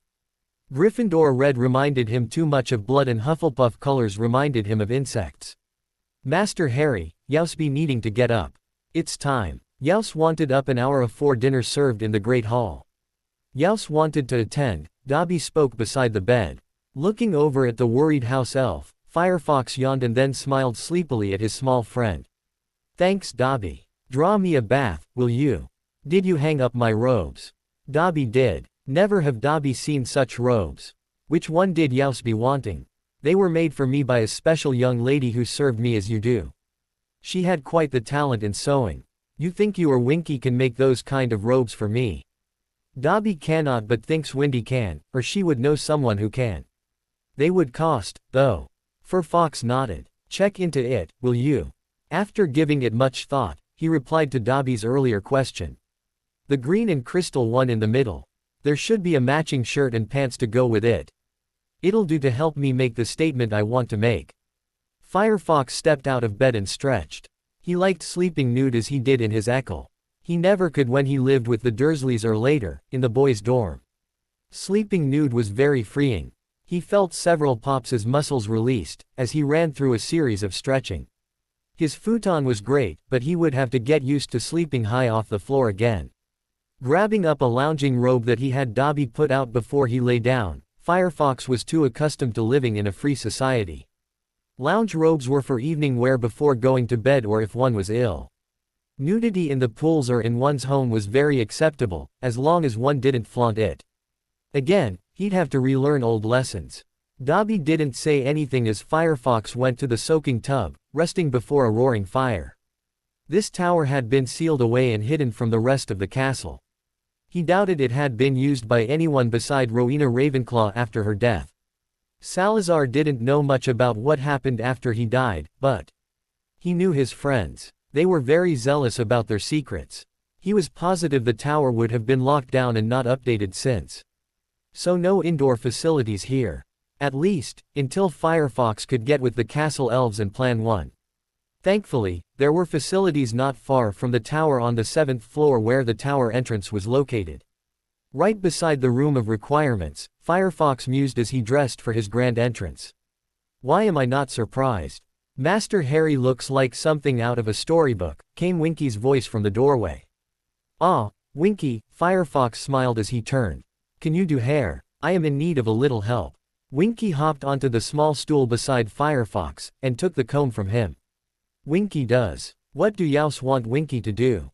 Firefox directed his little helper to braid a few small braids and adding small clips of crystal beads and feathers to his hair. That was another one of the things he now missed. Sarah always did his hair for him, in spite of the many times he groused that he was nothing more than a dress-up doll for her. He sighed, missing her deft ways. What happened to Master Harry's messy black hair that Winky remembers? She asked as she added one final touch. When you work with the wild magic that runs underground, it leaches out your color over time. I'm just lucky the magic didn't change my eyes' color to blue as it does to anyone that work with that magic, he told her, with a smile. Thank you, Winky. You're the best. Then he gave her a wink as well as a saucy smile. Winky eeked as she hopped off the stool. Winky is doing what Winky was asked to do. Once Winky tamed his long hair, Firefox felt more at ease. Dressed in a long flowing green robe and matching under tunic and pants that most of the mages favored in the Vale, Firefox thought he was looking more like Firesong before his face was disfigured. The long mirror he was standing before wasn't one of those talking mirrors, he thanked the star-eyed, that graced the many dorms in the castle. Dressed and now ready to face the Great Hall, he turned to thank his little friends. Firefox chuckled as he exited his bedchamber. Kieran was still lounging on the balcony and looked like one of the house elves had groomed him. The young griffin raised his head and yawned before giving him an inquiring look. Sorry Kieran, but you can't come with me tonight. The Great Hall has lots and lots of floating burning candles. And you and I both know that fire and feathers do not go well together. Tomorrow I will introduce you to everyone. We'll give them a show they won't forget. Kieran nodded and lowered his head. Firefox looked over to Dobby. Has his room been made up? Dobby bobbed his head. Oh yes, Master Harry. Dobby even enlarged the small window to make it a doorway for him to come and go. Ei's been putting warming spells all over the room as Youse requested. I find lots of old pillows and cushions to make a good nest for him. Youse Griffey surprised Dobby by making large balls of lights. Youse 2 owls are in the Ollery. These fine. Wonderful. He praised before he surveyed the sitting room once more. He gave a deep sigh before saying, well, no need to put it off much longer. The Great Hall was starting to fill up as students and faculty entered. Albus Dumbledore frowned. He still couldn't find who or what had caused the power surge last night. Hagrid had reported that someone had attacked the Acromantula colony and killed almost all of the adults and destroyed the nest. The centaurs were saying that the demon Bane's heir has returned. He couldn't get any more information. Who or what a demon Bane's heir was, he wasn't certain. He prayed that it wasn't another Dark Lord. Tom and his followers were bad enough. Standing, the aged headmaster called for the dinner to be served when the great doors flew open without a knock. Standing in the middle of the entrance with his arms raised was a young man, at least Dumbledore thought it was a young man wearing robes that were simple and elegant but more exotic than his. Good evening, young man, Albus greeted as he stood with his wand ready. As you can see, we are just getting ready to start dinner. If you could wait in my office, I would join you shortly. The young man had long snowy white hair that had been simply braided with beads and feathers for ornaments. Many of the girl students oohed and whispered as he stepped past them. He never looked at them as he walked. Albus waited as the young man walked with a confidence of his worth and purpose. This was someone that knew what he wanted. The leader of the light peered into those green eyes that spoke of life and freedom and started to probe his mind. "I wouldn't, if I were you," came a young man's voice in his mind. "What you are doing is not only unethical but rude and dangerous. Please leave before my defenses make you." Albus blinked. Never had he been rebuffed before for a simple probe. Just who was this young person? "Good evening, Headmaster, Professor McGonagall. Professor Flitwick. Professor Snape. Did you miss me? Sorry I am late," the young man spoke with assurance and in a very familiar voice, one some hadn't heard in over 6 months. "Harry, my boy. Potter." Harry James Potter smiled. "At your service. I hoped I didn't worry you unduly." Oh. Firefox stood in front of the closed great doors. It was time for a performance. As his father Firesong always told him, if you must make a statement, do it with style and own the situation. Do not let it dictate you. So he called for some power from the ley line that ran into the castle. He still hadn't tapped into the ward stone yet and wouldn't, as it was too dangerous to do so. Pulling the magic into his raised hands, he gave the doors a great magical push. Showy but fun. He walked through the great hall, ignoring the whispers and the staring. He ignored his former friends that sat at the Gryffindor table, who were eyeing him with suspicion. He also ignored the Slytherin table, where they also eyed him like a griffin eyeing a herd of deer. Salazar was walking by his feet and for some reason they were not noticing him. "That is because I am doing it deliberately," came the answer. "You can't have all the fun." "Of course not. You are a cat after all. Toying with people comes naturally." Salazar didn't reply, although Firefox did feel the snugness radiating off the firecat. He felt the mind probe instantly. The old wizard was just protecting his school. At least that was what Firefox hoped. With a quick rebuff and warning, the probe ended. "Good evening, Headmaster, Professor McGonagall. Professor Flitwick. Professor Snape. Did you miss me? Sorry I am late," he said with a slight bow to each of the individuals, noting their start that he knew them. "Harry, my boy. Potter. Yep. Professor Snape is still true to form tonight. Should he rile him up more? Naya. I'm supposed to be the adult here, even if he doesn't act like one." Harry James Potter smiled. "At your service. I hoped I didn't worry you unduly." Albus Dumbledore sat stupidly back in his golden chair with his mouth open. The other professors also stared at him. Even Professor Snape was at a loss for words. Harry smiled. His father was so right. If you to do something, do it with style. Whispers and rumors started to run through the great hall as everyone took in the new appearance of the lost boy who lived. He glanced over to the Gryffindor table at his shocked, former friends and smirked. His entrance was well worth it. Harry, ignoring the chaos around him, moved down the aisle to the empty spot across from Hermione Granger, one of his former best friends. Several spots down from her was the other former best friend, Ron Weasley.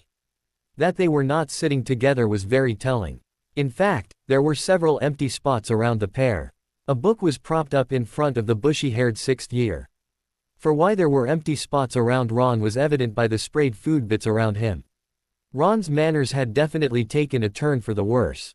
His opening salvo went well. He had everyone off-balanced. It wouldn't last long, and he really wasn't looking forward to the meeting after dinner. Well, he'd worry about that after he ate. That is, if his former classmates would let him eat. They could be as loud, rude and obnoxious as any village teenager who hadn't lived on the edge could be. "Hello, Hermione," Harry said as he sat down across from her. He smiled at her open-mouthed expression as others around him whispered and stared. With a bit of mage sight, Harry took in the food platters around him. Many of the drinks showed signs of tampering, while a couple of platters of sweets showed the same signs. He and Silverfox had many discussions about the potions that the older healer had found in his son's system. Now, Harry knew. "Water please," he called out. There was no way he would drink or eat anything that wasn't safe. Silverfox, as well as the Star-Eyed, had been very incensed at the potions and magical blocks on him. Again, he wondered how much of this he would be allowed to eat. The Star-Eyed not only healed him from those controlling magics but took the soul fragment from behind his scar. There was no way, in all that was holy, that he would go under those again. He carefully picked out a few healthier platters of food, ignoring the heavy sauces and over-rich platters. Harry James Potter. Are you even listening to me?" shouted Hermione. It seemed that she had been trying to get his attention for some time. He looked up at her and smiled.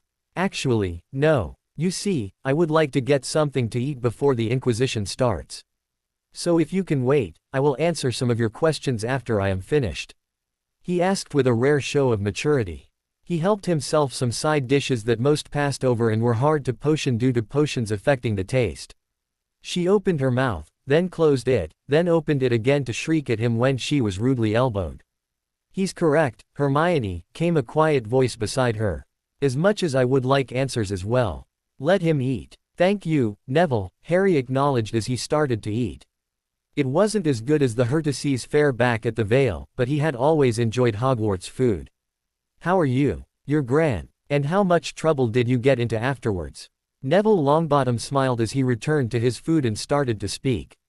"Well, I'm fine and so is Gran. Thank you for asking. She was ever so proud of me, but she did scold me for breaking my dad's wand. She hadn't wanted me to have my own. Ollivander gave her a right chewing out for forcing me to use a wand that hadn't chosen me while my dad was still alive." Harry nodded as he ate. He glanced over at the fuming Hermione. She was still upset that he wasn't going to answer any of her questions.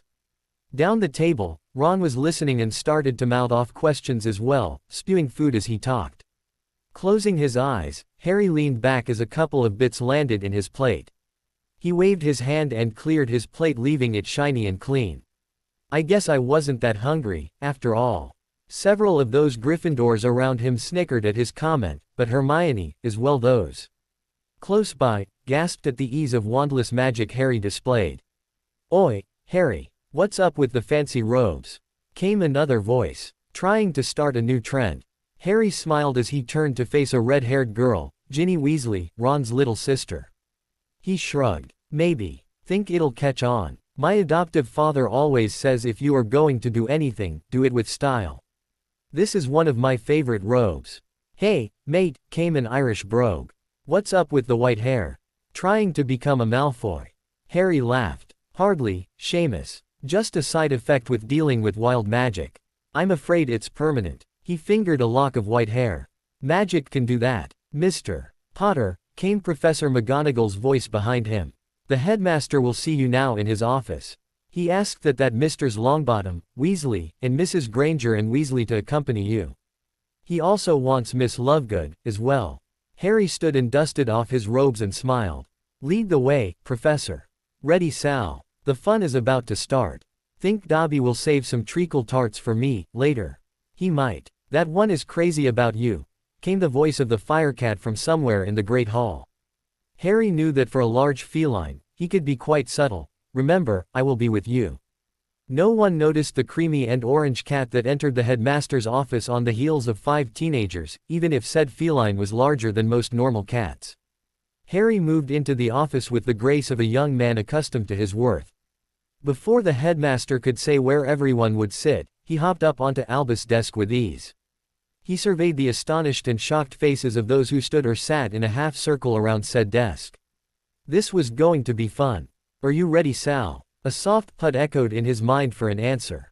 Harry was certain that the headmaster, as well as his pet Death Eater, hiding in a darkened corner to one side of the office, would try to probe it, yet again. Well, they could try, but it wouldn't work. There were several gasps of shock at his form of disrespect, as he turned to look over his shoulder. "I see you didn't tell them. Still enjoy playing with people's lives, I see." Albus chuckled as he stroked his beard, trying to look wise and grandfatherly. "I thought they wouldn't believe me. I'll bet." Turning back to the crowd, Harry took charge of the meeting. "Since we are all here, I'll begin. But know this, I will not answer any questions until I've finished my story. You need to wait." Molly Weasley started to open her mouth to chide him, only to close it again as he looked her in the eye. "That's better," he stated. "I will start to say I am very, very disappointed in all the adults in this room. Not one of you has ever been there for me. And the one person that was legally my guardian was kept away from me because of an old man's view of his greater good." "Now Harry, that is not true," Albus interrupted. "I was your magical guardian after Sirius. If you were my guardian, where were you in my life? Were you there when the Dursleys decided that my bedroom was a boot closet under the stairs? Were you there when they decided to starve and overwork me to beat the magic out of me? Were you there for the holidays? My birthday? Now, Harry, I am certain the Dursleys would never. Quote, I would swear a magical oath if you like. I would swear on my magic that they never wanted me, never loved me. I would even swear there was no love in that house for those, so-called, blood wards to take hold. The same wards you tied to my magic to power it. Could you swear the same thing? Albus sat back in his throne-like chair and said nothing. Harry gave a mental smirk, as Sal worked his mind magic on the headmaster. It was good to have a firecat as a mentor. He'd have to do something nice for him later. I thought so. Did you know that when Riddle took my blood for that accursed ritual to give him a corporeal form, he could have killed my aunt and her husband, leaving my cousin alive, and he would be set in an impenetrable fortress and no one could enter? Several of the adults looked ill at the thought. Harry went on to glare at the adults. And you had every adult in this room watching me, and yet they did nothing on your orders. You kept me prisoner in that house with people that hated me. Now Harry, Molly chided. It wasn't like that. Afraid it was, Mrs. Weasley. You were my jailers, not my bodyguards. You were given orders not to interact with me, especially when I needed someone to talk to me. I saw Riddle reborn and Cedric killed in front of me. You kept my friends from writing to me, that summer. What were you afraid of? Do you have any idea what being so alone does to a young mind? Or did you forget how angry I was when I finally was released from that hellhole? You kept me in the dark, for what? So you could play your little mind games. Enough, Harry, came Salazar's mind voice. They get the picture. Move on. Yes, Sal. But damn, that felt good. And after that fiasco at the ministry, you were all prepared to ignore my well-being on the whim of an old man with delusions for his, so-called, greater good. And I had had enough. Harry took another deep breath before continuing. I had been studying in the library between the second and third task in my 4th year. I came across an ancient book about the founding of Hogwarts. I still think it was Hogwarts herself that helped me in finding it. It told how I could petition the Moon Lady, a deity that once held sway here. I didn't have a chance to use it then, but I used it the night I disappeared. But Harry, that ritual was dangerous, shouted Hermione. I told you we couldn't use it, as it was a dark blood ritual. Harry smiled at her. He had thought that once, but now he knew differently. When you have lost everything that mattered, and you were about to be sent back into hell on earth and no one is willing to help you in your depression, you use whatever is at hand, even a blood ritual to call on a goddess. Anything was better than having no one to turn to. His eyes grew sad and wistful as he remembered that dark time in his life. What do you mean? Asked a brown-haired man. Quote. Harry turned to face him. Dot was not there. You were never there for me. You blamed your furry little problem.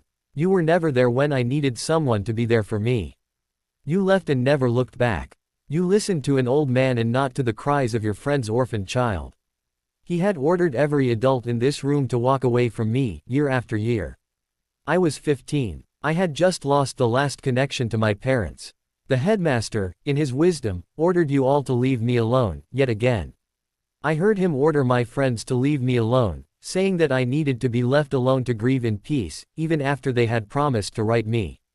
And they agreed. Severus Snape started to say something only to snap his mouth shut in surprise. The Dark One wants to rail at you. He hates that you remind him of his lost love. He and the Old One will not speak until I allow it. Thanks, Sal. You're the best. Flatterer. Get on with it. Almost done, for the moment. Right. That night, I knew I had to sacrifice that which is dear to me to get her attention, and if I was found worthy, she would help. According to the ritual, I offered several locks of my hair, feathers from Hedwig, my snapped wand. Several gasps and protested echoed through the room as Harry continued, which I had snapped myself, and lastly, my blood. I was at the point that I didn't care if I lived or died. So, I cut both my wrists and offered the blood to the fire. If she answered, she would save me. If not, I knew as a suicide, I would be taking myself away from ever seeing my parents or Sirius again. I just didn't care at that point. I had nothing to live for. Harry took a deep breath before saying, as I stood there, slowly bleeding to death, she answered. He paused to allow that fact sink in their small minds. They still had a lot to answer for, but he would be thrice damned if he was going to tell them everything tonight. He would, in time, once he started to trust them again. Maybe. Harry walked up to the 7th floor with Hermione, Ron, his sister Ginny, Neville and Luna. Along with them were 2 professors, McGonagall and Flitwick. As he led the way, he reflected on this, all-important meeting, with the Order, shaking his head at the uselessness of it all. The meeting in the headmaster's office went pretty much how he and Salazar figured it would. Nothing was accomplished. Dumbledore tried to regain control of the meeting several times, but neither pair would not allow it. Harry had a lot emotional baggage to unload and he wasn't going to take any more of the old wizard's platitudes. Questions were asked and half-truths were given on both sides of the desk. Molly Weasley was her shrewish self and scoffed that Harry was still too young to know better even if he had proof he was 18 and an adult. But then, she would never allow any of her children to grow up. Her oldest 3 sons were proof of her smothering ways. Harry really didn't like the look Ginny was giving him. He knew he had changed and for the better, but still. He could thank his fathers for his change of attitude when it came to his appearance. She was displaying the same attitude that many of the village girls did during any festival, that hungry wolf look that made him feel very uncomfortable. He did wondered, though, if she would ever get over her hero worship. She was too young and too immature, in his opinion. Definitely not his type at all. The rest of the meeting in the headmaster's office hadn't gone well. Harry had spoken of going to another dimension as part of the deal he had made with the Star-Eyed. One would have thought he had made a deal with a demon instead. Harry was sadly disappointed in Remus and Tonks. Both were too awestruck of Dumbledore, they were of no use. Well, that meeting was finally over. Everyone would just have to understand he was now 18 and an adult. He didn't need what Hogwarts teaches. When the meeting ended, Harry knew he had to tell his friends something. So he gathered up his friends from the meeting, Luna, Hermione, Ron and Ginny, and Neville. Also, he decided to include his head of house, Professor McGonagall, and because he was head of Ravenclaw, Professor Flitwick. He felt they needed to know the truth, but was not certain how they would take it. Of course, Hermione was still trying to ask questions and he was refusing to answer them. Ginny was trying to flirt, whereas Luna was skipping along happily lost in her own world. Harry placed his hand the blank wall that held the doorway to the room of requirements. You must realize that there is only one way you could enter here. Rowena liked her privacy. Her chambers are in the tower above us. How did you find them? Her tower has been lost since the death of her daughter, asked the diminutive charms professor. The Grey Lady will not speak of it. I've as yet to speak to her, sir. However, it was Salazar who told me. He knew I would need a high place to stay for myself and my friend Kieran. Rowena's rooms would be perfect, and as she is gone, she shouldn't mind. Luna giggled. Will we be meeting your friend you told us about? Salazar. As in Salazar Slytherin. Hermione shrieked. But, quote, Ron turned green. But Slytherins are evil, mate. You can't trust him, especially him. Harry gave his one-time friend a sad look before looking down at the cream-colored cat that sat at his feet. He looked back at the redhead. You can't trust some Gryffindors either. Remember, it was a Gryffindor that betrayed my parents. Ron sputtered and wanted to protest more as an archway opened to a set of very narrow stone stairs that lead up the side of a tower. Changing the subject, Harry turned to Luna. I think your father might want to set up an interview with my friend. He's that special. The stairwell was very narrow and steep. Narrow window slits dotted the outside wall to give off light as overhead torches flared into light. Watch your step. This is one of the original towers of Hogwarts and created in the 9th century. It's a long walk up. Sorry. As I said, Rowena liked her privacy. They were a bit out of breath as they entered a cozy sitting room with a fire in the fireplace. The moon shone through the opened curtained French doors leading to the balcony. A click of nails echoed on the stone floor as a side door close to the balcony opened and a griffin walked out. The wizards tensed and pulled their wands as Harry waved to his friend. Hey Kieran, come and meet my friends and professors. Any friends SS of yours, Fearafox, ISSSS of friend of mine. Win to thy wings SSS, friends SSS of my friend. Kieran stopped by Harry and gave the others a slight bow. How did your RR meeting go? Harry, is that a griffin? Asked Hermione as Luna squealed in delight. Ginny stepped back with her wand raised. Neville stood with the professors also tense. Everyone, this is Kieran, a friend of mine, Harry introduced before answering Kieran's question. The meeting went as expected, the teen said with a tired sigh as he plopped into a huge oversized cushion as more chairs and cushions appeared around him. Nothing but talk. They are all sheep that can't go to the loo without permission by the headmaster. He sighed again tiredly before waving to the empty seats. Everyone, have a seat. Kieran won't harm anyone, even if he still distrusts most humans. Griffins are fun creatures to be around. They have a wicked sense of humor to go with their very sharp tongue. You never want to be on the wrong side of it, if you can help it. But, Hermione stuttered. How? They are myths, stories. Luna stepped closer to Kieran and bowed slightly. She smiled as she held out a hand with her palm up. You're right, Harry. Daddy would love to interview him. May I? Kieran eyed the young bee, owned for a moment before giving her a slight bow. Come and SSSIT with me, little human, he told her. You smell nice. She giggled as she moved closer. I like him. Actually, they really do exist in abundance where I was during my absence. In fact, one of my teachers was a griffin. Kieran here is a young griffin. He's about 15 years old, in human years. Kelvin, my teacher, is about in his mid-30s, again in human years, or so he says. It is so hard to tell. However, griffins are mages in their own right, Harry explained as the pair made their way away from the fire to sit on a pile of cushions near the balcony doors. Oh, and Luna. He likes his crest feathers scratched. The griffins will shamelessly tell you that it is good luck. She squealed. Really? Kieran gave a chirping sound as she reached out to scratch his chest feathers. The next hour, Harry told them more of his life in Kavaldemar and his adoptive family. He didn't tell them about how he got the title of Demon Bane's heir or how he met Kieran. The goddess de-aged me but still allowed me to keep my memories. She said I was severely underdeveloped, with everything that I was put through by my time before and at Hogwarts. She wanted me to have a better starting point, plus it was my greatest wish to have a family that wanted me. Her price was harsh, as she expects a measure of maturity in her followers. What was her price? Professor Flitwick asked, with some concern, exchanging a look with the stern Transfiguration professor. That's too personal, sir. For each one that calls on her, the price is always different. Thankfully, I didn't call on her warrior aspect but her mother one. She has 4. If it had been the warrior, I would have had to give up my ability and become one of her sword sworn, a live weapon to be used as she deemed fit. Since I called for her mother aspect, I will be devoting my life to teaching and healing. I see, said Professor McGonagall.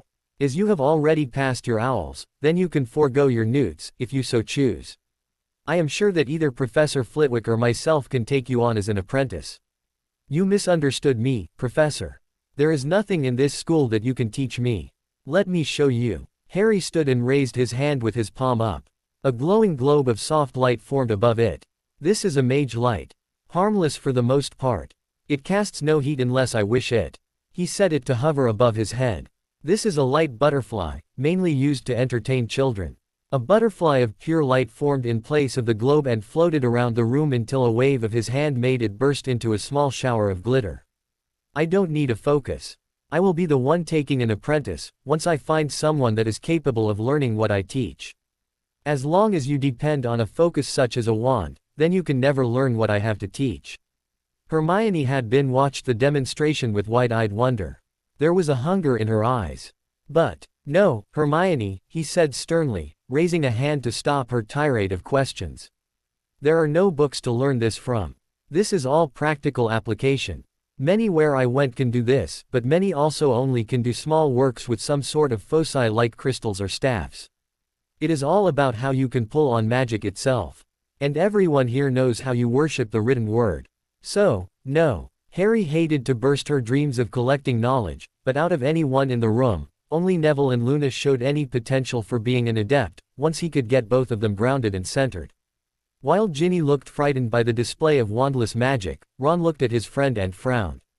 Harry could see the jealousy sitting on his former friend's shoulder and sighed sadly. He knew that those three did not have the ability to be nothing more than hedge wizards. Hermione, you are too used to the written word. If it isn't written down, then, in your mind, it isn't true. But then, Ron and Ginny are too dependent on their wands. I could teach you, but you would never be able to do the great works of magic. I am sorry. Then you were an adept class. I think Albus could have been if he hadn't become so enthralled with his wand, Professor Flitwick asked, as he started to understand what Harry was trying to say. The last adepts that had walked this land were Merlin and the Founders. The Romans and then Normans wiped out most of those of great power, when they invaded. Such arts have been lost for centuries. And I would ask that you didn't say anything until I announce it to the wizarding world, Harry requested. There's a reason for it. Hogwarts castle has become very unstable over the centuries. Its wards are dangerously close to causing a cascade meltdown that would leave a crater the size of London and just as deep. His face turned cold and stern. I am serious here. No one is to know. Not the Ministry, or the Unspeakables, and definitely not Albus Dumbledore. No one can help me handle the rogue stone and would most likely trigger the explosion I'm trying to prevent. He looked over at his bushy-haired friend and with his stern glance dared her to protest. Neither professor liked what they were hearing, but both agreed that Albus would be a hindrance rather than a help. What he didn't tell them was that he and Salazar had placed a mild spell on them to keep them from talking. Already, he could see Hermione wanting to head for the library and research. Harry was positive she wouldn't find much. The Ministry was notorious about labeling things dark and censoring information. Ron was too insecure and weak as a wizard, as well. If Harry wasn't careful, he was certain that his former friend would walk down the path of being a blood path wizard. Not good. Luna was too enthralled with Kieran to be a help and Neville looked very shell-shocked.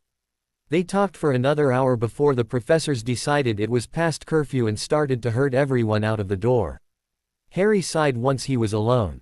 Was it wise to tell them so much? Came Salazar's question as he leapt into the chair that Professor McGonagall had sat in earlier. Wise? Probably not, but necessary. I will need someone to run interference when I need to disappear and work on the ward stone. I hope I can trust them. So do I, my young student. Kieran stood and stretched as he headed for his room, as do I. I hope your friends are true friends, he added to the mind conversation. That girl, Luna, might be of some help later. You only say that because you like her scratches, Kieran, Harry teased back as he too stretched tired muscles. A very much awake and alert Harry sat leaning against the chest of Kieran as the early morning mist rose from the surface of the Black Lake. They watched with interest as the squid lazily playing in the early morning sunlight. Salazar was curled up under one of the griffin's wing, sleeping. They had come out of the castle for a early morning workout and were now relaxing before Harry had to return inside. Out of the corner of his eye, the young mage saw something that made his blood boil. Hagrid, the half-giant and one of his first friends, was slowly walking up in Kieran's blind side with a huge black net. Oh hell no. Harry moved as he drew on the ley line's power. A blast of magic sent the half-giant several hundred feet away. The net went flying out of his hands. There was no way he would allow Kieran to be captured or hurt. Granted, the trio hadn't fully introduced Kieran to the staff and students that inhabit the castle. Hagrid sat up and shook himself as Kieran hissed, crouching into an attack position. Salazar ducked behind the griffin, wanting no part in the confrontation. The half-giant stood up and dusted himself off as he looked for his net. Oi, what was, at fair? I only wanted tea, capture the beastie.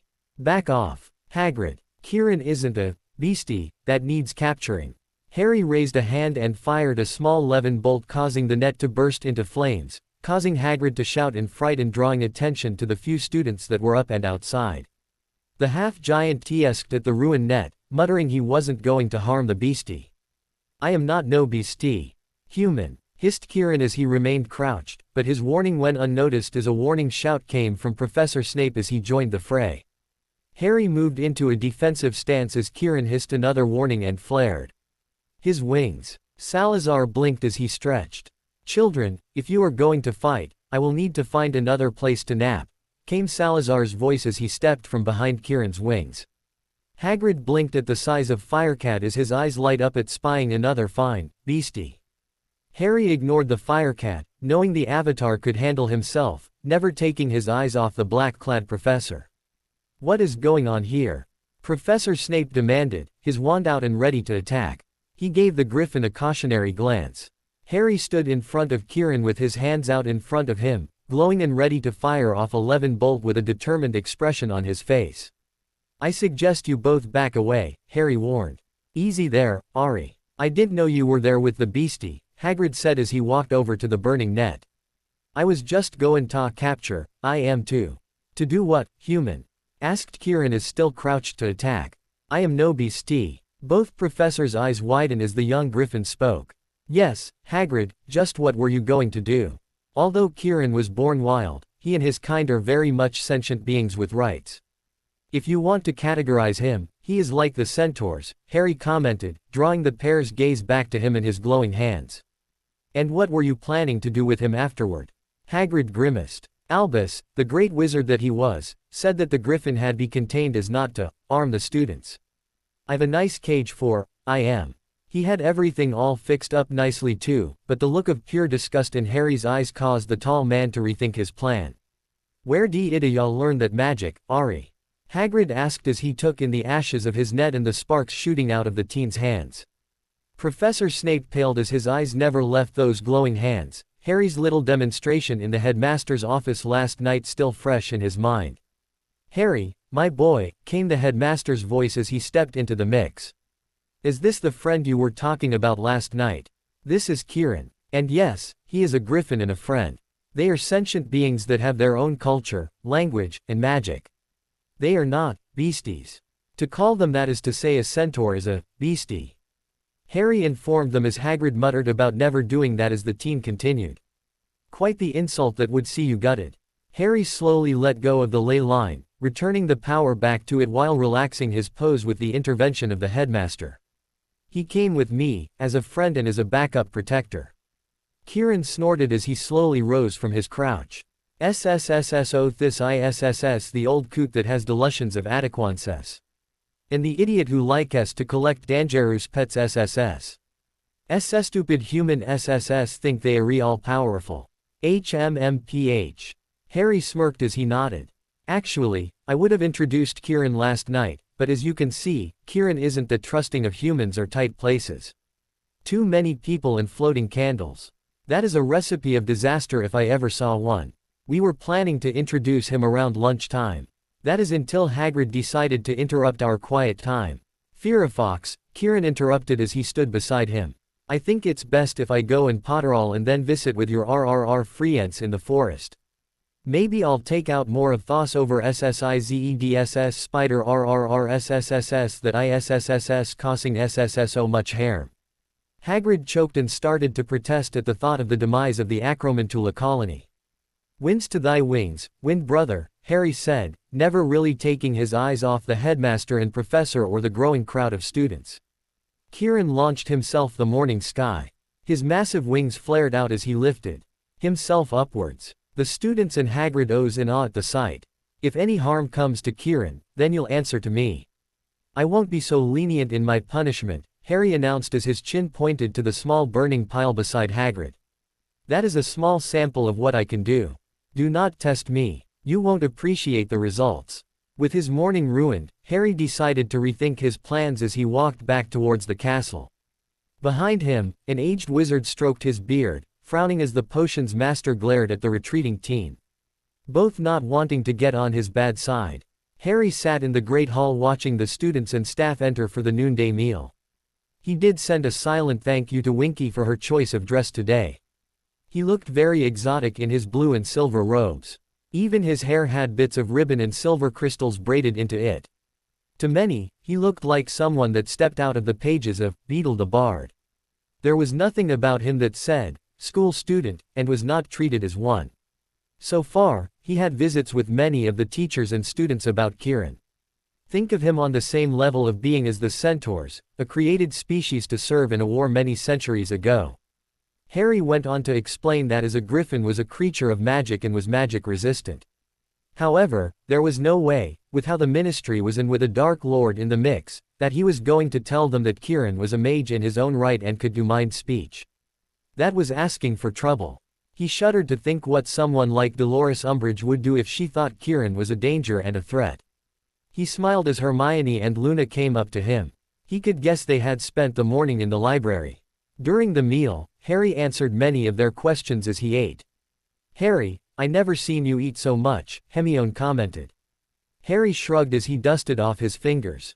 I've learned to eat when I can. Where I lived, we never knew when the next crisis would happen. Plus, training and working around wild magic takes a toll on a body's natural resources. Food is fuel. If it tastes good, a plus.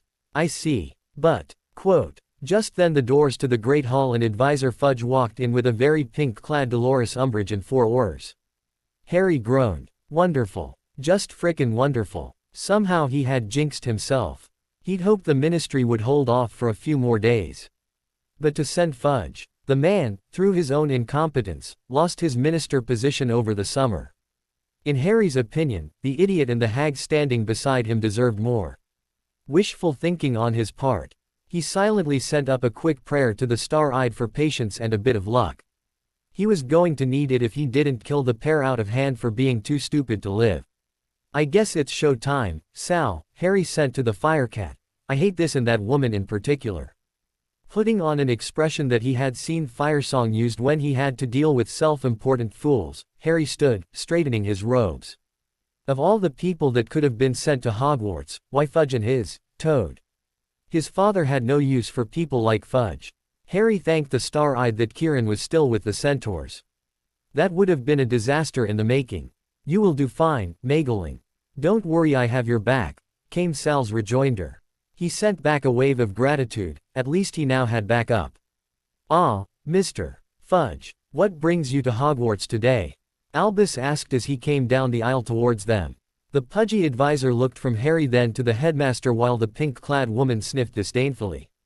Harry narrowed his eyes. This was the woman that made him write in his own blood on the back of his hand with a blood quill. Why them? He sent to the Firecat. Easy, Harry. You have too much to do at the moment. See what they want and forget them. They looked over to where the flamboyant teen was standing with his friends. We heard that Potter has returned and that he wasn't alone, Cornelius Fudge said as he glared at Potter. The minister was far too busy dealing with more important things, but this needs to be addressed, right here and now. I see, the headmaster said, stroking his beard. Why don't we take this up in my office? Why don't we just settle it right here? Harry asked as he came to stand by him. Maybe you have something to hide, but I don't. Besides, I don't trust you enough to be left alone with either of you. Gasps echoed throughout the Great Hall, some in shock, some in anger, while some were amused. No one paid any attention to the overly large cat that sat on top of the nearby Gryffindor table. If they had, they would have noticed the very intelligent glaze or the look of smugness it had or the fact that he was using magic. Now see here, Madame Umbridge shrieked, taking a step forward. You cannot come waltzing into this school without by your leave. Why not? Harry asked as he looked incredulous. You just did. He is the advisor to the Minister of Magic. Show some respect, she shrilly sputtered. Harry smiled a very predatory smile that he had seen Firesong use when dealing with idiots. Respect is earned, ma'am, and once lost is almost impossible to regain. And frankly, I lost all respect for the pair of you when both of you did your best to railroad a child into expulsion from Hogwarts and possibly serving time in Azkaban for simply telling an inconvenient but nonetheless manifest truth. You never let me explain that the only muggle to see my Patronus was my cousin, Dudley, who already knows about magic. But seeing how Umbridge admitted to sending the Dementors after me in the first place, putting me on trial for merely saving myself and my cousin, you certainly deserve no respect from me. More gasps echoed through the hall as the Aurors moved in an aggressive stance. Harry just stood there, poised and relaxed with his arms crossed as if he didn't have a care in the world. What they didn't know what he had already called on his tap on the ley line from earlier. He was well grounded and ready for any attack. Now, Albus chided. What can we do for you, Cornelius, my boy? Fudge and Umbridge took their eyes off the teen. He wasn't sure about this confident young wizard before him. He wasn't anything like he was last spring. Well, we are here because it was reported to us that Potter had returned. We have been sent to learn where he has been and what are his plans for dealing with Lord Thingy. Harry smirked, with a quick shake of his head to flick a lock of hair out of the way. My plans? Seriously. If memory serves me correctly, I just finished my OWLs. How am I supposed to deal with this, Lord Thingy, whoever he is? Sorry, but my social calendar is filled at the moment. He turned to the headmaster. If you'll excuse me, headmaster, now that lunch is over, I have some errands to run. He turned and walked out of the great hall. Potter, get back here. We are not done, shouted Fudge. Umbridge shouted for the Aurors to bring the brat back. They were not done speaking to him. The headmaster sighed as the teen left. Who had taught the boy? How was he able to deal so expertly Cornelius? He had been certain they had come for the griffin, but to turn the conversation so expertly. Harry walked out the door before anyone could stop him. What they didn't see was the cat sitting on the Gryffindor table stopping anyone from following him. Such was only one of the many talents of a firecat, an avatar of the Sunlord. Much to the headmaster's dismay, Harry disappeared for the rest of the day. Albus had spent over an hour calming Cornelius down before he could even send someone to look for the teen. The older wizard, as he walked the minister and his escort to the gates, was worried. The Harry of last year would never have talked back or have been that confident. His talk with Miss Granger and Mr. Weasley had yielded nothing. This would not do. He needed Harry to depend on him to do the right thing. Looking down at his blackened arm, Albus knew his time was running out. He had hoped to teach Harry more about Riddle's life and how he should win the war. He was running out of time. No, this Harry was very different than the one from last spring. Another thing that worried him was that Hagrid had come to him after discovering the griffin living in the forest the evening before after the meeting. The childlike half-giant was just giddy at the thought of capturing the beastie. Griffins were considered extinct, and to find a beautiful and healthy one was a boon. He hadn't thought anything about it until he saw Harry not only defending the animal but showed a powerful display of wandless magic. However, this griffin was an anomaly. It could speak and reason, and it was clear it was a friend of Harry's and not a pet. This would need more research. Then there was that strange cat that reported to be roaming the castle. It was as larger than an easel and seems to be intelligent as well. Where did it come from? Had it come with Harry? He didn't need all these problems at this time. Why can't Harry see that things had to be done his way? Harry wasn't really that hard to find. He was, in fact, in his bed, napping. He had plans for later that evening and needed all the energy he could muster. That evening, he was planning to look for the ward stone that Salazar had told him that they had created to protect the castle and the surrounding area. However, Harry was more worried about the unstable node that was building under the castle. According to Salazar, that node has been left unchecked since the death of his grandson sometime in the 10th century. It had not been well cared for since, and that worried the pair of them. Artificial nodes, like the one under the castle, had to be carefully monitored and maintained, or they could go rogue and become very dangerous. The local ley lines had been diverted to fill the node, which could cause problems in the localized area. If a node went rogue, it could take out all life miles around it. That was what happened in the Great Mage War. That was why, when he had arrived back at Hogwarts, he tapped into one of the lines that fed the node, instead of the node itself. One reason was he had to be keyed into the ward stone first, and then the node to use it safely, and another, with this node being unstable, he could blow everyone and everything to the moon. He didn't want another plane of Darasha or Lake of Endem. Thank you very much. Both had been created when two very powerful mage adept strongholds exploded, taking half of the lands with them. Thank the Star-Eyed. According to Sal, the seals and protective runes guarding the ward stone didn't require a blood sacrifice, he thought as he drifted off. Blood path magic was a slippery slope into the abyss of madness, if one wasn't careful. He also sent another thank you to the Sunlord for sending Salazar to guide them. That was why he was napping, not to be disturbed for any reason. He would need all his wits to deal with the guarding runes, and later, the ward stone. Hermione Granger was a witch on a mission. She was, at the moment, tearing through the school's library looking for anything and everything. On griffins and centaurs. She was also looking at how Harry was doing wandless magic.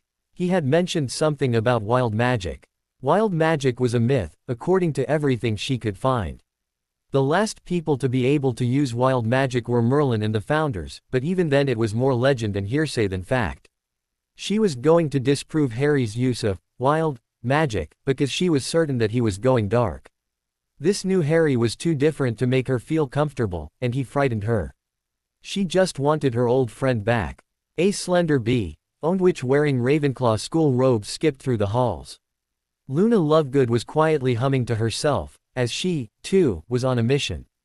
Ever since she spied that cream and orange cat on the Gryffindor table, she was excited. She remembered her family's legends and stories. She was sure that the cat was a fire cat, an avatar. She needed to write to Daddy and ask him to research it for her.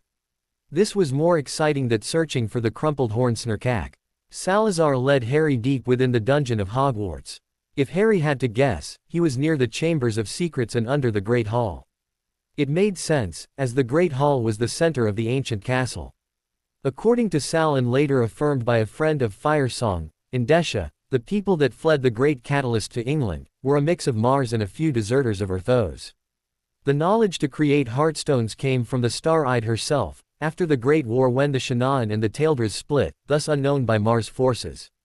According to what Sal informed Firefox in a lesson, Hogwarts' Ward Stone was more druidic magic that was native to these lands, with some help and knowledge from Mars mages.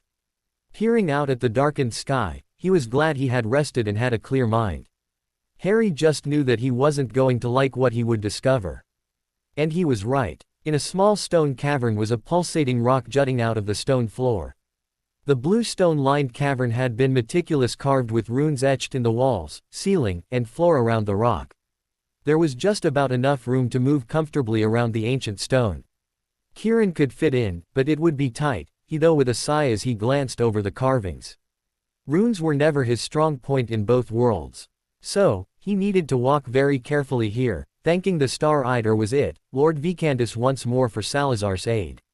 Whoever sent the Avatar had his thanks nightly. The rough, carved square stone wasn't a true Heartstone, by Taildra's standards. It was a carved piece of Welsh blue stone. It was the same type of stone that Stonehenge was made from and towered just above his head and was heavily carved with runes. In fact, as Harry studied the cavern walls and rock, he would say it was a very poor imitation of a Heartstone. He noted that the stone monolith had not been shaped by wild magic but by men after it had been brought to the cavern. Mage lights came on as he waved his hand over a couple of the runes he recognized, illuminating the small cavern in a soft blue glow. He had no clue where to start, as he studied the runes and carvings. Many were in the Saxon Druidic tongue, which predated the time of the founders, while others were from the time of the Great Mage War. It was clearly a mix of the two languages, melded into one. Thankfully, for the last year, Sal had meticulously taught him how to read this ancient language. As he walked around the cavern he began to note that most were runes of protection and filtering, while the far wall was a list of instructions and warnings. Lastly, was the one carving that he dreaded. It was a dead man's switch. Thank the Star-Eyed, he let out a breath in relief. It has not been touched or damaged. That would be the first thing to disable, if he was going to have any chance of repairing the stone. Be careful, child. Meriden was adamant on that rune. He was afraid that outsiders would use this room for evil. Came Sal's voice as he came to stand beside him. Even with all the other protective runes and carvings, this place has become very unstable. Do one misstep and that sequence will activate. Harry sighed as he finally read all the warnings the runes and carvings gave. He didn't like what he had to do. He looked over at the square rock resting on the floor in the center of the room. It was too dangerous just standing this close to it. However, he didn't have a choice, he needed more information. I'm going to have to mind touch it, Sal. I need to know what I am dealing with. Salazar sighed. After a moment, the firecat gave a slight nod. I shall anchor you then. As will I, Kieran's voice chimed in. Harry took a deep breath as he stepped closer. The floor runes pulsed once, then faded as it recognized that Harry was a master-class mage. Other mage lights came on as Harry stepped closer. According to Sal's lessons, the runes were designed to test those of a certain level of power before allowing them to enter the cavern and come near the monolith. The young mage could feel the stone's power reaching out, testing him, measuring his magic, and after what seemed to be an eternity, accepted his presence. Placing his hands on the stone as he felt both of his friend's magical tethers wrapping around him, Harry was immediately pulled into a seething maelstrom of energy, brighter than the sun but more deadly. The energy around him tested him, teasing him, calling to him. It was like dealing with an angry child hopped up on sugar. This node was a powder keg ready to explode. The ley lines leading into the node were fine, It was the conduits leading outwards that were clogged. An angry thread of power sparked dangerous amount of magic, shorting out and then tried to repair itself. The node had no outlet to release the pressure. It was as if someone had taken a fizzy drink, shook while the cap was still in place. Star-eyed, Merlin, Morgana, Candace, and any other god out there. Help me, he sent up words of need as he surveyed the power that pulsed around him. He suddenly found himself receiving a plethora of information dating back to the last time someone had accessed the node. That was the line that was causing most of the problems. He was certain that was to the secondary ward stone, by the way it was acting.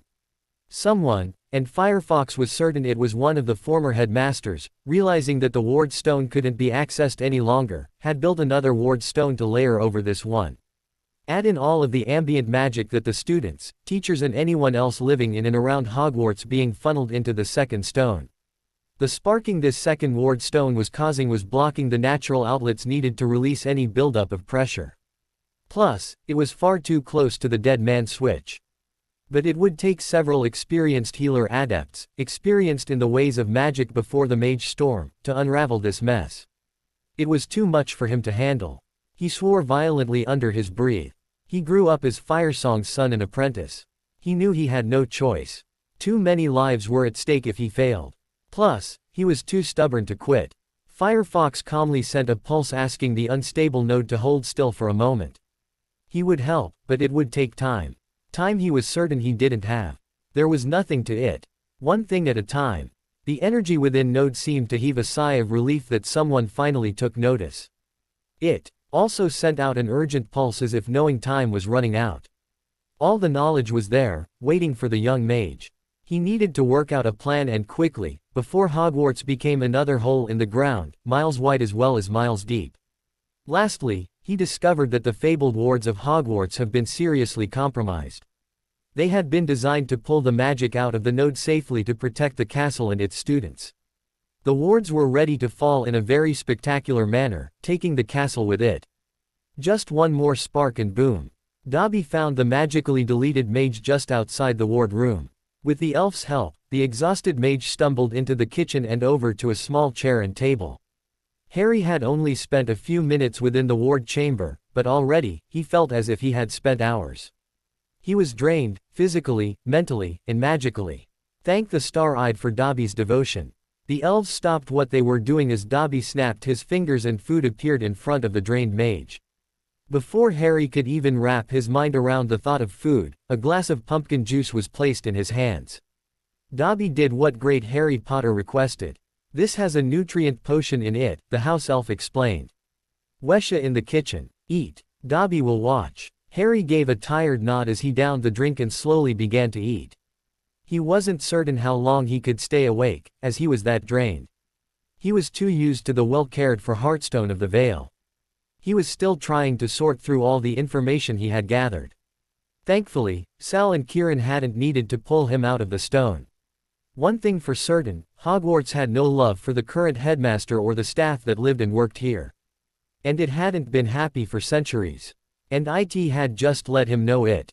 For now, food was energy and he needed to replenish his body. This was one of the reasons you would never see a fat mage. Well, a true mage. Magic took a heavy toll on the body. It was one of the reasons why there was so much food appearing in the Great Hall during mealtime. It was unfortunate that many of the students and staff didn't do the high levels of magic as it was once taught.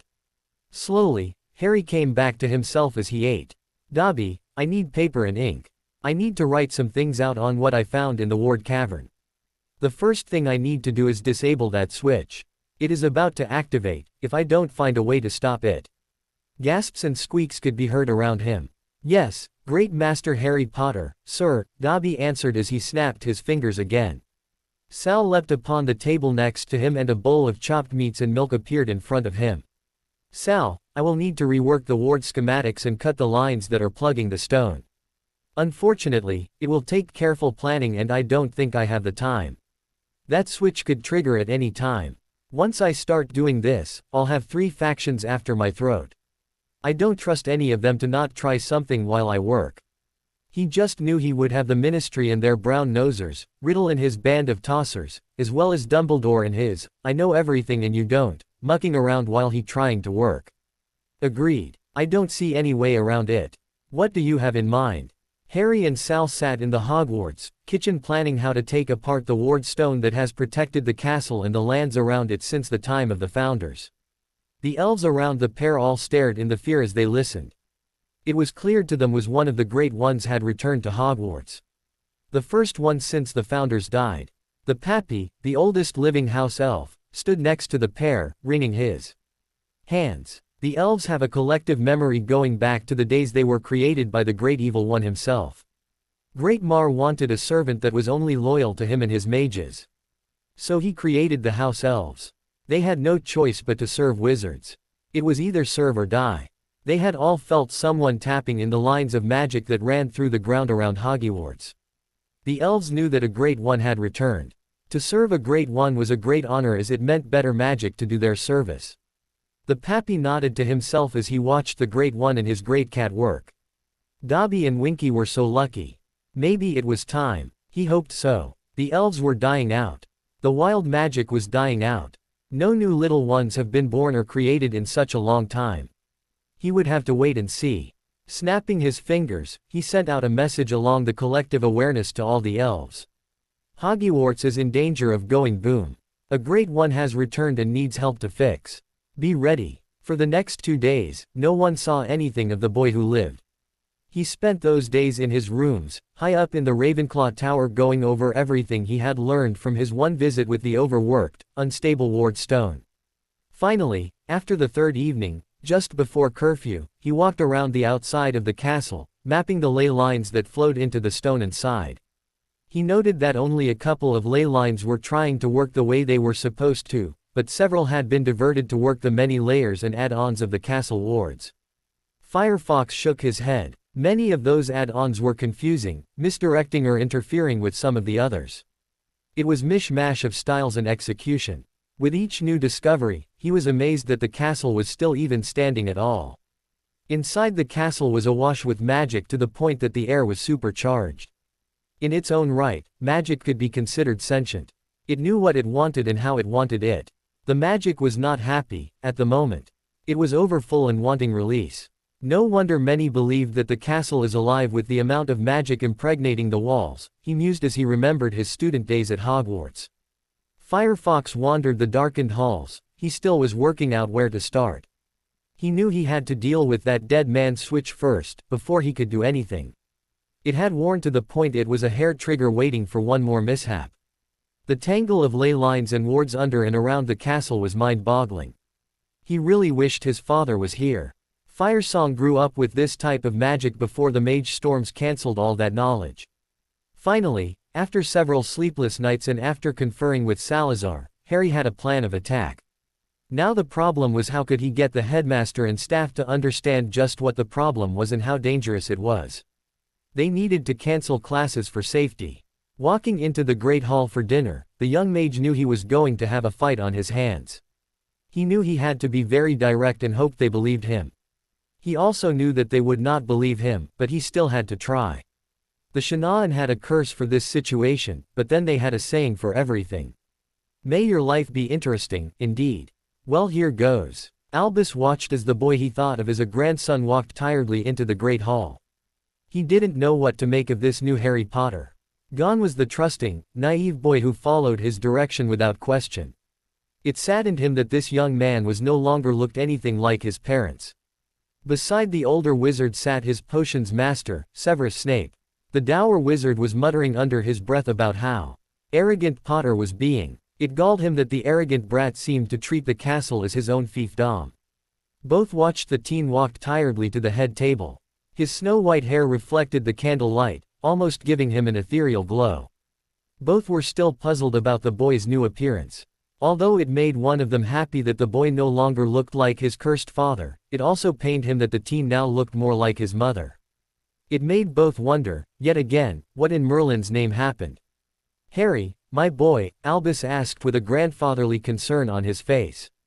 "Where have you been? We haven't seen you all week. You missed several important classes." "I've been exploring the magic within the castle, and frankly, sir, what I discovered was frightening." And Harry, in his Firefox persona started to say, only to be interrupted by the potion's master. Enough of your dramatics, Potter. Just like your father, always having to be the center of attention. Firefox closed his eyes and sighed. Counting under his breath, he waited to see if anyone would come to his defense. Silence stretched. He really didn't want this. The young mage grounded himself and pulled on the magic within the great hall, voiding the magic boiling under his feet. A wild wind flared the hundreds of floating candles, causing their flames to shoot high into the ceiling. Enough. Firefox snapped. I didn't come here to listen to an immature, bitter man harping his vitriol onto the only son of a dead man. By the star-eyed. Grow the bloody hell up. You're a renowned potions master, the youngest to receive such a title. You're also a teacher. By all that's holy. You will be silent. A quick weave of his hand, a thread of energy shot out and pushed the man back into his seat. Shocked gasps echoed in the great hall at the sight of wandless magic. Instead, you come across as a whiny, bullying teenager. Something you yourself despise. Firefox snarled, as another silvery thread wrapped around Snape, lifting him up out of his chair. Holding a grudge for a man dead for 16 years is not only childish, but makes you look like a fool. I've had all I will take from a small-minded man like you. As the young mage snarled out his rebuke, the overhead candles continued to flare higher into the ceiling as its image grew stormy. Now Harry, my boy, Albus chided, pulling out his wand. I said, enough. I'm trying to warn you of the danger, but if you can't behave like the adults, why should I bother? This castle is ready to explode. You need to evacuate Hogwarts. Quote, I seriously doubt that, my boy, the headmaster came back. After all, Hogwarts is the safest place to be. Professor McGonagall pursed her lips and frowned. Albus, perhaps after some of the experiences Mr. Potter has had here, that is hardly a compelling argument, or even a truthful statement. The potions master raised an eyebrow at her and sneered at Harry. The things he experienced. If the insolent brat minded his business and kept out of places he never should have been, he wouldn't have been in such danger. At this point, the arrogant fool is all about attracting attention to himself. Rolling his eyes, Snape muttered, castle ready to explode. I've never heard a more ridiculous claim, but then again, he's a Potter, and has to create the wildest tales, just like his father. Shaking his head, Firefox, having enough, cutting the threads of magic holding up Snape, dropping him like a stone back into his seat. Your pettiness will doom everyone in this castle. I strongly suggest that you do no magic for the next 2 days and leave this castle. It may save your lives. He turned and walked out of the silent hall. The only professor taking in the warning was Professor Flitwick. He recognized the magic for what it was. He needed to warn his fellow goblins that a mage was walking among them again. He would tomorrow cancel all his classes and assign self-study for the moment. Hermione, having felt the surge of energy that Harry had emitted in the Great Hall, stood. Her already unruly hair standing on end as it gave random sparks. Many that had sat close to the head table had the same problem. She, however, was able to move and ran out of the Great Hall. The others were still trying to figure out what just happened. Harry James Potter. She ran up to him, ignoring the tired slump of his shoulders. How could you? Turning, he could not hold in the laughter at seeing on of his first and best friend standing there with her hands on her hips, scowling at him. Her bushy hair standing on end with sparks jumping from strand to strand. Look what you have done. She snarled, pointing to her hair. Ginny and the twins came running up behind her. Their hair was also in disarray, but for the twins, they didn't seem to care. They were giggling and making hair jokes behind her. Although her hair wasn't as bad as Hermione's, Ginny's hair was also standing on end. Chuckling, Harry backed away with his hands up in front of his chest in surrender. I'm sorry, Hermione. Come on, I know who can fix all of you. Trust me, she's the best. He looked past them to the students rushing out of the Great Hall. They needed to get away and fast, before he was stopped once more. A few minutes later found the group in the room of requirements, arguing over allowing Winky to work on the girl's magic fried hair. The twins were already taking care of theirs. Look Hermione, Winky will do a fine job. She works on my hair every morning. But it's Avery. I know, he agreed, stopping her protests, but that was how she was created. Look, allow her to do her job, and I'll explain how house elves really came into being and why it's dangerous to free them." Hermione huffed as she plopped onto the wooden stool, giving Winky access to her hair. "It better be good." Ginny and the twins exchanged a glance at each other as they made themselves comfortable. As the house elf worked on taming that wild mane, Harry began his tale. "You have to understand something, everyone, house elves were created to be servants to wizards. Yes, created to be servants. They are not natural creatures and definitely not human. The mage that created them wanted a living creature that would stroke his ego, keeping his secrets, and yet be the perfect servant, bond to him for all their life. This mage wasn't well liked by many, and was in a war with another mage who was more of a peaceful man who just wanted to left alone to work on his experiments. Both were what was then known as sorcerer adept mages. They even surpassed Merlin in magic, as they didn't need a wand and could use wild magic found in the earth."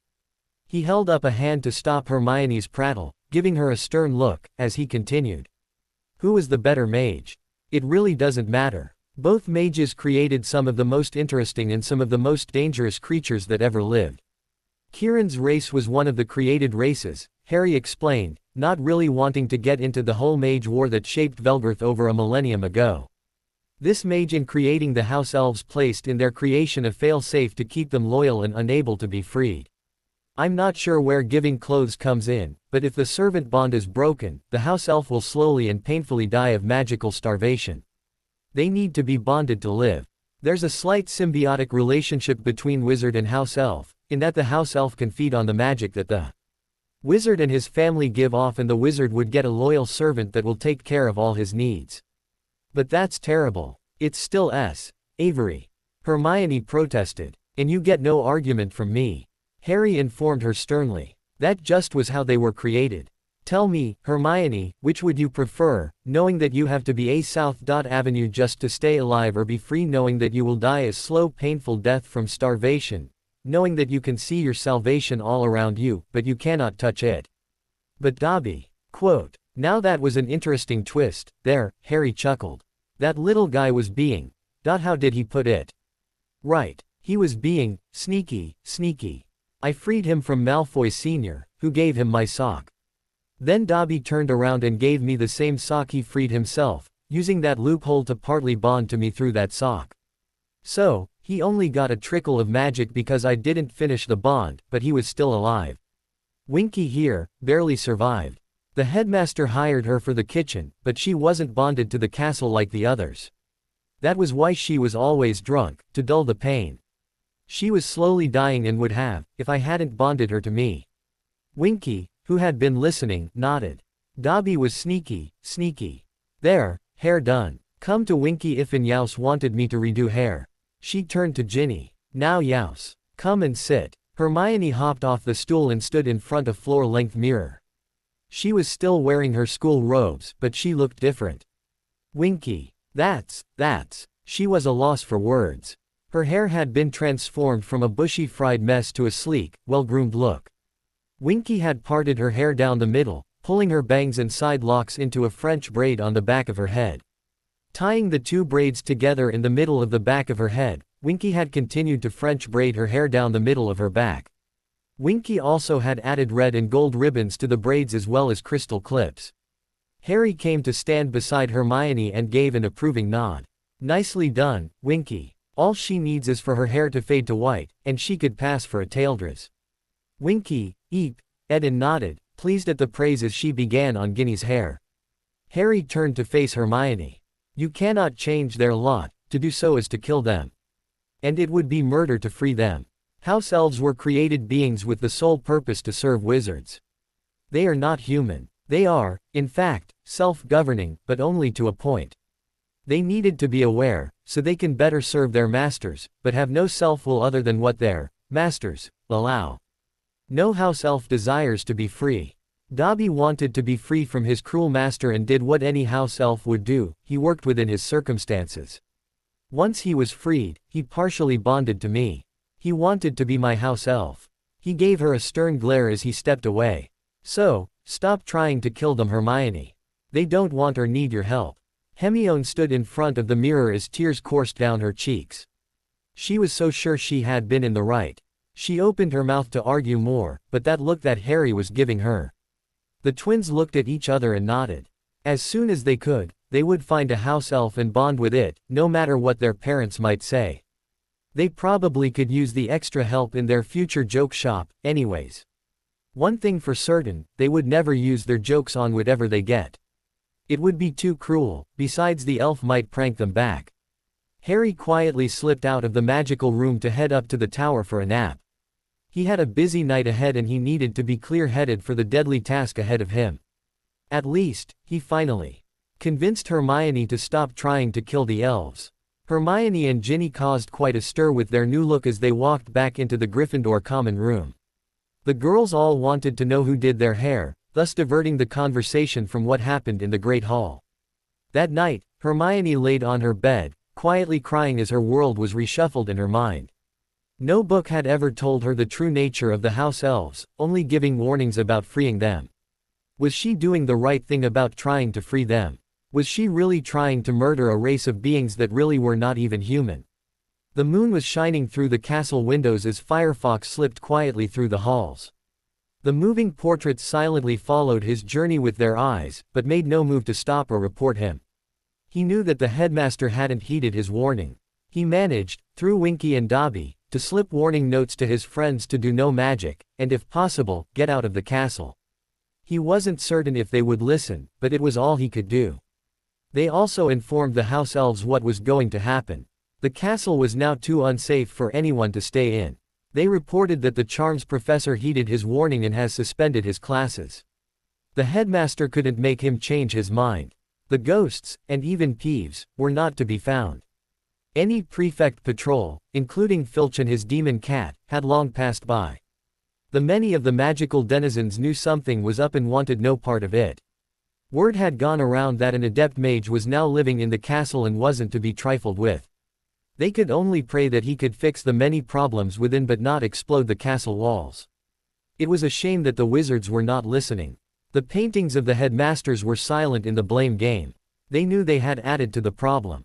However, the current headmaster was totally unaware and/or was unconcerned about the problem. Tinkering with the castle wards was a time-honored tradition, he just was unaware it was not a safe one. Firefox took a deep breath as he stepped into the ward stone chamber with both Kieran and Sal at his side. It would be a long night and not, as he feared, a very short one. Everyone living within and around the castle were depending on him. Firefox spent the next 2 days of endless toiling within the boiling and very unstable node under Hogwarts. The young mage knew if he failed he and everyone for miles around would not be alive to tell the tale. Thankfully, both Kieran and Sal were his anchors, making certain he didn't lose his way and become trapped within the node. Their magical tethers kept him from being bounced around and were his only link to the outside world. If he lost them, he could become lost in the node. With solemn determination, he fought with the sparking energy strand that shot bright embers of energy towards the dead man's switch. Naturally, it fought his control, tooth and nail, several times even shooting explosions of energy upwards, causing the castle to quake. Between the rumblings centering at the castle and extended, the wards around the castle and the village of Hogsmeade would flare in a colorful light show. The villagers as well as the students and staff members noticed. So much so, the Aurors and Unspeakables were called in, much to Albus' dismay. He could handle it, couldn't he? It was Minerva who had made the call, against Albus' orders. She had had enough of his endangering the school. The safest place. Balderdash. Walloper. It isn't safe if the roof is falling on your head, ye old bampot. She sternly argued. Many in and around the castle and village knew what that light show meant. Someone was tampering with the wards. For good, or evil, was the main concern by many. Some thought that Voldemort with his Death Eaters were attacking. When no one was killed and there was no sighting of the DEs, they were able to rule out that rumor. Some thought it was Dumbledore tweaking the wards and lost control. He was getting on in years after all, so it must be the wards were fighting him. But among Harry's former friends, they knew it was Harry's doing. He had tried to warn the school when he confronted the headmaster in the Great Hall. Harry had said as much the day after he had returned. No one noticed Luna's prayers for Harry's safety. Since the night Harry tried to warn them in the Great Hall, everyone in the castle had been on edge. Then the castle started to shift under their feet. There had been no record of any earthquakes in the area since the days of the founders. And Harry's warning came to mind. After being threatened by Minerva, Dumbledore had no choice but to evacuate the castle. He was certain the rumblings were nothing, just the castle showing her age. Everything would be fine in a few days. Classes had been suspended, something he hated to do. Damn Flitwick for being the first to cancel classes. The students needed to study of their exams, but they would be safe at Hogsmeade. The staff would see to tutoring anyone wanting to stay on top of their studies. Hermione and most of the Ravenclaws took full advantage of the offer. Some of the more adventurous students took advantage of the Quidditch pitch to play pickup games. This included most of the 4 teams, as well as those more game fanatics, like Ron Weasley. Inside the castle, Aurors as well as the Unspeakables searched for the reasons behind the earthquakes and found Potter. He needed to stop whatever he was doing. The ghosts chided the headmaster that the adept tried to warn the headmaster that Harry was about to take down something dangerous. However, you sent him away, the Bloody Baron informed them.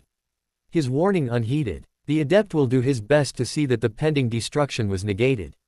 You made it more difficult for him to do so. It will be on your head and not his, if anyone is hurt. You were warned. Albus tried to sputter and deny any such warning. What adept? There is no such thing. The ghosts drifted away at that point, shaking their heads. If only he had not backed Severus Bile, he would have known what Harry had been planning. How did Harry become so powerful? Curse and damnation. He hated not knowing. It galled him that he had to ask for anyone's help. That meant Unspeakables, Aurors and yes, even asking the ghosts that haunted Hogwarts. He especially hated to have anyone crawling around Hogwarts and into his secrets. He glanced over at the small hidden door that led off of his office. A ward stone was situated there and was fluctuating dangerously and had become unstable. He sighed as his thoughts turned to the history of this secondary ward stone. According to the past headmasters, it had been created since no one could enter the original ward stone cavern in the heart of the dungeon. This secondary room housed the newer wards that every headmaster since its creation had added to it. Suddenly, there was a brilliant white flare of magic, blinding everyone within and without Hogwarts. What in Merlin's name was going on? Once everyone could see again, they noticed the rumbling and the negative energy that permeated the air was easing off. Does it mean it was over with? This was Dumbledore's domain, for Merlin's sake. Why is this happening? He had everything well in hand. Firefox finally stumbled out of the ward room in the middle of the 3rd day, magically depleted, as he croaked out, "Dobby." The brave house elf popped into view as Firefox slumped against the wall nearby. Salazar staggered over to sit next to the young mage also depleted. It had been an ordeal to keep the young mage steady as he worked. Kieran humphed as he stumbled out of the room, his eyes and feathers dull from magic depletion as well. The 3 of them took time to tap back into the recovering node and began to refill their empty cores. With the dangerous tap cinched off and that loose thread cut, the node was stabilizing for now. Firefox had gained some time in which he needed to rest and refill his core. However, the danger was far from over, but he had bought some time. He could now access the node, somewhat safely, and use it as long as he was careful and didn't pull too much power too fast. Kieran plopped heavily down beside the firecat and gave out a huge sigh. "Here, Great Master Adept Harry Potter," Dobby said, holding out 3 vials. "Just as you ordered. A healing and nutritional potion mixed together for each of youse." Too tired to speak, the teen took the vial and downed the potion. After Harry gave it back, Dobby handed over a tall glass of water. Kieran took the vial and downed his while Dobby poured the 3rd one into a small bowl and placed it in front of Salazar. Feeling more like himself as the drinks took effect, Firefox slowly started to stand and sealed off the internal energy tap, once his core was full. "Take us to my rooms and let us sleep ourselves out," he croaked out, not able to speak louder. "We'll need food but later. Sleep first." As Dobby popped the trio back to Firefox's rooms in the Ravenclaw Tower, they just missed a patrol of Aurors sweeping the dungeon. They never saw the closed runic array-etched door or the small dark hallway it was in. Hermione Granger was one perplexed witch. She had been so focused on Winky fixing her fizzled hair and the house elf history that she never got a chance to quiz Harry on what he meant in the Great Hall. Now, no one could find him. With the rumbling and shaking of the foundations of Hogwarts, she was convinced that Harry was behind it. He had said as much in the Great Hall when he tried to warn Professor Dumbledore. Why and how Harry was causing this, she would find out. She would wring it out of him, if it was the last thing she did. Now, she was being sent to Hogsmeade with no sign of Harry or any signs of her questions being answered. She also lamented that she was going to fail her classes, as she couldn't study. Ron and Neville were no help. Both were busy playing chess in the corner of the common area in the Three Broomsticks. If only she could find Harry. "Don't worry too much, Hermione," came Luna's voice from behind her. "Harry knows what he's doing. He was trained to deal with this and will be done soon." Albus Dumbledore was going over the latest reports from the Unspeakables. The earthquakes had stopped as suddenly as they started, 3 days ago. The wards around the castle seemed stable, but several of the newer ones were missing. It was as if someone was cleaning house. Damnation, he helped create some of those missing wards. At this rate, the Muggles would start seeing the castle and village. Harry finally awoke, as the needs of his body started to make themselves known.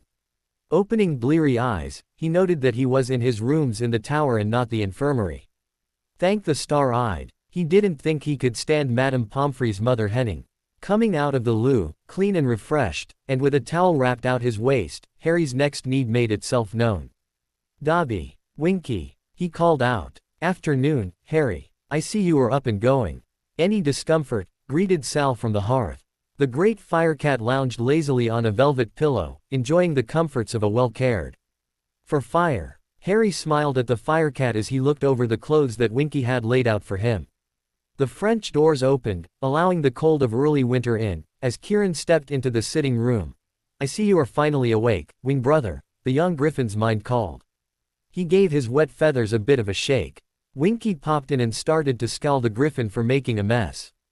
"Kieran, how long?" Harry acknowledged as his stomach made itself known once more. "We were in the node for 2.5 days, then a day and a half of sleeping," came Sal's reply. 4 days, huh? "Food please for everyone, Winky," he ordered as he started to dress in the exotic robes. "Though from the looks of things, Kieran has already hunted. But still, please, Winky. Then we'll discuss what was going on while I was busy." A young Auror who had been stationed by the Ravenclaw Tower was the first to notice the young mage as he stepped out of the shadows, making his way down to the Great Hall. "You. What are you doing here? Who are you?" The young Auror pulled his wand and glared at Harry. Harry stopped. "Harry James Potter, and I am on my way to see the headmaster. The castle has become dangerous and all students were sent to Hogsmeade for their safety." The young mage smiled and gave a slight bow. "Of course, the castle's dangerous. It still is. However, the imminent danger has passed and it's safe for everyone to return." "Are you certain of that?" came an Unspeakable's voice from behind them. Harry turned and gave another slight bow. "I've disabled several wards and a cobbled-together ward stone that was haphazardly tapped into the magical node under the castle. If it had been left much longer, this castle and everything around would be nothing but a miles-deep hole in the ground." "Surely, you are joking," gasped the Auror. "But Hogwarts, was ready to blow, taking everything and everyone for miles around." "Oh yes, Hogwarts was an explosion ready to happen." Harry gave the Auror a look of contempt. "And I'm not joking." Although no one could see the face for his robes, the Unspeakable stiffened and let out a frightened whispered, "Merlin, save us." "What?" The Auror stuttered, not believing a word that Harry was saying, took note that the Unspeakable did. "I will only tell my tale, once," Harry snarled, not happy to deal with the meeting to come. "Lead the way. I'm still tired from rooting through a dangerous node to save everyone's hide from the foolishness of wizards that think they are the gods, gift to humans." The first thing Harry did once he had entered the headmaster's office was searching for the room or area where the faux ward stone had been hidden. Feeling the trail of fading magic, he headed towards a small semi-hidden door in the back of the office. Ignoring the many knick-knacks and paintings as well as the headmaster, he needed to make sure he had cut all of the lines from the false ward stone to the node. He had to make sure the stone was dead. "Harry, my boy, do not go in there." The headmaster tried to stop the young mage from heading into the ward room behind his desk. However, the teen skirted around the desk, ignoring the aged headmaster. Harry sighed with relief as he stood at the open doorway. The room was dark and cold. Good, it's dead. That headache is over for now. Although the castle node is still unstable and full to bursting, he assured himself softly but knew he still had a lot of work to bring it back under control. How? Albus sputtered, overhearing the comment. Harry, my boy, what's the meaning of this? Harry ignored the disapproval in the headmaster's face as he stepped around from the doorway and back around the desk. The two unspeakables, as well as the young Auror, created chairs for themselves, and the only chair left for Harry was a stiff-backed student chair in front of the desk. Oh, that will never do, Harry commented, frowning at the chair. He was no student to be called up to be chastised by the headmaster. In the past, he may have been willing to sit in that uncomfortable wooden, straight-backed chair, but not now. Well, he decided to take a page out of his father's book on how to flaunt yourself. It might be fun to act out. So with a wave of his hand, he carefully pulled magic from the overworked node. Harry knew he could siphon energy, causing it to settle down, as long as he knew what he was doing. The next thing was to clear the node's vents to release the built-up pressure. The wooden chair changed into a huge, wildly colored pillow bag that his father Firesong would love. Behind him were gasps as he turned, kicking one leg out, causing him to fall backwards into the waiting airy comfort. This was more like it. The node gave a slight grumble, causing those in the office to look around as it settled back down. What? Harry looked up as he settled comfortably and into their stunned looks. I'm tired. It was a rough couple of days trying to keep the castle from going sky high, taking everything for miles around with it. Now, Harry, Albus tried once more to control the situation. It couldn't have been that bad. He is telling the truth, came a male voice in everyone's mind as a large cream and orange cat hopped onto the headmaster's desk. Or did not the ground rumblings not warn you? Gentlemen, I would like to give you a little history lesson before I introduce my friend here, Harry explained. You might as well get comfortable.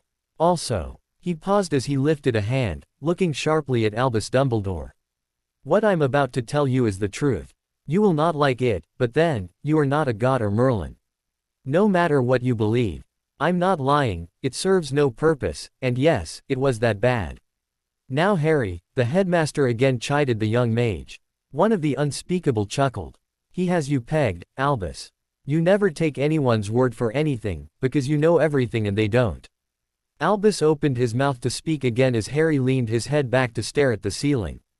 Enough, the tired teen snapped. I really don't care what you believe, any of you. You will just have to deal with the truth. The magic built up under the castle was ready to blow, still is, and has been for some time. Get on with it, Harry, came the voice again. The young mage gave a nod to the firecat. Harry helped himself before continuing. Look, it started last spring, when I was in a bad place. I had lost the last connection to my parents and I was about to be sent back to hell on earth, my magic-hating relatives. Quote, now Harry, you know being with your relatives. Quote, shut it, you meddling old man, I can and will make a magical oath that there was no love in that house. They hated everything that didn't fall into their idea of normal, including me. Harry snapped once more at the headmaster. Sal, if you would. Gladly, Harry. His prattle is starting to wear on my nerves, as well, came the voice again. Albus, once again, started to protest until he was stopped mid-sentence. In fact, he couldn't move or speak. Harry smiled. Thanks, Sal. Very well, since you would need the full story and we really don't have the time. I would like to introduce you to Salazar. He's a firecat, an avatar to the god Vicandus, the sonlord of one of the gods of the refugees from the world known as Velgarth. He's the reason why you can't move or interrupt, Professor.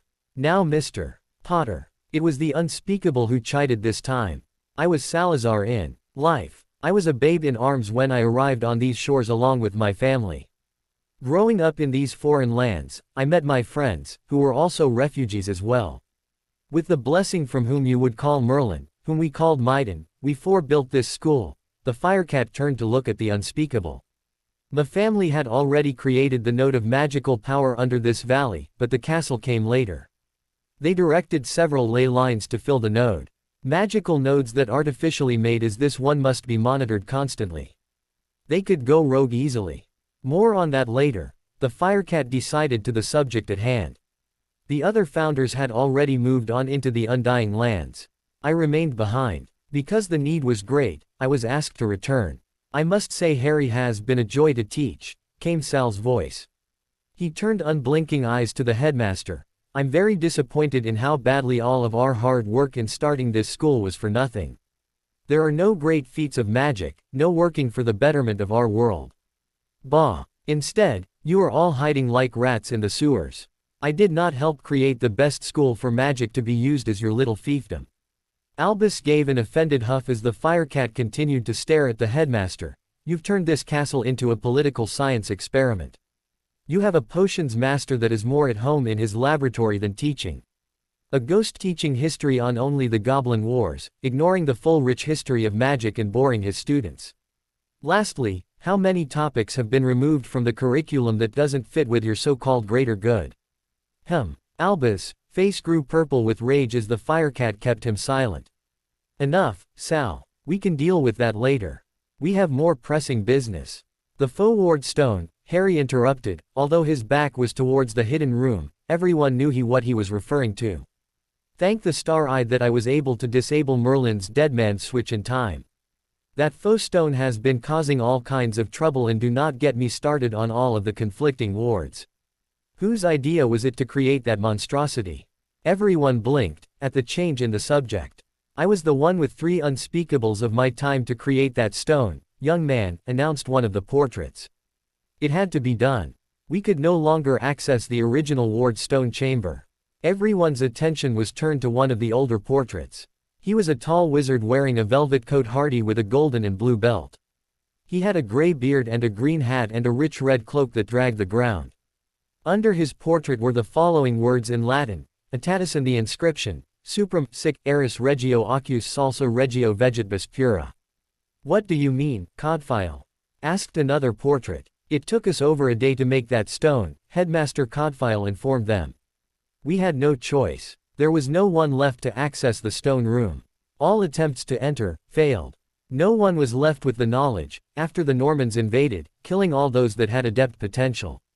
I must know, though, how long and who helped you to disable it, young man. Harry sighed, rubbing face, tiredly. It doesn't really matter. Time has no meaning when you enter a rogue node. He wasn't about to give away information on that room unless it became very, very necessary. Changing the subject, he had to make them understand just how dangerous the situation had been. Tell me, sir, what happens when you plug a tea kettle and place it on a warm hot plate? How long do you think the water will heat it up to boiling point? What, pray tell, what does that have to do with anything? I repeat, we could no longer access the true ward stone. There was no one left who was able to enter the chamber. Something had to be done. So you ignored the warnings and tried to reconnect to the node. What else could we do? What choice did we have? Harry, scowled at the ignorance and arrogance of wizards decide to change tactics, snapped his fingers and called out for Dobby. Refreshments please, something light and tart, please. Dobby popped in and snapped his fingers, and a small table with a pitcher of juice and a platter of finger foods appeared. Then the small elf popped out again. You could have asked for divine help. Harry snarled, as he helped himself to a glass of juice. At the great sundering when the Shanaan and the Taildras split over how to deal with magic and the miles-wide and deep crate that used to be their home, they called onto her and she answered. Headmaster Codfile huffed. Well, excuse me. The gods had retreated from our world and we lost much to those godless Normans. Harry shook his head. Again, what happens when you plug up a tea kettle and place it on a very low fire? How long do you think the water to heat it up, building steam? In time it will explode as the pressure within has no place to go. That is what was happening under our very feet, for centuries. Thank the star-eyed. That it took centuries was a blessing. However, time's up. The explosion was only days away.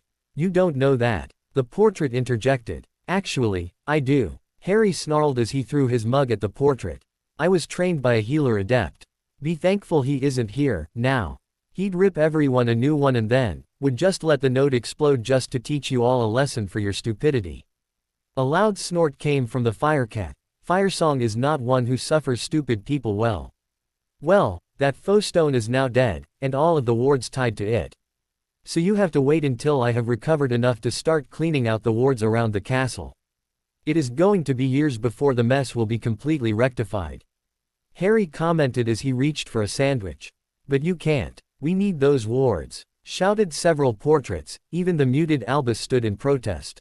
No, not really, Harry disagreed as he polished off the sandwich and grabbed another. I have access to the original stone. The original wards are working, a little sluggishly, but they are fine for the moment. However, first, I need to release some more of the magic the node is holding. But you said it would take a healing adept to fix it. Why you? The Unspeakable asked with a frown. That's right, Harry agreed. I'm a master class healer adept, just a rank below my adopted father, Firesong. I'm well trained in dealing with nodes and ley lines. Well, this is no heartstone that I am used to dealing with, but still, I can fix it and clean out the ward schematics. And yes, it could take a year, maybe more. He will not be alone in this endeavor. Myself and Kieran are well trained in being his anchors.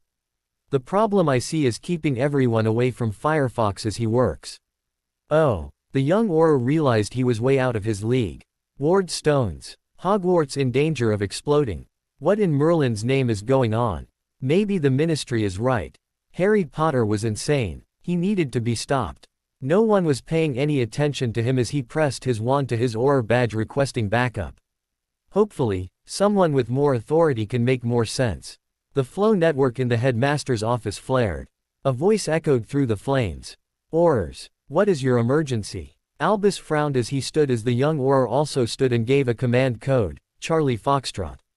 Permission to enter, headmaster, came the voice that sounded they were coming if he liked it or not. Albus sighed and looked over at the Firecat. The cream-colored feline blinked and turned his head. Finding his voice freed, Albus, with a put-upon air, answered, come on through. The Auror noted that the so-called Firecat was no longer seen and Harry Potter was resting in that oversized pillow with his eyes closed. The teen didn't seem too worried after dropping that bit of bombshell. It had to be a joke, right? He turned his attention to the Unspeakables. They seemed to believe the teen, but it was hard to tell, with the gray hoods covering their faces. The fireplace flared again and a team of Aurors stepped out, as well as head Auror Pure Thickness. Now, things would be straightened out. Firefox plopped onto his bed in the Ravenclaw Tower, exhausted. The ensuing meeting with the Aurors, Unspeakables, and Albus had erupted into a giant shouting match, with the Unspeakables winning. Winky popped in with a tray, breaking into his tired musings. Here, Master Firefox, eat before you sleep, he sighed as he sat up. Thank you, Winky. His mind was still on the meeting he had just left, where he had tried to relax in his oversized beanbag dozing, listening to the argument erupting around him. He only answered when he had been spoken to. His answers were not what they wanted to hear, which set off everyone, again. Whatever was decided didn't matter to him. He had too much work to worry about wizard politics. However, his final comment floored everyone. I did try to warn everyone about the danger, and like everyone living in the wizarding world watched as Albus Dumbledore stuck his fingers in his ears while singing a silly song while treating everyone as if they were a baby wearing diapers. After shocking everyone into silence, he stood and stretched. Now Harry, it isn't like that, Albus chided once more, proving the teen's point. Fine. Don't believe me, then, Firefox yawned loudly. I'm going to bed. I still have to deal with an unstable node. As he walked out, the beanbag dissipated, to the astonishment of those left behind. He was still curious about who actually won the argument after he had left, but not enough to return. Don't worry, Harry, came Sal's voice in the back of his mind. They are still arguing. You need to get some rest. I wondered where you went to. Someone has to keep an eye on that lot.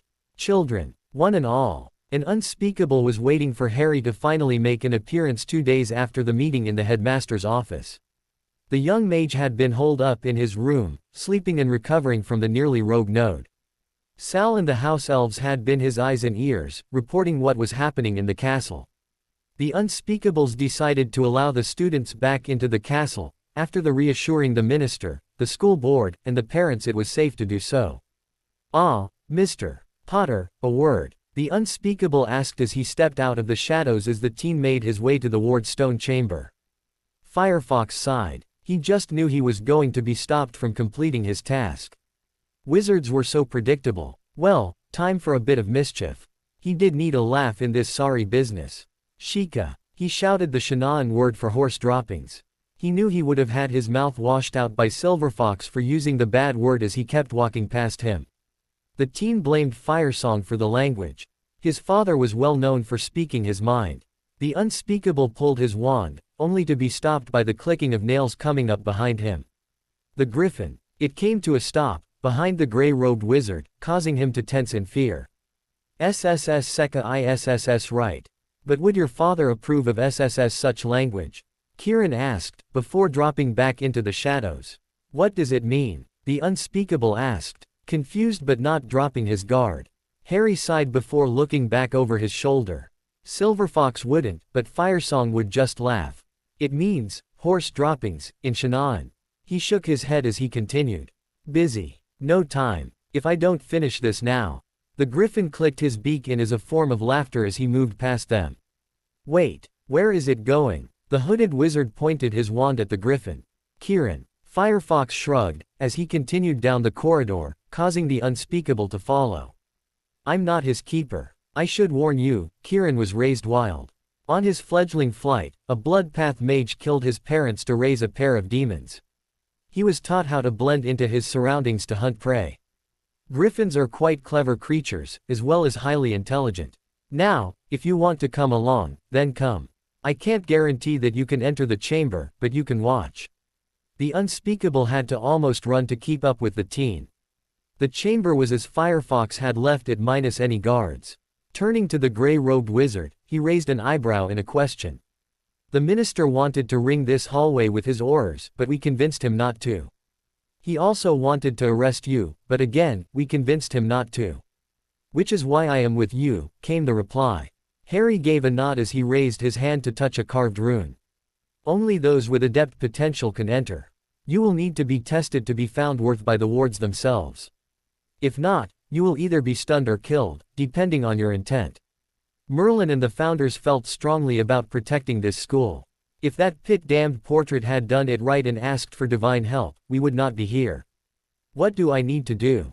Oars. Freeze. Drop your wands. The teen sighed and rubbed his tired eyes. However, behind the oars came a hiss and a snapping of a large beak as well as a growl and hiss as two bodies fell to the floor. Firefox and the unspeakable turned towards the new threat. The young mage started to pull magic from the node. The magical glow from his hands lit up the narrow hallway, showing the fallen team of oars, and Kieran and Salazar standing over them. Guess the minister wasn't convinced you can handle it, Firefox commented to the unspeakable as he allowed a bit of energy in his hands fade away. Their problem is, I don't need a wand. I can call up magic from the ley lines that run in the earth. What you call wild magic. Two more gray-robed wizards stepped out of the shadows, placing small discs on the oars, unconscious forms, causing both of the downed figures as well as one of them to disappear. Firefox shook his head as he turned back to the Wardstone cavern. What I'm about to do is dangerous, but only to me. The castle and everyone inside it should be fine.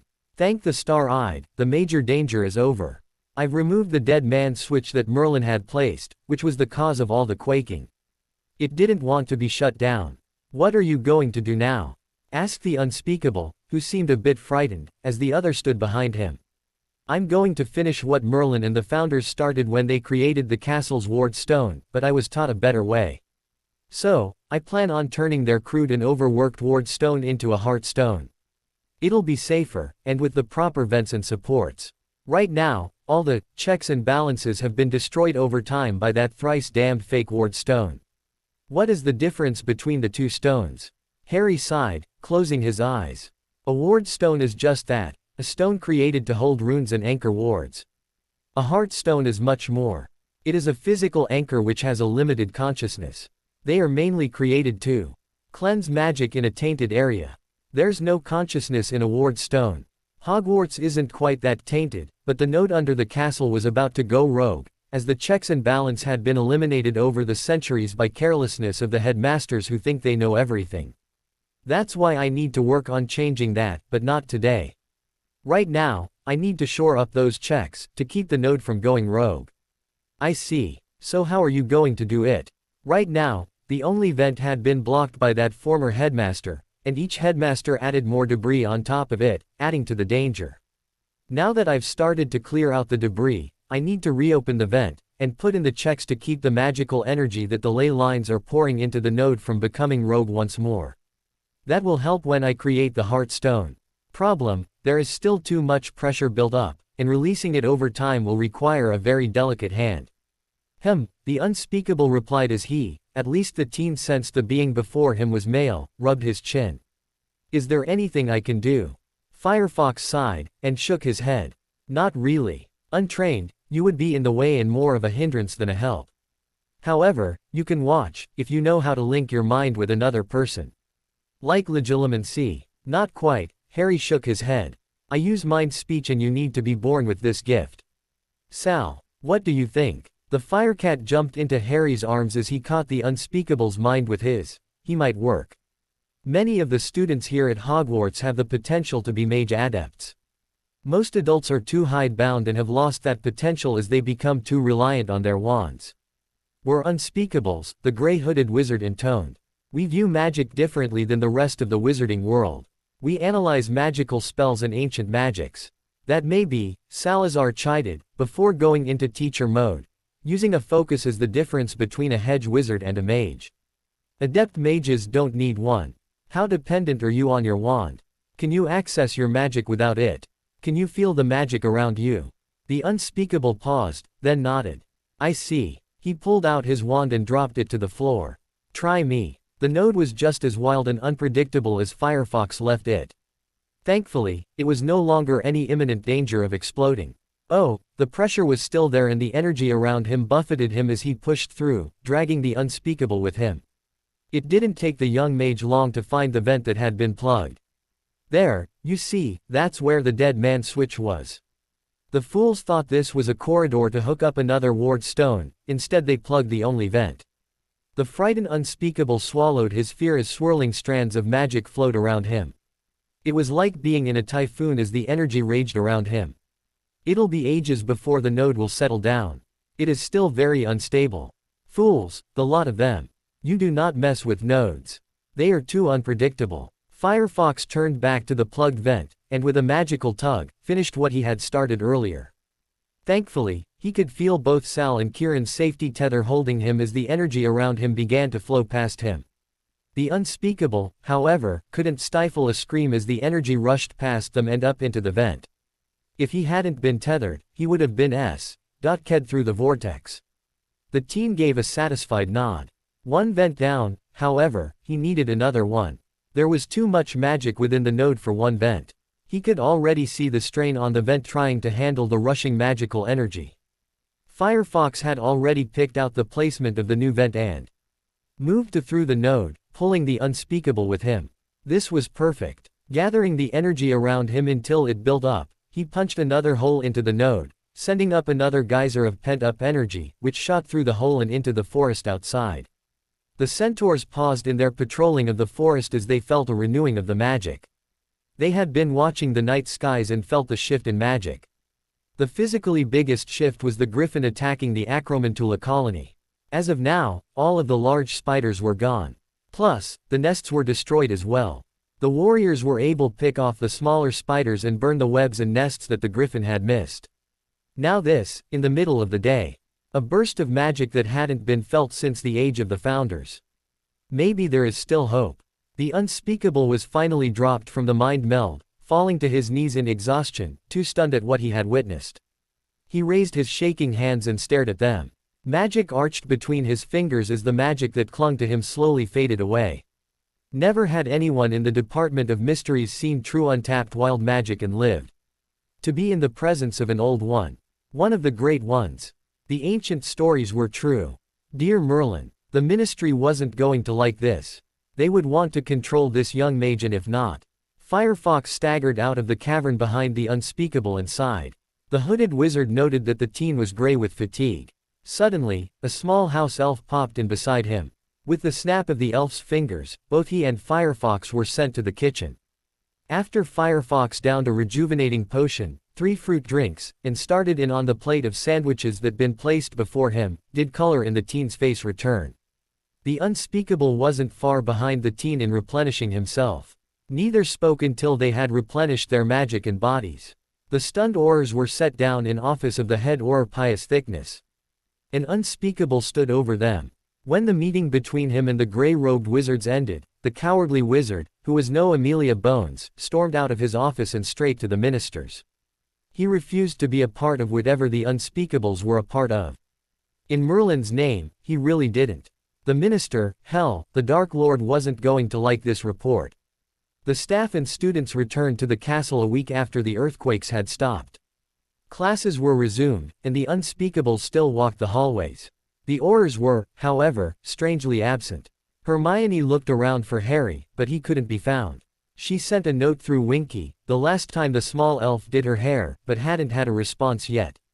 She and Ginny had continued using the small house elf for their hair, to the envy of the other girls. "Have you noticed how bright and light everything is?" Lavender Brown asked, as she sat nearby, looking up at the ceiling. Several Gryffindors nodded. "What happened?" "Little hurricanes happened," Fred Weasley replied. Speaking of Harry, Hermione popped in. "Anyone seen him lately?" Several people shook their heads. So where was Harry? The teen, after sending the unspeakable away, was sleeping off his latest voyage into the node in his tower suite. Things were going well, so far. However, he was missing his fathers and friends from the Vale, and wishing there was some way to speak with them. With the node settling down, Firefox now had time to deal with other issues. Yule was fast approaching. It was the perfect time to deal with the reason why he had sought out the star-eyed goddess last spring in the first place. Still, there wasn't much time left, and he really wanted this over with. The days leading up to the winter solstice had Firefox preparing for what he had to do. During that time, the young mage spent time becoming reacquainted with his former Hogwarts friends, or at least he tried to. He just couldn't really relate with them anymore. He was not the same person they once knew. He wasn't certain he could ever be as carefree as he once had been. Truth be told, too much had happened, and he really didn't want to. He had missed interacting with Ron and Hermione during his time at the Vale, however now, he just couldn't win. He did enjoy flirting with Luna, much to several people's ire, including Ron's sister. The little Ravenclaw was quirky and fun to tease. He did have to wonder if Luna's quirkiness had to do with her untrained mage sight.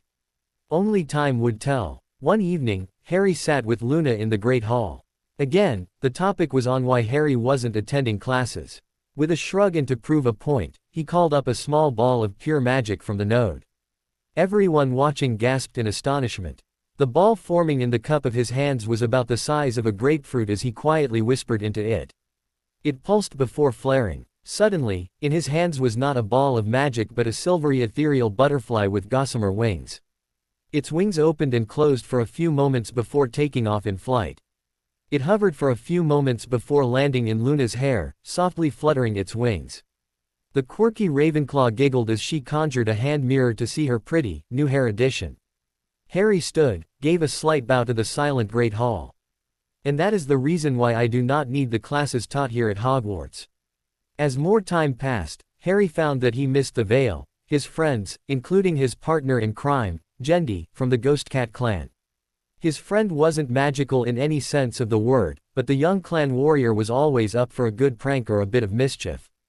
Jendi was also good about beating the snot out of him, when needed. However, Harry especially missed his fathers. He missed their chats over meals. He missed Silverfox's dry humor as much as he missed Firesong's snarky wit. He missed their sage advice, and he sorely needed some now. So Firefox started to walk the moonpaths in hopes to find his father Silverfox, who he knew walked them regularly. He hoped that the Star-Eyed would allow them to meet. He really did want, to see his father. Firefox was meditating in front of his fireplace in his tower room. The fire had burned low as he calmed himself and calmly slipped onto the moonpaths. As he traversed the silvery and glittery path, he stared around, full of homesickness. A familiar cry of a hawk suddenly reverberated across the vast swirling streams that make up the moonpaths. It called to him to hurry. Harry started running down the paths following that haunting, familiar sound. The gravel crunched under his feet as the hawk circled overhead. Suddenly, as the mist parted, standing in front of him was a tall well-known figure. Father. Firefox. The silver-haired teen found himself engulfed in a warm embrace. The comforting sense of incenses, sandalwood, and feathers filled his being. He was in his father's arms. He was home. How long they stood together in their tight embrace, only the goddess could tell. But, it really felt good. Another hawk cry echoed overhead, breaking their stance. Firefox pulled back to study the lined face of his adopted father. The worry lines seemed a bit deeper than he remembered, but the sparkle was still there. Oh, how he missed those eyes. He opened his mouth to speak only for Silverfox began. How you've grown, my son, the aged Kestrachern commented, tucking in a stray strand of hair away from his son's face. You seem tired. What's wrong? Firefox leaned into the hand for a moment. He really should be protesting the tender touch. He was a man now, after all, but damn it. He missed both of his fathers. I am, the teen said with a sigh. The note under the castle was worse than expected. He went on to explain what had been going on since he left and how much more he had to do. I wish Firesong or Starfall were with me. I'm way over my head. I need someone to go over my work to make sure I didn't miss anything. Silverfox frowned. What about Salazar? What does he say? He says I'm doing fine, but he isn't an expert on heartstones. Remember, he was on the losing side of that war. His family wasn't there when the Star-Eyed gave the knowledge of creating heartstones. The castle's ward stone is a beautiful piece of earth magic, but it's only a very poor imitation of a heartstone. It just doesn't have the checks and balances needed to handle the node that was created under the castle. I see, my son. I will relay the message to them. However, they both have taught you well, and we both know you will do fine. Reaching into his tunic, Firefox pulled out a thick envelope. Speaking of messages, could you pass these along? I know it isn't much, but I wrote to everyone. Kieran has been great, even if there are those that treat him like an animal and want to put him in a cage.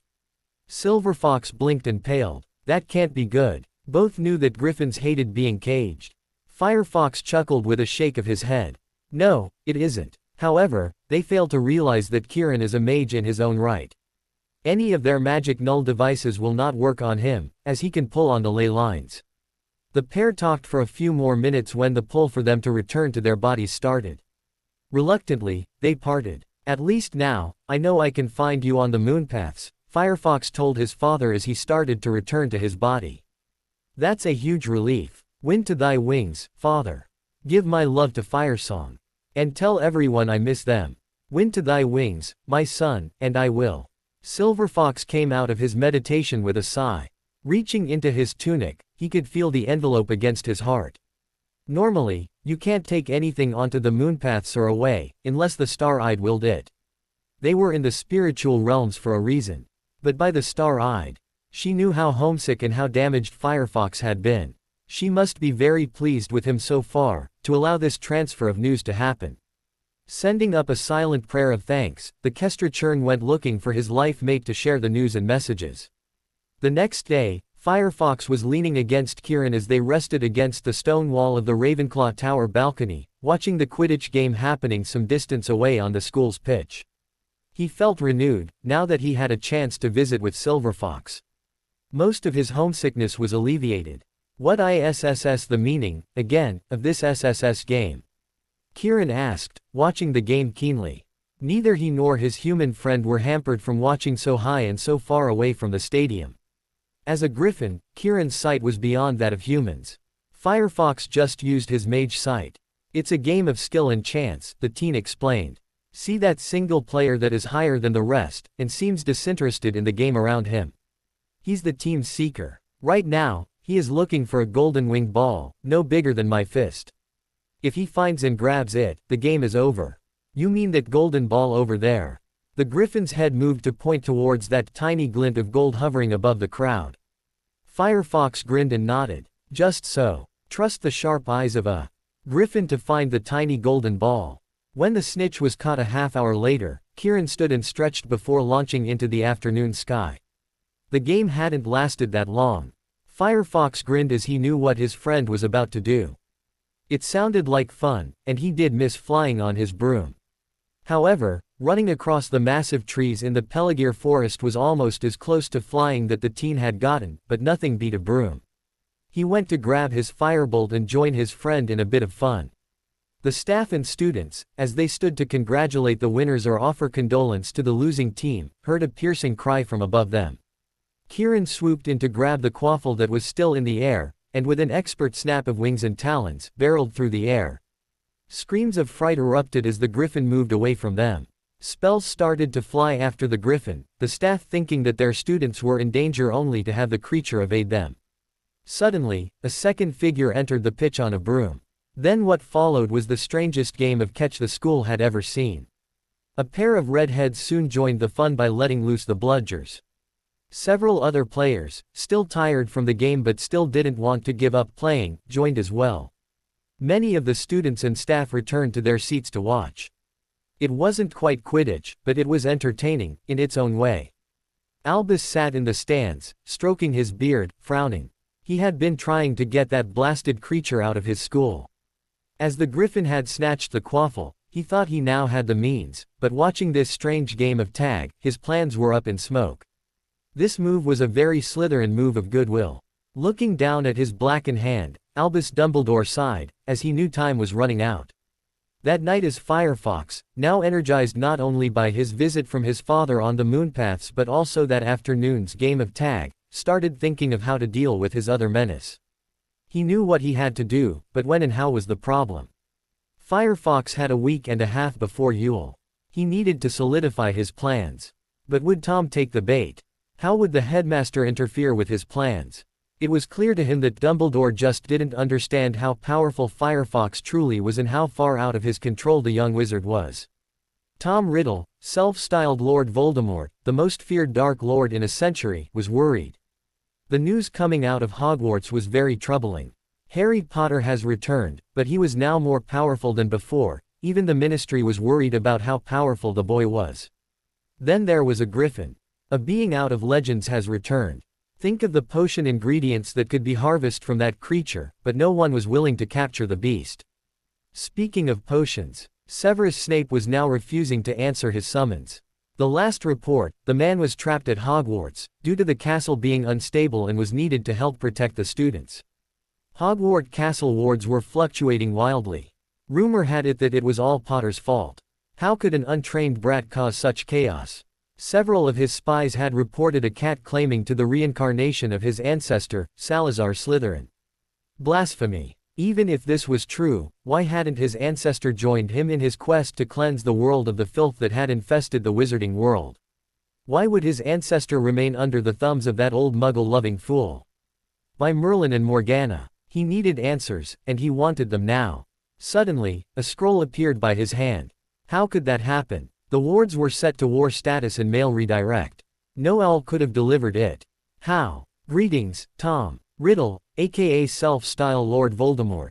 I, Harry James Potter, do hereby challenge you to a wizard's duel on the eve of the winter solstice at dusk on the Hogwarts Quidditch pitch. Come with only one other wizard as your second. No others. I await your reply at Hogwarts. Failure to come, failure to abide by these terms will show everyone that you are a shadow of your former self, a coward, a has-been. By magical decree, so mote be. Harry James Potter, Lord of the ancient and noble House of Potter. Heir to might and abriosus. Knowing that Dobby had carefully placed the challenge to the dark tosser near him and not be seen, Firefox knew it was time to once more warn the headmaster and staff that trouble was coming to Hogwarts. It was 2 days before the winter solstice, the leaving feast was well on the way. Firefox knew most of the students were leaving, but it wasn't enough. His friends were staying because they knew something was up by the way he was acting. He needed to convince everyone to leave. Everyone in the Great Hall stopped and noticed that the individual who boldly entered was Firefox, not Harry. Dressed in his most elaborate robes, hair decorated with feathers and crystals flowing down his back, the young adept mage allowed a bit of power escape around him as he marched up to the head table. Behind him were Arthur Weasley and Severus Snape. Silence descended in their wake. Drama, once again, was being played out before the Hogwarts students. The headmaster stood to greet the adept, not totally convinced that this show of power was necessary. The last time the teen had walked that purposefully into the Great Hall was to warn him that he was working on the wards and the pool of wild magic under the castle. Albus had dismissed that warning, much to his determent. Looked how that turned out. He, Albus Dumbledore, had looked like a foolish first year. What did the boy want this time? A quick glance at his potions master silenced any comment he would make. The headmaster could not afford to dismiss the boy again. But how could he turn this around? "Harry, my boy, what can I help you with this evening?" Firefox gave a slight bow before speaking in a clear voice that carried throughout the silent great hall. "Tom Marvolo Riddle. Oathbreaker, I name him," Firefox intoned, pulling out an athame. "Oathbreaker, he and all who stand by him. Oathbreaker once, by splitting of his soul to gain immortality. Oathbreaker twice, by the shedding of innocent lives. Oathbreaker 3 times, by trying to break a lawful given prophecy." Everyone froze in their places as the candles that floated above their heads flared as a magical wind started to stir. Severus Snape placed his hand over Firefox's. "Oathbreaker, I name the wizard once known as Tom Marvolo Riddle. Oathbreaker once, by offering up false platitudes. Oathbreaker twice, by the spilling of innocent blood. Oathbreaker 3 times, by swearing promises that he never was going to fulfill." Arthur Weasley placed his hand over Severus. Harry had come to him and asked if he wanted justice for not only Molly's twin brothers, but for all those within the Order of the Phoenix that had been killed in the First War. After hearing what he had to do, how could he say no? "Oathbreaker, I name Tom Marvolo Riddle and all who support him. Oathbreaker once, by commanding others to shed innocent blood. Oathbreaker twice, by committing crimes against my family. Oathbreaker 3 times, by the use of blood magic to possess the innocent." Albus Dumbledore paled as secrets he had tried to keep hidden were touched upon. Before he could move to silence the ritual, magic held him frozen where he stood. This was old magic, older than any he have ever seen. Firefox took up again his part of the ritual. He played the part of priest as he had sworn an oath to the Star-Eyed to hunt down Riddle and bring him to justice. A small technicality, but he swore to a goddess to do her will in this matter, after all. He had gone to Severus Snape the day before, to acknowledge him as part mage, and Arthur Weasley as a common man as the ritual required a third person. Priest, mage and common man, and the fact they were wizards was irrelevant. Firefox slammed the athame into the Hufflepuff table with Snape's and Weasley's hands still on top of his. Students near them screamed in terror at the sound of the blade hitting and sinking into the wood. Magic flashed to seal the oaths. "Oathbreaker is his name," Firefox intoned, finishing the ritual. "All oaths to him are null. Let every man's hand and magic be against him, let the gods turn their faces from him, let his darkness rot him from within until he be called accounting." Turning to the shocked faces of the head table, leaving the knife still jammed into the wooden table, Firefox glared at the headmaster. "I need everyone out of the castle until after the winter solstice. Students as well as all staff members, even those that live here year-round." "But why, my boy? Was that really necessary? Arthur, how did he convince you to go along with this foolishness?" Arthur said nothing as Firefox held up a hand to stop him. "Needs must, headmaster. Now are you going to empty the cast for the winter solstice? Or ignore it as usual? Danger is coming. You said it yourself," Albus stalled, to give him time to think. "That the wards and magic is stable at the moment and that you are waiting until after the new year to work more on them." "That is mostly true, headmaster, but you see, I need everyone out of the castle, as evil is coming to Hogwarts, and I would be remiss not to warn everyone that it is coming." Firefox studied the worried staff sitting at the head table. "Nothing evil can enter Hogwarts, it is the safest place in England." Dumbledore chided. "I assure you." Quote. Harry laughed. "I'm sorry to tell you, headmaster. Hogwarts isn't the safest place, as I have dismantled most of the wards. I plan on working on them after they settle after the new year. The faux wards that had been attached to the older wards once in your office are gone. No, nothing is safe at the moment. However, evil is coming, and it is best that everyone leaves for the holidays until I can start rebuilding the fallen wards. I want everyone gone by tomorrow." "But such short notice," Minerva McGonagall sputtered. "It isn't possible." "Sorry, Professor, if I had announced it any sooner, he would have tried to stall and manipulate," Firefox explained, giving a wave to the headmaster. "Besides, did you really want to announce just how frail the wards are?" "What evil?" asked Professor Flitwick, cutting into the argument. "Why, Voldemort, of course," Firefox answered with a smirk. "I invited him to a duel. If he fails to come, magic will deem him a coward and weak." With that, Firefox turned and left to the uproar of everyone in the Great Hall. That went well. Now, that thrice-damned hedge wizard's interest will be piqued.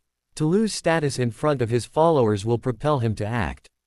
Well, nothing to it, back up to the headmaster's office for the fallout. Albus Dumbledore was at a loss. How had he lost control so badly?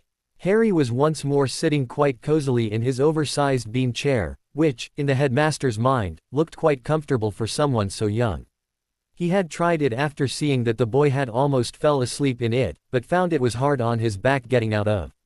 It had taken 2 pain relief potions to kill the nagging back pain. Sitting around the headmaster's desk was the unspeakable that had befriended Harry and had visited the node under Harry's guidance, the 4 heads, Head Orb Pure Thickness and Minister Scrimgeour. When everyone was situated, Firefox stood. Time to be, just plain Harry, was over. He was Firefox, healer adept of the Kavaldamar Vale. He stood tall, with an air of powerful, just as did his father, Firesong, when he was in a council meeting. Just so you know, I was adopted into the Kavaldamar clan by my adopted fathers, Firesong and Silverfox. I was trained to wield the wild magic that lives in the earth, to pull it from the ley lines that flow into pools of magic, known as nodes. Although, in the Vale, I reached the rank of Master Class, here with a node that almost went rogue, I have completed my training and am now an Adept Class Mage. My job is to heal this land, this castle, and rid it of tainted magic. He gave each a haughty look that rivaled one of his father, Firesong's. After all, it wasn't arrogance if he had the power to back it up. He continued on, once long ago, a group of refugees fled into these lands, across the dimensions, through magical gates. They were met by a druid wizard that you all know as Merlin. With his help, they settled into these new lands and intermarried with locals who had magic in their blood. He glared at anyone willing to interrupt him. When I called on the Moon Lady, who is an aspect of the star-eyed goddess, she answered. I made a deal with her. Because of that deal, I can tap into the ley lines. I can call up the wild magic and I do not need a wand to do so. To prove his point, Firefox's hands began to glow, and tiny bits of lightning sparked between his fingers. The deal was a simple one where we each gained from it. Her part was to give me a family to call my own, to be trained to fulfill my destiny. Training that the ones here failed miserably to give me. The headmaster started to interrupt, but a flare of power and a look of contempt caused him to stop. Now's the time for me to finish my part of the deal. I have challenged the evil blood path hedge wizard known as Lord Voldemort to a wizard's duel on the eve of the winter solstice in 2 days' time. Here at Hogwarts, I need everyone out of the school, so no innocent will be harmed. If you want to watch, so be it, but I cannot guarantee your safety if he breaks the terms of the duel. What terms are those? Asked the unspeakable. To come with only a second, 1 hour before dusk here at the Quidditch pitch. Are you insane? Shouted Scrimgeour, jumping into the conversation. He had been warned by the unspeakables not to interfere with this young wizard, but this was too much. I won't allow this. We can't have the strongest Dark Lord in a century here waltzing onto Hogwarts. The wards will not allow it. But they will, Firefox snapped back at him. The wards, at the moment, are weak, overworked and very damaged. They are due to fall on winter solstice. There is nothing I can do to stop it, and it'll take months for me to fix them. I need to allow them to calm down over the holidays, before I can work with them. Everyone in the room paled at the comment. Albus closed his eyes and bowed his head. He and the other headmasters were the most guilty. The unspeakable had shown him the inside of the node, the true state of the wards, what Harry had been working with. It had been frightening and yet, he knew that he hadn't failed that badly. Hadn't he? In the end, Firefox stated, I can place protective and notice me not shields around the stands around the pitch, but that is all I can do. No magic will be able to get through. If you want to be there, you must be there before he shows. I will be standing in the pitch, waiting for him. I will be there along with Kieran and Sal. He gave a glare at the headmaster. I will be sealing the pitch so only he and one other can enter, and it won't be you. But Harry, my boy. I don't trust you and I'm not your boy. Firefox held up his hands and made finger motions of quotation marks.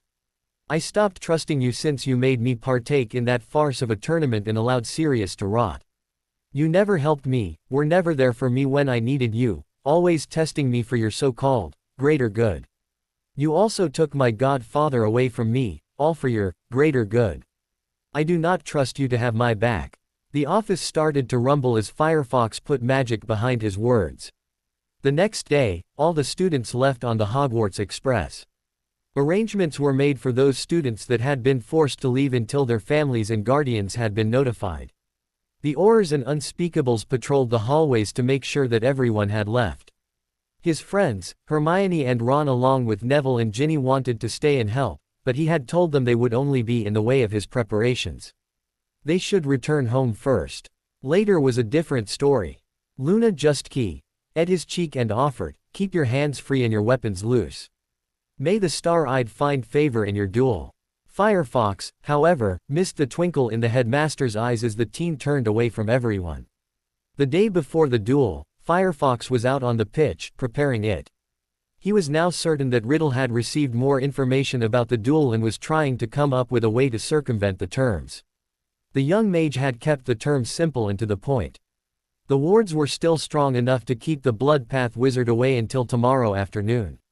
The necessary shields were up and powered. He watched as the Unspeakables were testing them. That evening, a meeting had been called in the headmaster's office once more. This time it was the Order of the Phoenix. Hermione, Ron, the twins, Ginny and Luna were present by the request of the headmaster.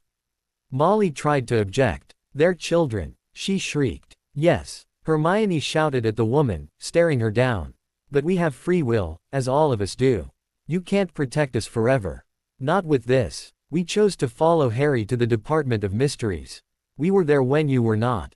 You were never there. We were. Harry has assured everyone that there will be shields around the pitch, protecting everyone. We need to be there for Harry." There was nothing Molly Weasley could say after that. What she didn't know was Firefox, with Sal's help, had used mind magic on her to agree. He knew it was unethical, but Hermione was right, he did need his friends there. He needed them to see that he had outgrew them. They would always be his childhood friends, but now, he needed them to see that he was now an adult and they weren't. During the meeting, he used a bit of subtle magic to keep everyone from gossiping about his plans, especially the adults. It wasn't permanent magic, just a bit of a push to keep quiet until it was over. Hopefully by the winter solstice, it would be all over with. Firefox stood on his balcony surveying the pitch, watching the late afternoon, early winter sun glinting off the impressive shielding that protects the stands. Winky had outdone herself in preparing his attire for this battle.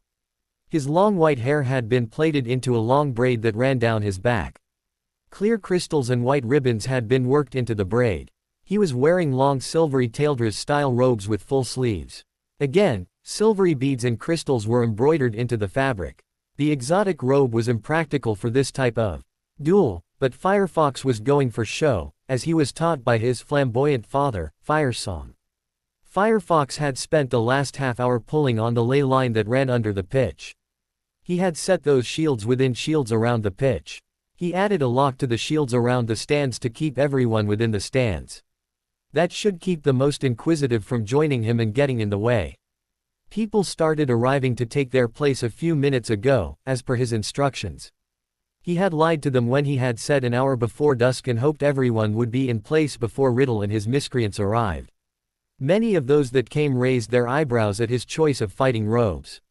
Several of the women commented on how elegant it was, compared to that of the headmaster's. Firefox noted the headmaster's bright robes with its clashing colors and moving sun, moon and stars as the old wizard made his way to his seat and shook his head. That old wizard still did not believe in anything Firefox has said or done, and Firefox was convinced that the older wizard would try to interfere with this duel. Thankfully, he couldn't, as the young mage saw to keeping everyone behind those impressive magical shields. Although the Unspeakables had promised to keep an eye on the headmaster for him, Firefox hoped it would be enough. Albus Dumbledore never was one to take a back seat to anyone. Hopefully, this duel would convince him it was time to retire. Checking the sky as the sun was still about the tall tree line of the Forbidden Forest, it was an hour before dusk. Firefox sighed. Riddle should be here any time.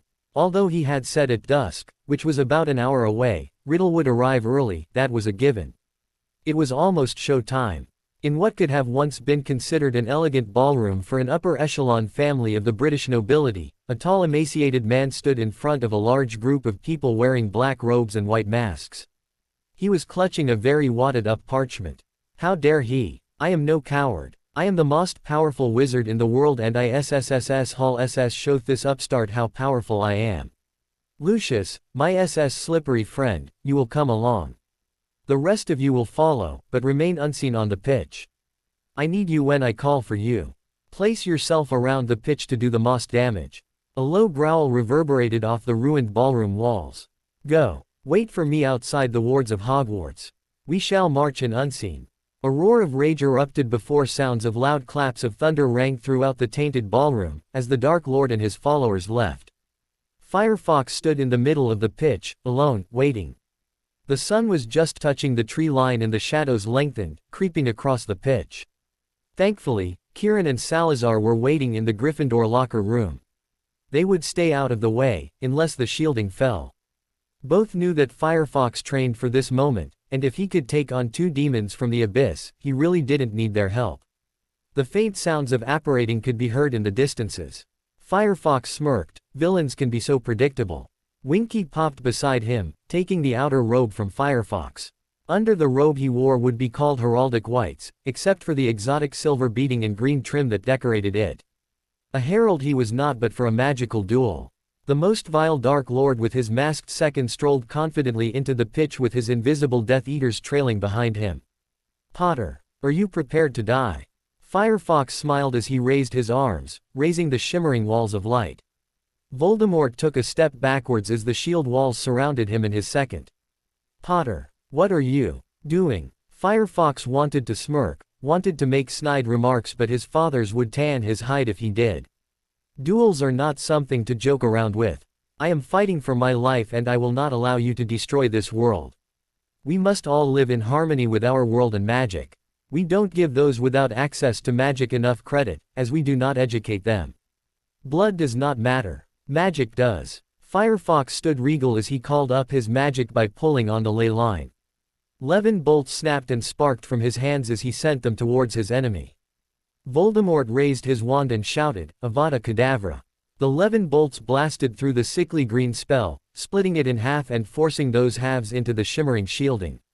Outside the shield, Lucius Malfoy ripped off his mask and started firing spells upon spells to free his trapped lord. Soon, every Death Eater that came started firing at the dueling pair. Firefox pulled more on the ley line and shouted a word of power in Taildras. Suddenly, every Death Eater was surrounded in an egg-shaped, human-size, dome of energy, including Riddle and Lucius Malfoy. It worked just as a famous white sorceress once created it to be. It was mostly used as a teaching tool to help break young training mages of bad habits. The mage spell encased the wayward student in a mirror-like eggshell. Any spell fired within would reflect bounce around until it hit the student, who couldn't truly duck. The sorceress tweaked the physical spell to overthrow a tyrant once. Of course, Firefox learned the spell in one of his history lessons, as the white sorceress had been an ally to the many clans, and the ancestress to the weapons mistress of Valdemar. To set the spell against Riddle and his thugs, Firefox had cornered the potions master in his own office a few days before he had issued the challenge. So all I have to do is let you study my mark and you'll remove it. Severus Snape snarled at Firefox. No one can remove it. Get out. Firefox sighed and with a wave of his hand, the snarky professor was immobilized. Well, I tried the easy way, now the hard way. He ripped the man's sleeve off and began to poke and prod the dark mark, all the while as the professor loudly threatened and cursed at him. When he was finished, Firefox looked seriously at the man. Or quite through. I have what I need. Also, I can still remove it. It isn't that hard. Riddle thought he was very clever, but in the end, he made one fatal flaw.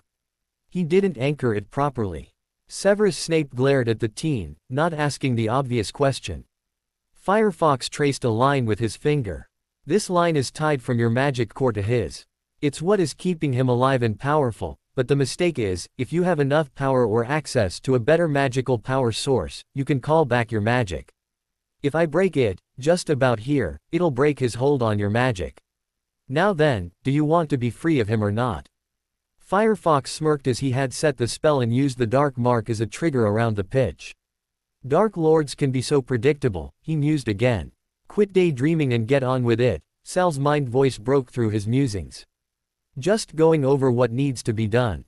HMPPF. Around him there were flashes of spell fire. Most used a severing charm to break the dome. Several were flashes of a sickly green. Suddenly, those domes melted away as those inside it died from their own killing curse. Shaking his head, Firefox turned his attention back to Riddle. The look of surprise and anger on his face. I know you can hear me. This isn't over with. Firefox gave a wave of his hand, causing the egg to rise off the ground. Mr. Weasley. Professor. Come with me. The ritual needed to be finished. Dusk was starting to fall as Firefox started to walk out of the pitch. Arthur Weasley and Severus Snape had been standing with Kieran and Salazar under Firefox's invisible cloak, safe and very well hidden. As the men joined Firefox, the small crowd up in the stands started to follow. Many were stunned at how easy the boy who lived had taken out all those Death Eaters so effortlessly. Some questioned if all of the shielding spells and security had been necessary, after all. Firefox knew he needed to finish the ritual on a sanctified ground for it to work. The only place he could find was the clearing where he had called on the Star-Eyed the first time and where she had answered. It seemed fitting. He sent up a silent prayer, hoping this will be done. Professor, you and Mr. Weasley stand at the north and south ends of the clearing, Firefox informed them, as he placed the magical, opaque egg dome in the middle of the glen. Quickly, the young mage raised the extra shielding to keep the gathering spectators from interfering with the rest of the ritual. In a loud clear voice, the young mage called out to them, "Everyone, think of all the wrong this so-called Dark Lord has done to the wizarding world. Those precious to you lost for all time. Think of the evil his followers have wreaked on the innocent lives." Albus stepped forward to stop whatever was about to happen. He was now very convinced that Harry had turned dark. The Ministry had outlawed rituals for a reason. Rufus Scrimgeour wanted to have his Aurors arrest this young and very powerful upstart, but so far he hadn't done anything yet. Although the ritual was a good place to begin, but he'd wait until the Dark Lord was taken care of. After all, it'd just be one more thing to add to the arrest warrant. The shielding stopped everyone from entering the clearing, and at Firefox's urging, they started to think of a world without Riddle and his Death Eaters in it. Firefox raised his hand and spoke, "Oathbreaker, he stands judged, Oathbreaker to priest, Oathbreaker to mage, Oathbreaker to true man of his people. Oathbreaker, we found him, Oathbreaker in soul, Oathbreaker in thought, Oathbreaker in duty. Oathbreaker we brought him, Oathbreaker in thought, Oathbreaker in word, Oathbreaker in deed. Oathbreaker, he stands, judged, and condemned." He brought down his hand and with a word, released Riddle from his confinement. Firefox spoke, "Let the wall of strength stand between this place and the world." With each spoken word, a mist and light started to rise in a straight line between Severus and Firefox. Riddle, once freed, turned to fire a spell, but the light and mist caught his attention. A translucent milky white dome in appearance sprung up, adding to the protection of those watching the ritual to those in the center of the clearing. Firefox continued, "Let the pillars of wisdom stand between this world and the next, and let the gates of judgment open." Everyone that watched stepped backwards as people stepped through the light, young, old, familiar and strangers. Merlin. One unspeakable swore, "These are victims of Death Eater raids that didn't survive. But necromancy is illegal." Rufus shouted, "Hush, this isn't over," another unspeakable chided. "This isn't played out. And for your information, this isn't necromancy." Within the clearing, people started to ring the fallen Dark Lord. A young woman stepped out of the crowd, tears flowing her face. "My little Tommy, what have you done? I am so sorry that I couldn't be there for you." Tom Riddle stepped back from the figure of his mother, only to bump someone else. Turning, he stared into the eyes that once were the mirror of his. "I never knew you existed, son. I would have taken you in, had I known. Come, it is time to go." Suddenly, out of the mist and light, the sound of a warhorse trumpeted, catching everyone's attention. A large warhorse geared up for war trumpeted his entrance as a wind carried across the clearing smell of sun-baked grass and hot summer days. On the horse sat a woman dressed in tight, unrelenting black leathers. A glow of soft light shone around her and her black steed. Her hair was braided into many dreadlocks that were held together by a sable cord. She had golden skin and sharp features. Her eyes were an endless pool of blackness and stars. When she entered the dome, the people around Tom Riddle fell back as Firefox gave a bow of respect. Greetings, my lady. I have fulfilled my part of the bargain. Here is the man once known as Tom Marvolo Riddle. Magic has deemed him unfit for your gifts. She smiled as a sun key. Edwin swirled around her massive, impatient war steed. Those that witnessed the events the night before will never forget it. Well, it wasn't every day that a true goddess appeared and pronounced judgment on a dark lord. As dawn broke through the treetops of the Forbidden Forest, those that witnessed the demise of the Dark Lord and his followers had staggered back into Hogwarts' Great Hall, hours before. They were too stunned to clearly put into words on what they witnessed.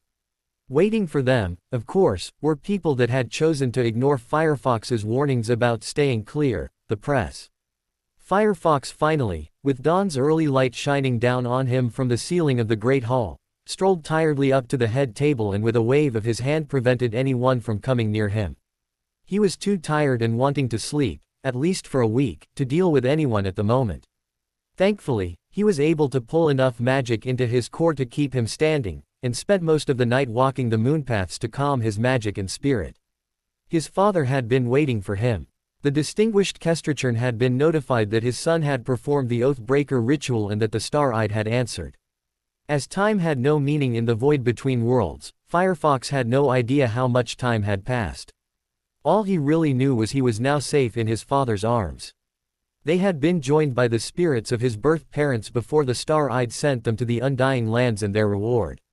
Again, with no frame of references for time, things were said, information and news were exchanged. When the Shadow Lover came to take his parents away, Harry Potter aka Firefox knew he was loved and wanted, and that the evil that plagued his life was finally over. Now he just had to go back and live. Firefox hopped up onto the head table, allowing his white leather-clad legs to dangle over the end. All he really wanted was a long soak in hot water. He, also, wanted one of Winky's breakfasts and back rubs. The noise within the Great Hall as the press and others clambered grew, demanding his attention. There was fear in the eyes of a few. Determination for answers in others. Then there were those that wanted another light show. Well, who was he to disappoint? So, he shot off a shot lightning crackle. Screams and a panic dash away from him. Another crack of lightning, then he spoke. I refuse to answer any questions. I'm tired and want a nice long soak before sleeping for a week. So, I'm going to show you the true history of Hogwarts and how it came into being. This is from the memory of one of the founders of Hogwarts, Salazar Slytherin. And no, I do not think it was biased. It happened a very long time ago. A time before Mirth Emrys walked these lands. Also, what I show you is the truth, so mote be. What you make of it, I really do not care. Murmurs ran rampant as Firefox started his tale. If you all look up, I'll sort everything out. Firefox called up the magic and focused on the ceiling of the Great Hall. A silvery cloud started to fog up the ceiling. A gasp of amazement erupted as everyone did as they were told. Long ago, in a distant land and a distant time, lived two very great mages. Both were creative sorcerers in their own right, rulers of their own people and lands. Both were at war with each other. Quote, the ceiling began to show the towers of Eartho and Mar and the lands around them. Firefox's voice narrated the tale to the awestruck audience. It took most of the day for the story to unfold. House elves filled the tables with food and drinks. Firefox had moved to sit in the headmaster's chair with his own repast, thanks to Winky, as he spoke. The tale ended with the true reasons why Salazar Slytherin left Hogwarts. Now, you have to decide. Firefox was wrapping up the tale, stepping once more onto the table head to stand with all eyes on him. With Riddle and his followers gone, do you want to continue to alienate 3/4 of your populace? Magic's a tool, nothing more, nothing less, and magic does not care if you are pure blood, half, or new blood. Magic is just magic, nothing more. You have it or you don't. Decide before magic has died out through your own carelessness. But know this, I'm not a wizard. I'm a healer adept mage. I don't need a wand, I can use wild magic as did Merlin and the four founders. I am above your current laws. I follow the Star-Eyed's will and her commands and no others. Cross me at your peril. Your Dark Lord is dead. His remaining followers are your problem, not mine. If you let them go without any type of punishment, it will be on your heads, and again your problem. I have my own problems to deal with. Now, I am going to bed. Do not bother me. You won't like what I would do." In eerie silence following in his wake, he walked purposefully out of the hall. Once the doors closed behind him, chaos erupted once more. The press didn't know what to make of it all. The leaders didn't know what had happened. Their world had been tipped on its side. The unspeakable quickly took over the presentation and confirmed that they had known all along. They had been refugees. Merlin had greeted them as friends. Magic was different here from what they had known. The intermarrying between the two peoples created a new type of magic. However, the pure blood laws caused magic to slowly die out. This last Dark Lord had caused the extinction of many powerful lines, speeding the death of the wizarding world. "There's one more thing," they told the crowd. He said it himself, Harry Potter no longer exists as a wizard. He has become the most powerful magic user on this planet. That young and highly powerful mage has access to magic that we can only dream of. We, the Unspeakables, are informing you, here and now, that the laws and traditions of the wizarding world do not apply to him. He will claim Hogwarts as his home and will monitor the pool of magic that the founders created under the castle. I will also tell you now, if that young adept mage hadn't intervened, that boiling cauldron of raw magic was about to explode through mismanagement. He said it was only a matter of days. We believe him. Hogwarts, with all of its history, staff and students would have been nothing but big hole in the ground, as we speak. We, the Unspeakables, have been monitoring him and say, anger him at your own peril. We will stand behind him, as he can, and will bring back the knowledge we have long lost through time and poor planning. The Unspeakables left with these parting words, leave healer adept Firefox alone. As he said, he is no wizard, he has become an adept mage along the same path as Merlin. He will bring back the magic we have lost. We will not protect you from his wrath if you fail to heed our words. Rufus Scrimgeour, once he had returned to his office, had always prided himself on being a fair man, a man of action, but he was also a political animal. He had plans of arresting Potter, because the boy was out of anyone's control, especially the Ministry's. Then he intended to force him to comply to the Ministry's edicts. However, the laws that govern the wizarding world were no match to divine intervention. After Riddle, also known as, He Who Must Not Be Named, had been dealt with and those whose lives have been shortened by his reign of terror had returned from wherever they came from, there was little he could do. He still wanted to arrest Potter. That was now impossible. With the Unspeakables' warning, he couldn't touch them, plus the boy was beyond powerful. Unless he was willing to throw the boy through the veil, he didn't think anywhere would contain him. Plus, he has divine protection, the Moon Lady had returned. She had become nothing more than a myth. It was known but not spoken. Stories of her were still told in secret among the older pure bloods. Many no longer believed in her, and hell, even Hogwarts no longer taught about her. Then, she had looked into his eyes, Rufus Scrimgeour, the Minister for Magic, and he was found wanting. She seemed very disappointed in him. Then there was that presentation. It had been a shock that Slytherin wasn't about blood purity, but on protecting his students from the unwashed, uneducated masses. Blood status didn't matter, magic did. Of course, today's witches and wizards had forgotten that. Mother Moon wasn't pleased on how they were treating her gifts. After that presentation in the Great Hall, Rufus ordered Pious Thickness, his head Auror, and the Aurors they had brought with them, to arrest those Death Eaters that were still alive in those egg-shaped thingies. How to free them was still a mystery to him. Personally, he was in favor of chucking them all, alive or dead, into the Vale and save him from the political nightmare that was to come. There was a knock on his office door. A gray-cloaked Unspeakable stepped. The adept has given the password to us to undo the egg domes.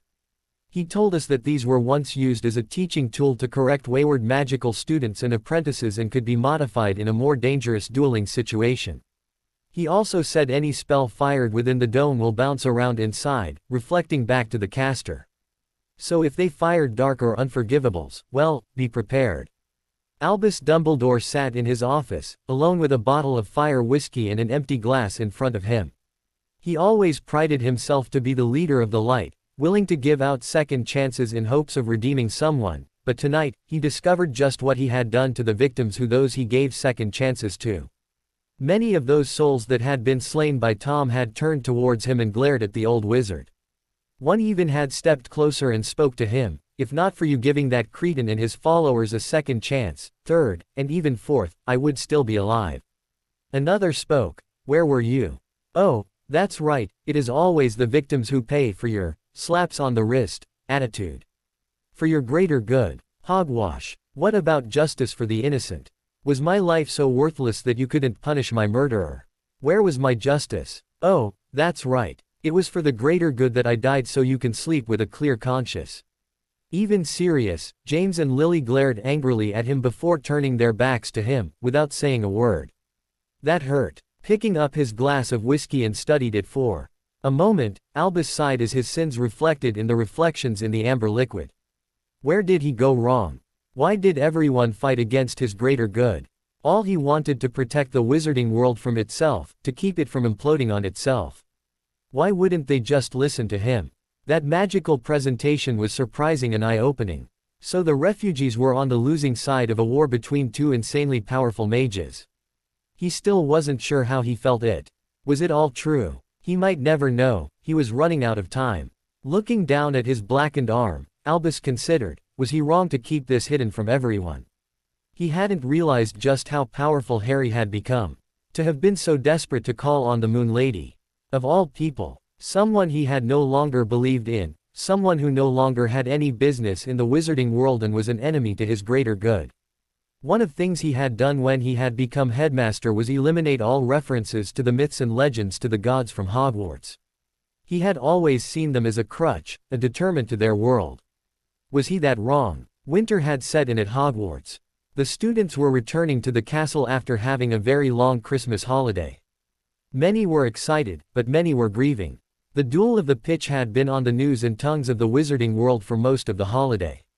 News of how Harry Potter took out the Dark Lord and many of his inner circle without help sent a shock wave throughout the British wizarding world. He had used magic never seen before. Many had lost their fathers and family members that night. It hadn't been pretty, and yet, Harry didn't show any remorse. Arthur had been there that night. He told Molly he met his brothers and they had a message for her. They are so proud of most of their nephews. They told him to stop their sister from ruining the two youngest. Ginny was a fangirl and she will never be happy pining after a phantom.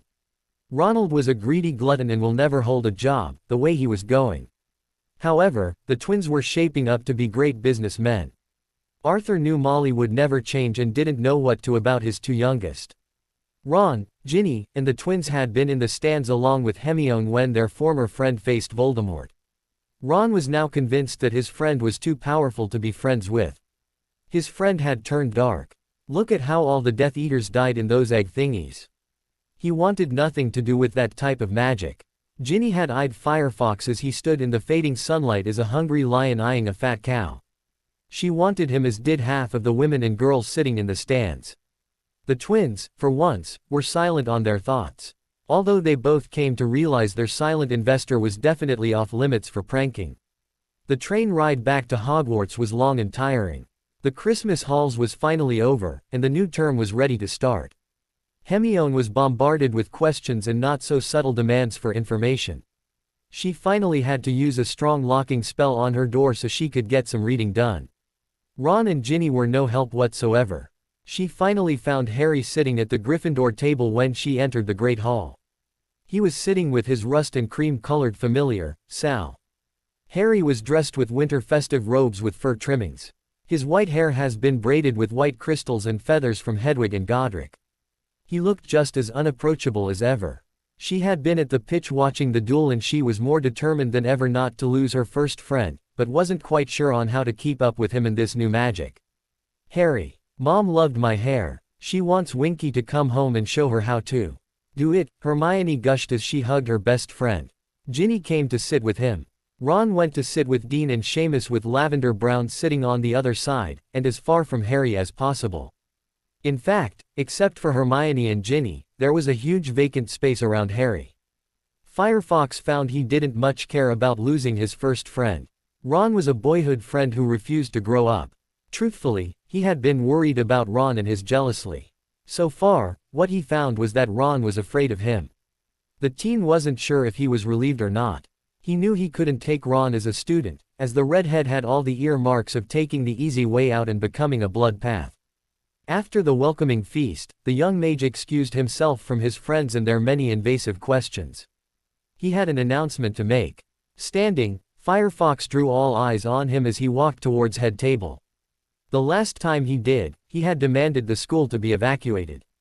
"Harry, my boy, I thought all trouble was over with," Albus asked, as he stood. "Oh, it is quite over, sir," Firefox assured him. "However, I have an announcement to make." Firefox turned to face the students, ignoring the staff behind him. "I wish to start classes on wild magic. There are certain criteria that I am willing to teach. First, the student must take a test to see if they have the potential. Second, they must be willing to let go of their wands.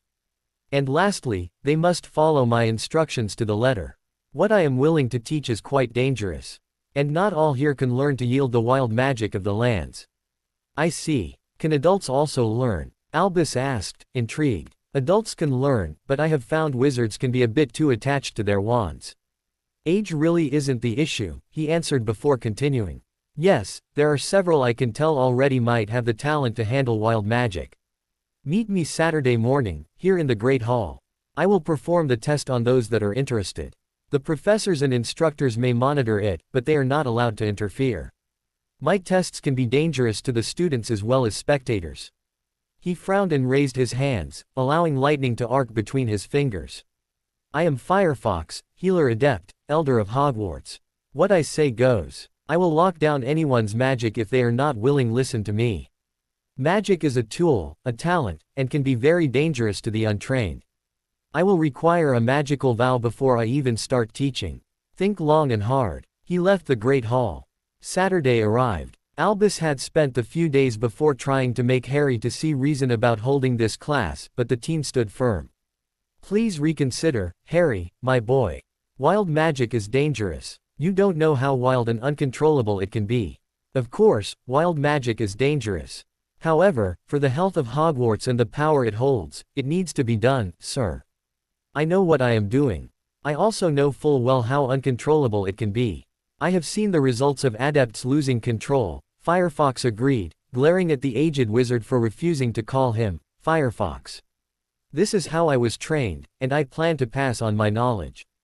The wizarding world had lost much, and the Star-Eyed has commanded me to bring back the old ways, which I believe you have been trying to remove from the teachings of magic, right, Headmaster? Big mistake. Magic is everywhere and has been left unchecked for centuries. Just like the magical node under Hogwarts. It's crying for help." Albus stuttered a denial. Sorry, sir," Firefox interrupted. "I'm only one mage among hundreds of ignorant hedge wizards, like you. You don't have the power to tap into the wild magic, which isn't dark, as much as you want to believe. It just is hard to manipulate. Remember, wands are easily broken. I don't need a wand or any foci. Magic is all around me and, yes, I do need to teach this. Teaching and cleansing the land are what healer adepts are known for." What everyone didn't know was Firefox had already picked out his 8 students. How well they will take to his teachings is up to them and how much they had to unlearn. He knew they had the ability to pull magic from the nodes. However, he just had to convince everyone that the wild magic isn't for everyone. In other words, he had to put on a convincing show to knock the stubborn heads together. He and Sal had been testing the staff and students quietly throughout the whole term. He found only 8 possibly students that had mage potential. Standing in front of the semi-closed doors to the Great Hall was Firefox with a very stern look. Lying by his side was Kieran, watching all of the students gathered in front of those doors. "You need to step in one at a time and deal with the challenge inside," Firefox informed them. Just inside the Great Hall, first test was a magical chest. Everyone was to place their wands and other magical items into it. Those that didn't would not be allowed to enter. "What is the meaning of this?" demanded Draco Malfoy. "Why must I give up my wand?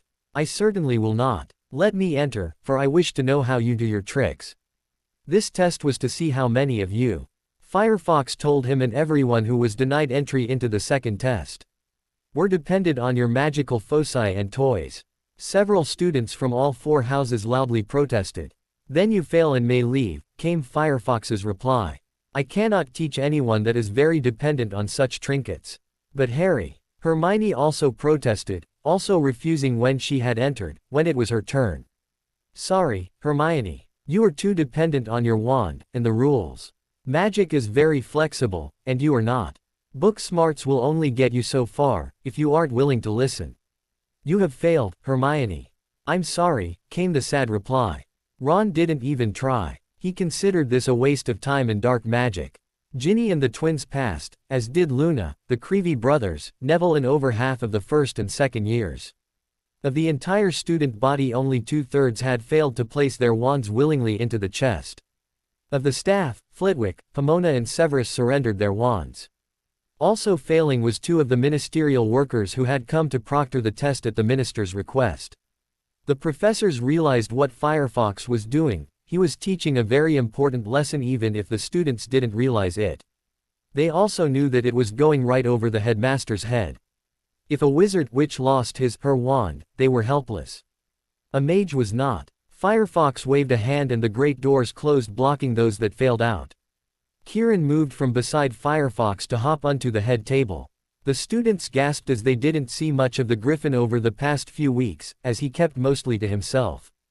To show that you are willing to give up your wand means you are not tied to it. A wand is a tool and nothing more, Firefox informed them, closing the chest. The next test will be mediation. You need to ground and center. Those that can't, fail and go stand with the others. Turning to the headmaster and his deputy, Professor McGonagall, you will not interfere as I have locked your body in place. You are here to observe only. And you will remain silent. Sitting on the table in front of the pair of professors was Salazar, stretched out like a sphinx, his eyes half closed. It was his job to keep Albus Dumbledore silent and non-interfering. When they were working out the tests, the trio needed something showy and to drive home a point. They had already done the testing during meal times the past month. They were also glad the 8 they had chosen decided to appear and take the testing. Now then, there isn't much to the second testing. There are no bells and whistles. The test is about your magical core and how much control you have.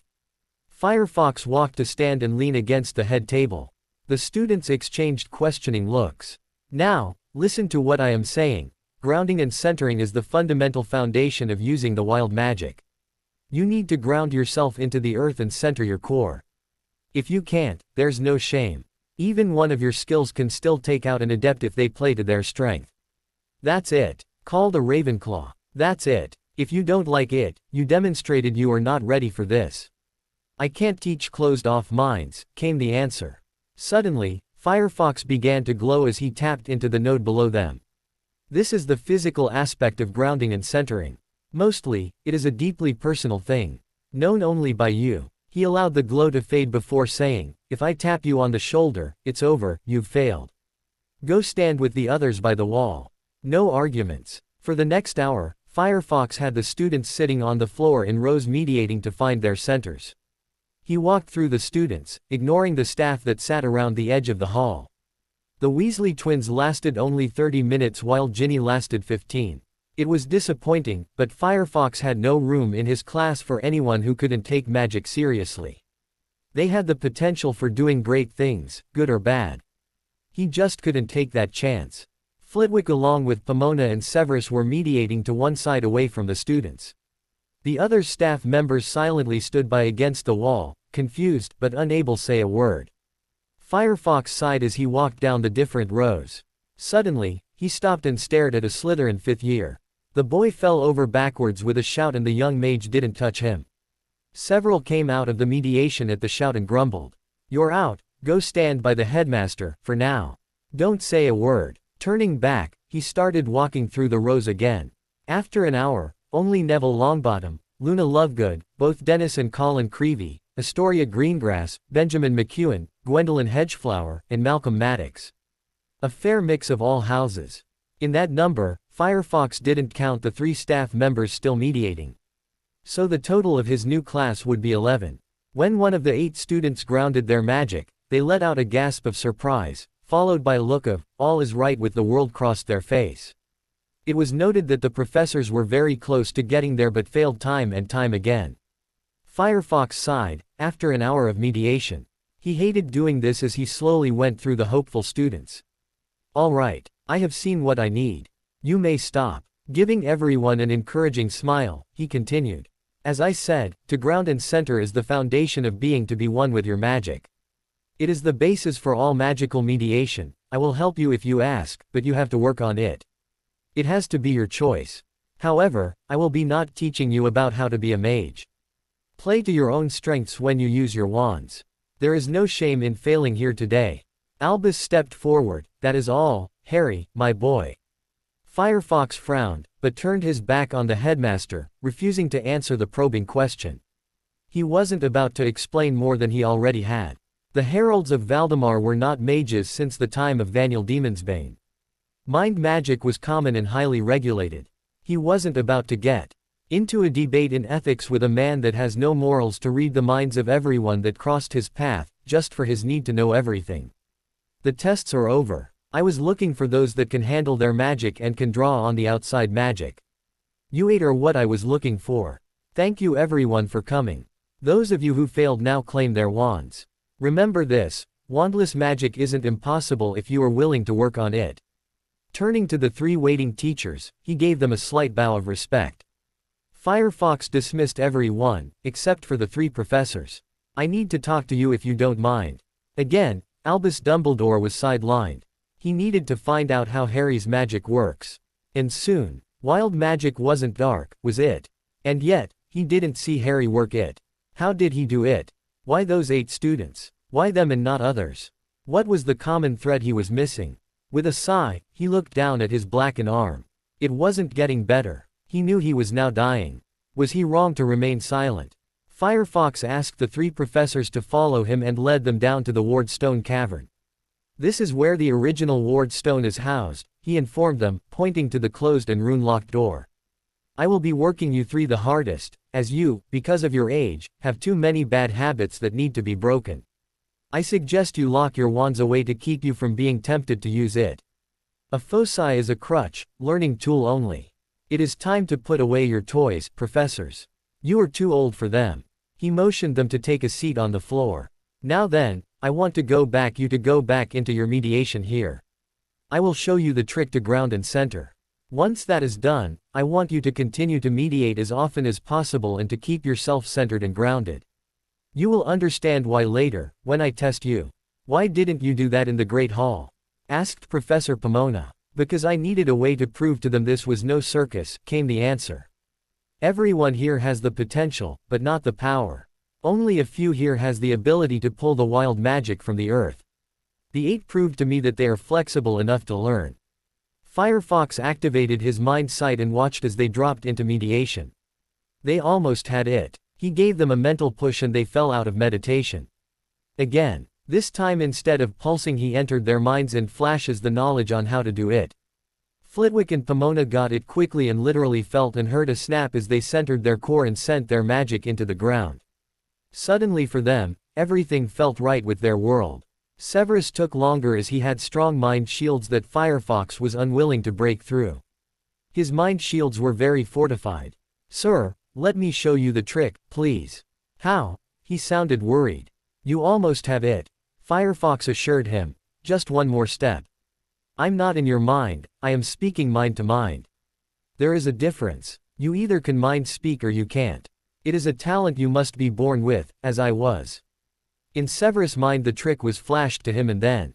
Severus sat straight up. It was amazing. The world was bigger and brighter. As the professors came out of their meditations, Firefox finished the lesson. Now, your lesson is done for the day. I want you to continue to practice this. Do not worry about the headmaster probing your minds. Grounding and centering is a natural defense against mind invasions.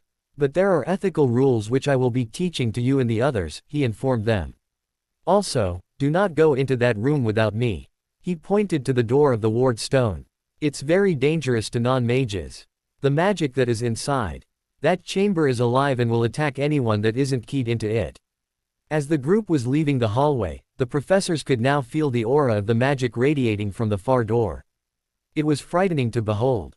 The classes had been going well. The 8 students were doing well with their lessons on wild magic. The main theory lessons were mostly ethical lessons. The right and wrong of using their magic. Firefox also threw in what happens to mages that abused their magic like Mar and Carsight, and they're the Bloodpath mages. A shudder went through everyone that was listening.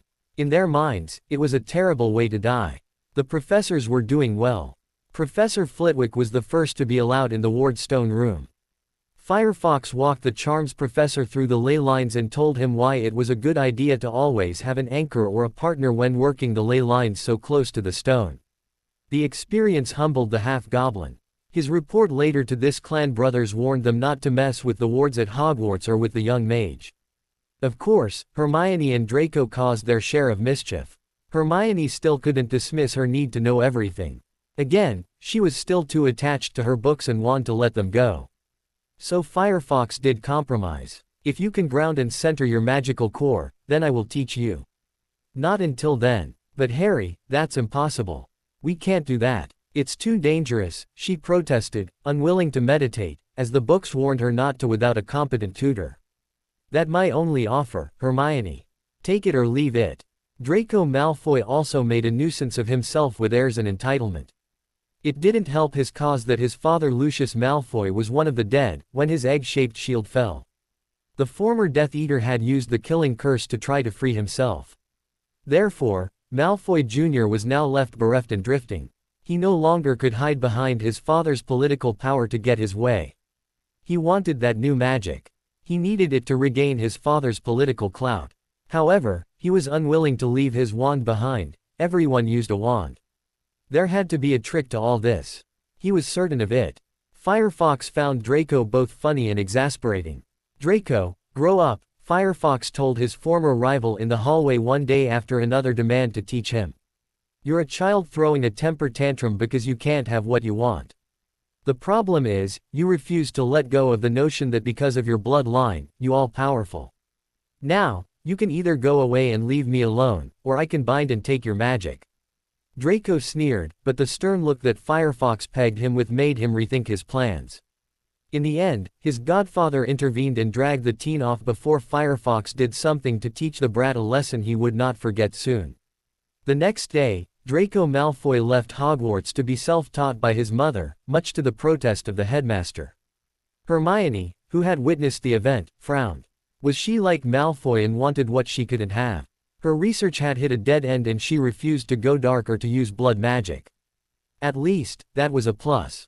Harry, at least, wasn't teaching that. However, wild magic was dangerous and very unpredictable. She needed more information, but there wasn't any more in the library. Due to the power that radiated from Firefox, his students and staff began to give the healer adept a wide berth in the hallways after that. As the months dragged on to summer, the 8 students started in dealing with the ley lines. Their hair started to streak white, also causing people to be wary in their presence. Firefox explained that those that live and work around the nodes will have their hair and skin bleach out. How much depended on their work and how long they stayed at the castle. As you only stay 10 months each year for 7 years, it will not affect you much. You may spot a white hair here and there. Nothing to worry about. The more you pull from the node, the faster the bleaching will happen, he told everyone one night in the Great Hall, at the leaving feast. The 8 all went home for the summer with a stern admonishment not to work on pulling on the wild magic. You can practice what I've already taught you, but do not experiment. I won't be there to pull you out if it goes wrong. If you want more lessons, contact me. I will either have you come here or go to you. Understand? Professors Flitwick, Sprout and Snape were full-time residents at the castle, so Firefox wasn't worried about them. He would need their help over the summer working on finishing turning the Wardstone into a true Heart Stone and creating a mini veil over the castle. The day after the leaving feast, Firefox entered the headmaster's office, wondering, now what? Come in, Harry, my boy, Albus Dumbledore called. Well, he'll never change, Firefox mused. Since the defeat of Riddle and his merry band of misfits, everyone had started calling him by his adopted name, Firefox. Some still called him Harry, like the headmaster. He wished they didn't. He was Firefox and very proud of his adopted family. You wanted to see me. I still will not teach you how to use the wild magic. You are too dependent on your wand for it to do well. I realized that, my boy. Albus waved the teen into his office, bringing up his blackened arm to show the teen. I wanted you to know I am dying. I ran into a curse that has no cure. Sheikah, will you never learn? Firefox grabbed the blackened arm and opened his mage sight. He studied the arm for a few moments, then sighed. Well, if you want, I can rid the curse, but you'll never be able to use that arm anymore. The damage is too great, as the curse has been left too long. Albus stiffened as he watched as Harry did whatever he was doing. But there is no cure. Not even Poppy and Severus could counter it. How can you? Silence. Firefox snapped as he traced the curse along the arm's veins. Well, you have two choices. 1, you can let me counter the curse and save your life, or 2, I can walk away and leave you to your fate. Which is it? His piercing green eyes with an unearthly glow pinned the old wizard to his seat. There is no cure, my boy. Firefox dropped the arm. Choose. I can cure the curse, but not the damage. I can't force you. It is unethical. Again, choose, as you said, you are dying. So how will my attempt change that? Albus paused, stroking his beard. Very well, Harry. You may try. He curious to see Harry work his type of magic. Firefox grabbed the damaged arm as a bright mage light formed over his shoulder. Albus gasped at the floating white light ball. While the old wizard's attention was on the light, Firefox reached out with his magic and wrapped it around the curse and pulled. The black magic fought against him, but the healing magic began to burn away the curse. A few minutes later, the curse was completely pulled out of the headmaster's arm. Banishing the inky smoke that was the curse, Firefox sighed and slumped. That was a nasty bit of work. Now then, he quickly ran his healing magic through the headmaster's limb, checking and healing as he went. There, all done. Albus, who had been watching closely, couldn't understand how the boy did it. He watched as the blackness slowly disappeared down his arm to his hand, then it was completely gone. However, he was no closer in how Harry did his brand of magic. Harry, my boy, quote, I will repeat once more, my name is Firefox, Healer Adept. I've earned my name and title. Something you refuse to understand, old man. Firefox gave sneer as he left, he said over his shoulder. I may have healed you, but I won't forget your insults. Firefox sighed as he made himself comfortable in front of his fireplace. Slowly, he allowed the cares of the day fall away as he stared into the flames. Soon he found himself walking on the moonpaths, hoping to see his father. What he got was someone else. A hawk cry overhead stopped him, the hawk dove changing to the star-eyed. She smiled as some of the swirling mist around her cleared. Well done, my little fox, she smiled at him. You have done all I've asked. You are now coming into your own. Firefox blushed as he lowered his eyes. None of that, she chided, placing a finger under his chin and forcing him to gaze into her deep, fathomless eyes. As you know, I want my children to grow and become strong. You still have a ways to go, but you are getting there. Therefore, I have a gift for you. She motioned at the swirling mist off to one side. The mist parted and he could see his father standing there, waiting. Salazar and Kieran have the knowledge and power to open a small gate between worlds, but only during solstices to allow you to either cross over to the Vale or they can come to the castle. However, do not abuse this privilege. You can only do it once a year. One solstice to open the gate and another to return. Choose wisely. Firefox gasped as tears ran down his cheeks. It was his deepest wish to have a family and it had hurt to be apart from his father's while he had to fulfill his duty. Suddenly, he was enveloped in strong feminine arms as he sobbed out his thank you. She stepped back and dropped her arms. Wind to thy wings, my little fox. I expect great things from you and I will be calling on your help again. She turned and disappeared into the chaotic mist of the void. Firefox turned towards his fathers and watched as they stepped closer. Time in the void was timeless. They hugged and chatted, hugged more, exchanged news. Both men were very proud of their adoptive son. Keep them on their toes, Firesong advised. Do not give them any chance to undo your work. Have you gathered a support group yet? Silverfox asked. I think so, father, came a hesitant answer. 3 of the teachers at Hogwarts. But the one I thought I could count on is becoming too hidebound to accept my answers. She is too attached to her wand and books. A shame really. She was my best friend. Give her time. She will learn, once she finished her schooling. Real life is much different than a classroom. I'm just afraid she would turn to the blood path to get her answers. Firefox feared for Hermione, but then he would cross that bridge when he got to it. For now, life was starting to look up for him. The new heart stone he was creating from the old ward stone was coming along fine, now that the checks were in place. He had students that could help with some of the work around the area. Now he had his father's back, life was good once more. May your life be interesting. Indeed a very adage for my cursed life, but I wouldn't change it for the world's, Harry Firefox mused as he sent another thank you to the star-eyed. The end. I hope you enjoyed this story. Also remember to subscribe and like this video. See you in the next video.